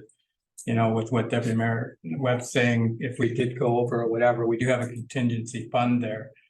That being said, that'll be a project before the next budget as far as trying to see. We don't want to just keep it going if we're not using it. We need to see it, so. So what number did you say? I amended it. I gave it So about, I will make a motion that we adjust that to 185,000. It's in the middle. okay, Little for Pete, little for Pete, little for you. okay, 185, From the. yeah. And that's seconded by Bev. Any questions on that? All in favor? Carried. I tell you, Mr. Mayor, snow removal, that's both, I guess, E1 and E4, that's town related, village related, is that? Through you, Mayor Martin. So E1 is a regular snow plowing, like all township That's roads. plowing, not removal then, eh? Yes, it's just been worded like that for quite some years, but it's the snow plowing, like of the roads. The removal for the snow in the village is E4. Okay, quote, before you go up here, just through you, Mr. Mayor, so E1 is snow plowing only and village related? So E1 is all our roads, village streets. That's good, thank you. So, and the removal is one thing that we don't charge there, but it's on the description. Is that my understanding? You're right, Peter? Yes, we should just remove the removal part in E1. Let's do that. Do I have to make a motion or is we can get some white out and get that? Moved by Gary. The removal at the township end of it, so we don't. What's it on the webpage? E1, Page 104. 104. 104. Yeah, the E1. Yeah. We remove. Removal. Remove. Kind of, obviously, remove the remove. And then the other one, E4, is for snow removal in the village. Yes. Now, does that take into this part for county as well? Do we remove snow from the county road as well? No, George Street. So that, No. so that all goes in, George Street. so that comes. Sorry, I'm not. Yeah, you're right. Peter shaking his head one way and No, everyone's saying no so behind me, we- so I don't know, what is it? George Street, we do George. Street. And what about, there's all of George Street, or what about the part behind? No, we don't do it. You don't do my street either, No, that's what he means. Yeah, just just George Street. Where the Okay. I'll ask the question again. Do we pay for snow removal on those two streets that are considered county, but everybody thinks that they're in the village? That's, yes or no? It's, You, Mayor Martin, we do pay for the snow removal on George Street. We do not remove the snow on Ontario Street. okay, and it's done by the county then and paid for by the county? If they, yes, If they want to remove it, and George Street is county and we pay for the snow removal and pay for it, right? Yes. Is that Mayor firm? Martin, that's right in our bylaw to remove the. Yeah, okay, no, just- George Street, but thank we you. do not remove Ontario or concession north or south. Okay, thank you. the county pays for George Street though. They do pay us for it. Okay, We just said, yes, they do. well, that's what I wanted to clarify. You said that they paid for George Street. They don't. No, we We pay do remove the snow. Yeah, we remove the snow. Yeah, County we do remove the snow, but. HBM removes the snow and pays for it on George Street. Is that, am I, Yeah. okay, good. Okay, Okay, because I'm sorry, I have a very small capacity, so you have to kind of worry. I think I did too, so. I'll join you. So through you, Mayor Martin, perhaps I can try and clarify. So further to Councilor Doherty's question, and he is correct. Our staff removes the snow from George Street, our public works staff, and that's our cost. And HVM, and that's part of an agreement that we have with the county? I didn't, maybe or does that some other? Through you, Mayor Martin, that was, that's in our bylaw to remove the snow on George Street. That has nothing to do with the county. There's no agreement with the county to remove the snow on. It's our- George Street. Okay, so why did we? For the businesses. Oh, God. Thank you.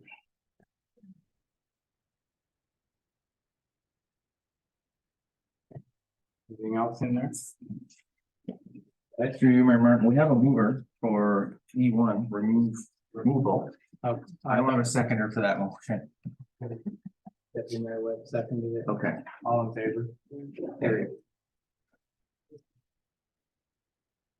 Right. So the operating, everybody. Move into sewer. Is that what it's offered on that? Is there anything? Page 106, 107.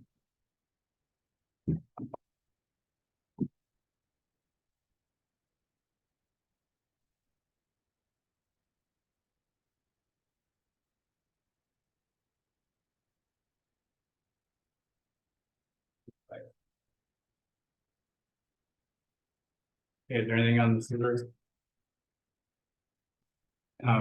Through you, Madam Mayor, the professional service contract, that Aqua, is it, or Aqua, or? Through you, Chair, yes, yes. So this is operating, right? Do we have a contract with them? So the contract is not part of this, or it is, and this is the budget, is it all in one, or? Through you, Chair, there's two kind of components. There's an operating component, and it is, I believe, indexed by 2% each year, but I could be wrong with that. And then we also have a capital plan, which is in the other section, so it's there's only double counting, it's just separated. This is their, day-to-day services, so to speak. But follow it, so if we have a contract with them, and I think I remember it's for 5 years or something, 2% a year.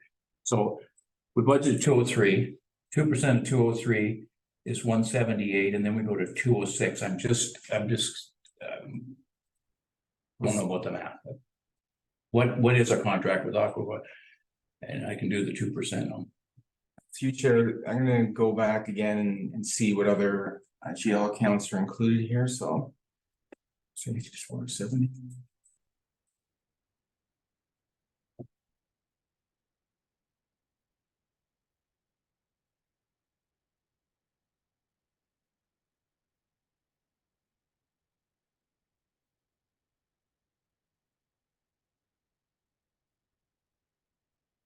Okay, so Aqua is 180,848. Last year, that single line item was budgeted for 177,302. And the actual was in between 177,800. So it's not just Aqua. There is also some other miscellaneous amounts, but it is mostly, like the vast majority of it is Aqua. It might be sewer technology having them in for what they were doing. Might have been some extras that year.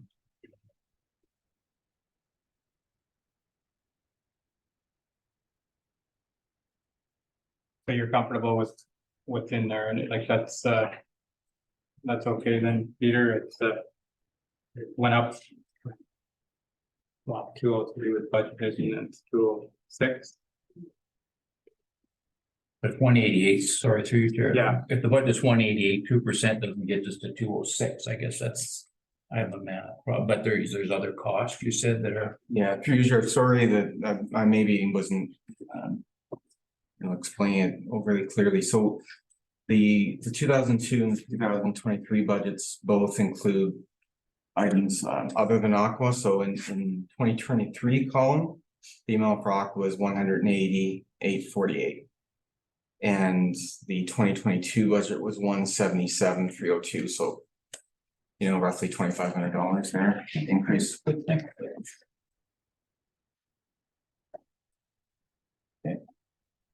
Any other questions on?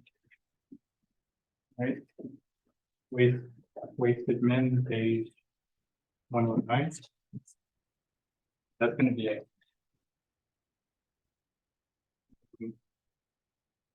Go ahead, Gary.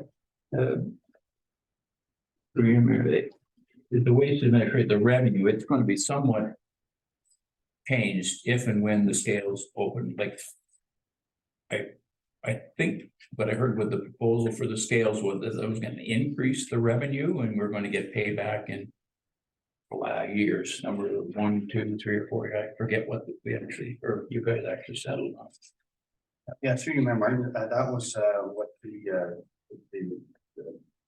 road scale that was awarded the contract, but it did vary. He said on a 2 to 5 year range, depending on how busy and how much weight or how busy your operation was. Yes. But it would be a 2 to 5 year return. That's what he told me, to cover the cost to get you to a zero. So right now, to explain a little better, so right now we pay by the weight, we pay by per truck to haul it. So I believe it's $240 per trip to haul it. But we have no idea what we're paying. We have no idea what the weight is when it goes out and comes in from our transfer station. So when material comes in, I'll use shingles as an example. Mm-hmm. They weigh up pretty heavy. It's an attendant's best guess. Basically, if it's a huge load, half load. So now we will be correctly, we will know exactly what the weight is and charging accordingly for that. So when it hits Peterborough County, it will be, our costs will definitely be covered on exactly what we took in at the transfer station. Or before we could have been off on. No, that's fine. Follow-up questions. So the revenue stream at the 6th line should increase 2023 because of the scales going up, because we're going to get a very true picture of what they're bringing in. So is that reflected in this budget, Peter? $5,000, is that what we're? Like, I'm not seeing the, just help me out, it's this long. Go ahead. Through Chair, so. On page 114. Shows the pitching fees for 6th line. Yeah, kind of hard to know until it actually occurs, but it looks like the revenues budgeted are higher and certainly a lot higher than projected actual, so it looks like it's taken into account.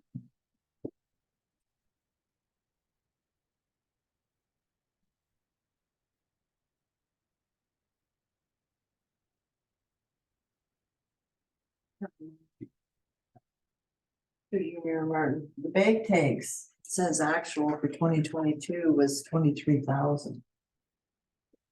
And yet you're budgeting to make, I guess, is that purchasing of these bag tags? Stickers? So you share, that's actually the revenue. And Peter and I did talk about this. I think those revenue figures, they're aspirational. There's a tiny bit of budget risk there, because of the actuals, as you see. So, yeah, no, I see exactly what you and Councillor Doherty were saying. We're budgeting quite a bit of revenue there compared to the actuals. And the bag tags will not be affected by the scales, so. It's a good question, I think, is why are we doubling it? Future, it's, as I said, a bit of a lofty goal for the revenue. I mean, it is a bit of budget risk. We can decrease the revenue budgeted for sure. It has a very significant effect. If you overstate your revenues, it's the same thing as doubling your expenses, so. If that's a pretty aggressive number, and we don't, what happened in the previous years, like 21, like was last year just an anomaly, or do we have anything there? Sure, no, it's a big number. I mean, this is something we talked about, and in an effort to not, put too much net tax levy in waste transfer station, it was decided to leave it there. Especially with, the bag tags aren't affected by the scales, but if the scales come in, we thought that perhaps the tipping fees could be that high, so.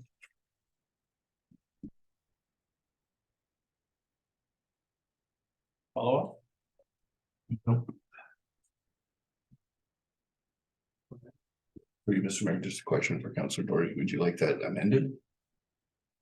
Well, I didn't hear what the number was in 21 and 20, like. No, I it know. was similar to that other one. That decision now, but I mean. I'd like to know. We can make a note of that. And Yeah, but I like, you obviously had some rationale for doing it, and all I'm saying is, if we're gonna have that kind of an increase. Where it's not in the scale side, it's in the tags, and I'm saying if the tags in 21 were 21,000 and in 19 they were 19.5, and now we're at 59.2. I think that it very definitely has an effect on what our tax rate is, because it's not revenue, it's not expense, but it's not revenue either, so it's the same thing. 0.5%. Yeah. The future, it actually is revenue, so if that revenue decreases, the tax rate goes up. Precisely what I said, if you overstate your revenue. It's tax dollars, so I'm just asking, do we have the 21 figures, 22? We have 22, do we have? They're in our, sorry, through each other in our system, I don't have them in front of me right Okay, now. good, thanks. so we'll highlight that for the. Right, for the next. Would I like to see it cut? Sorry. Go ahead, Beth. Through you, Mayor Martin, what's the miscellaneous? Because it was budgeted last year for 100. I know it's not a lot of money, but then there was nothing put in for it. And same with the education was budgeted for 1,000. but nothing was spent, but they're asking again for the 1,000 and the actual 100. Just curious. Yes, Martin. Oh, sorry. Miscellaneous have 100, that, we can deduct that 100 off of there. That's, if council so desires. The education, we did fall short on the education last year, but there is a course through Camium that all our waste attendants are supposed to be annually doing. So Okay. we have to catch up on it. Okay, no, that's fine. It just, there wasn't an actual, whatever the cost was for the education wasn't in there, it's blank. So, Yes. just curious, yeah. Any other on that? So there's no way we're gonna get through this thing completely today, so we do have a closed session to go into, so I'm gonna suggest that we end this here at the waste administration, and we'll pick up on, we're gonna have to pick up on the next meeting to that off, and hopefully maybe at that meeting we can come up with the other part of it too, and have something, you know, something to present that possibly could be a budget. Go ahead. Okay, can we finish off like the waste, like the transfer stations, and because it might be, it might tie into, because I have the same question at Jack's Lake on the Okay. the bag tag. It's up to You you. wanna finish the waste transfer station? Yeah, 'cause my memory's not good, I'll never remember. Okay, go ahead. Go ahead. Well, it's just the bag tag thing is, that's not the bag tag is just for the 6 lines, so we got the same thing happening in Jack's Lake. 88 to 4,000 to 6,000. Same question as before, I don't, the rest of them, I think they're the.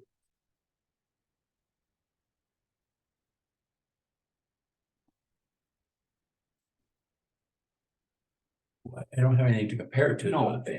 Well, I got to say, you said last year was around what, 21 line? Sorry, this was, I reconnected and I couldn't hear you because.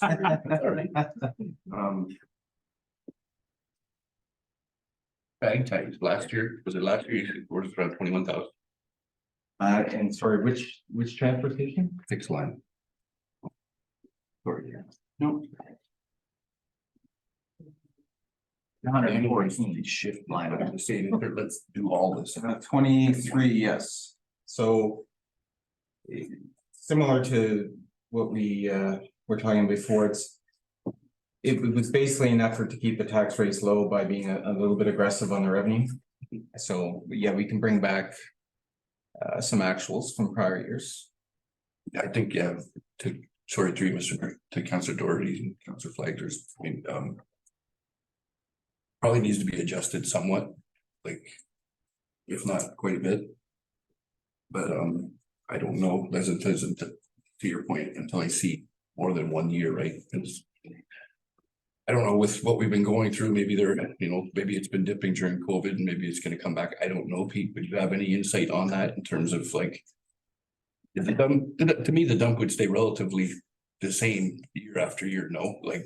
Through you, Mayor Martin, it's gone in waves through COVID. It really has. It's when everybody was at home, it was busy then. So it's really gone through waves. So yeah. It should have been 3 years, it should have been higher in the previous year, so it won't be a steady growth, because I think there's a lot more people around Havelock who went to the dump sites, waste sites during COVID than there is on a regular basis.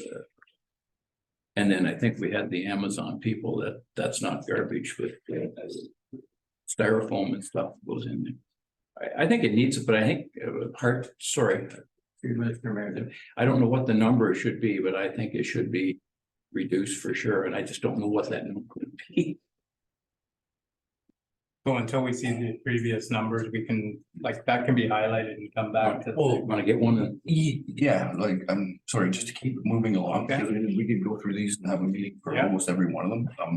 Pick a number, like if you say 21, exactly, give them a bit of leeway. Make a motion to reduce it to 30,000. That's would be the 6 line, page 114, bag tag. 3459 to 30,000. You just. What about exactly? You at the same time here? It's already adjusted. They adjusted Jack's Lake there. Oh, down to 6. Yeah, no, you're right. If you, go ahead. No, sure. I'll make the three you missed there. And that, I'm making the motion. okay, Jack, what's the number for Jack Lake, sorry? exactly, it's the same, but it's for, 6 line. six line. Oh, just for 30,000. okay. Yeah, none of the other ones then, Jeff Mary? Got to wait.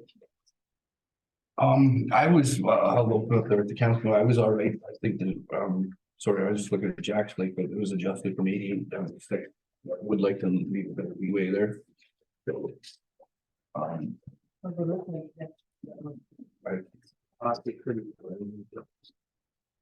We haven't spent enough of that, or are we still working on it?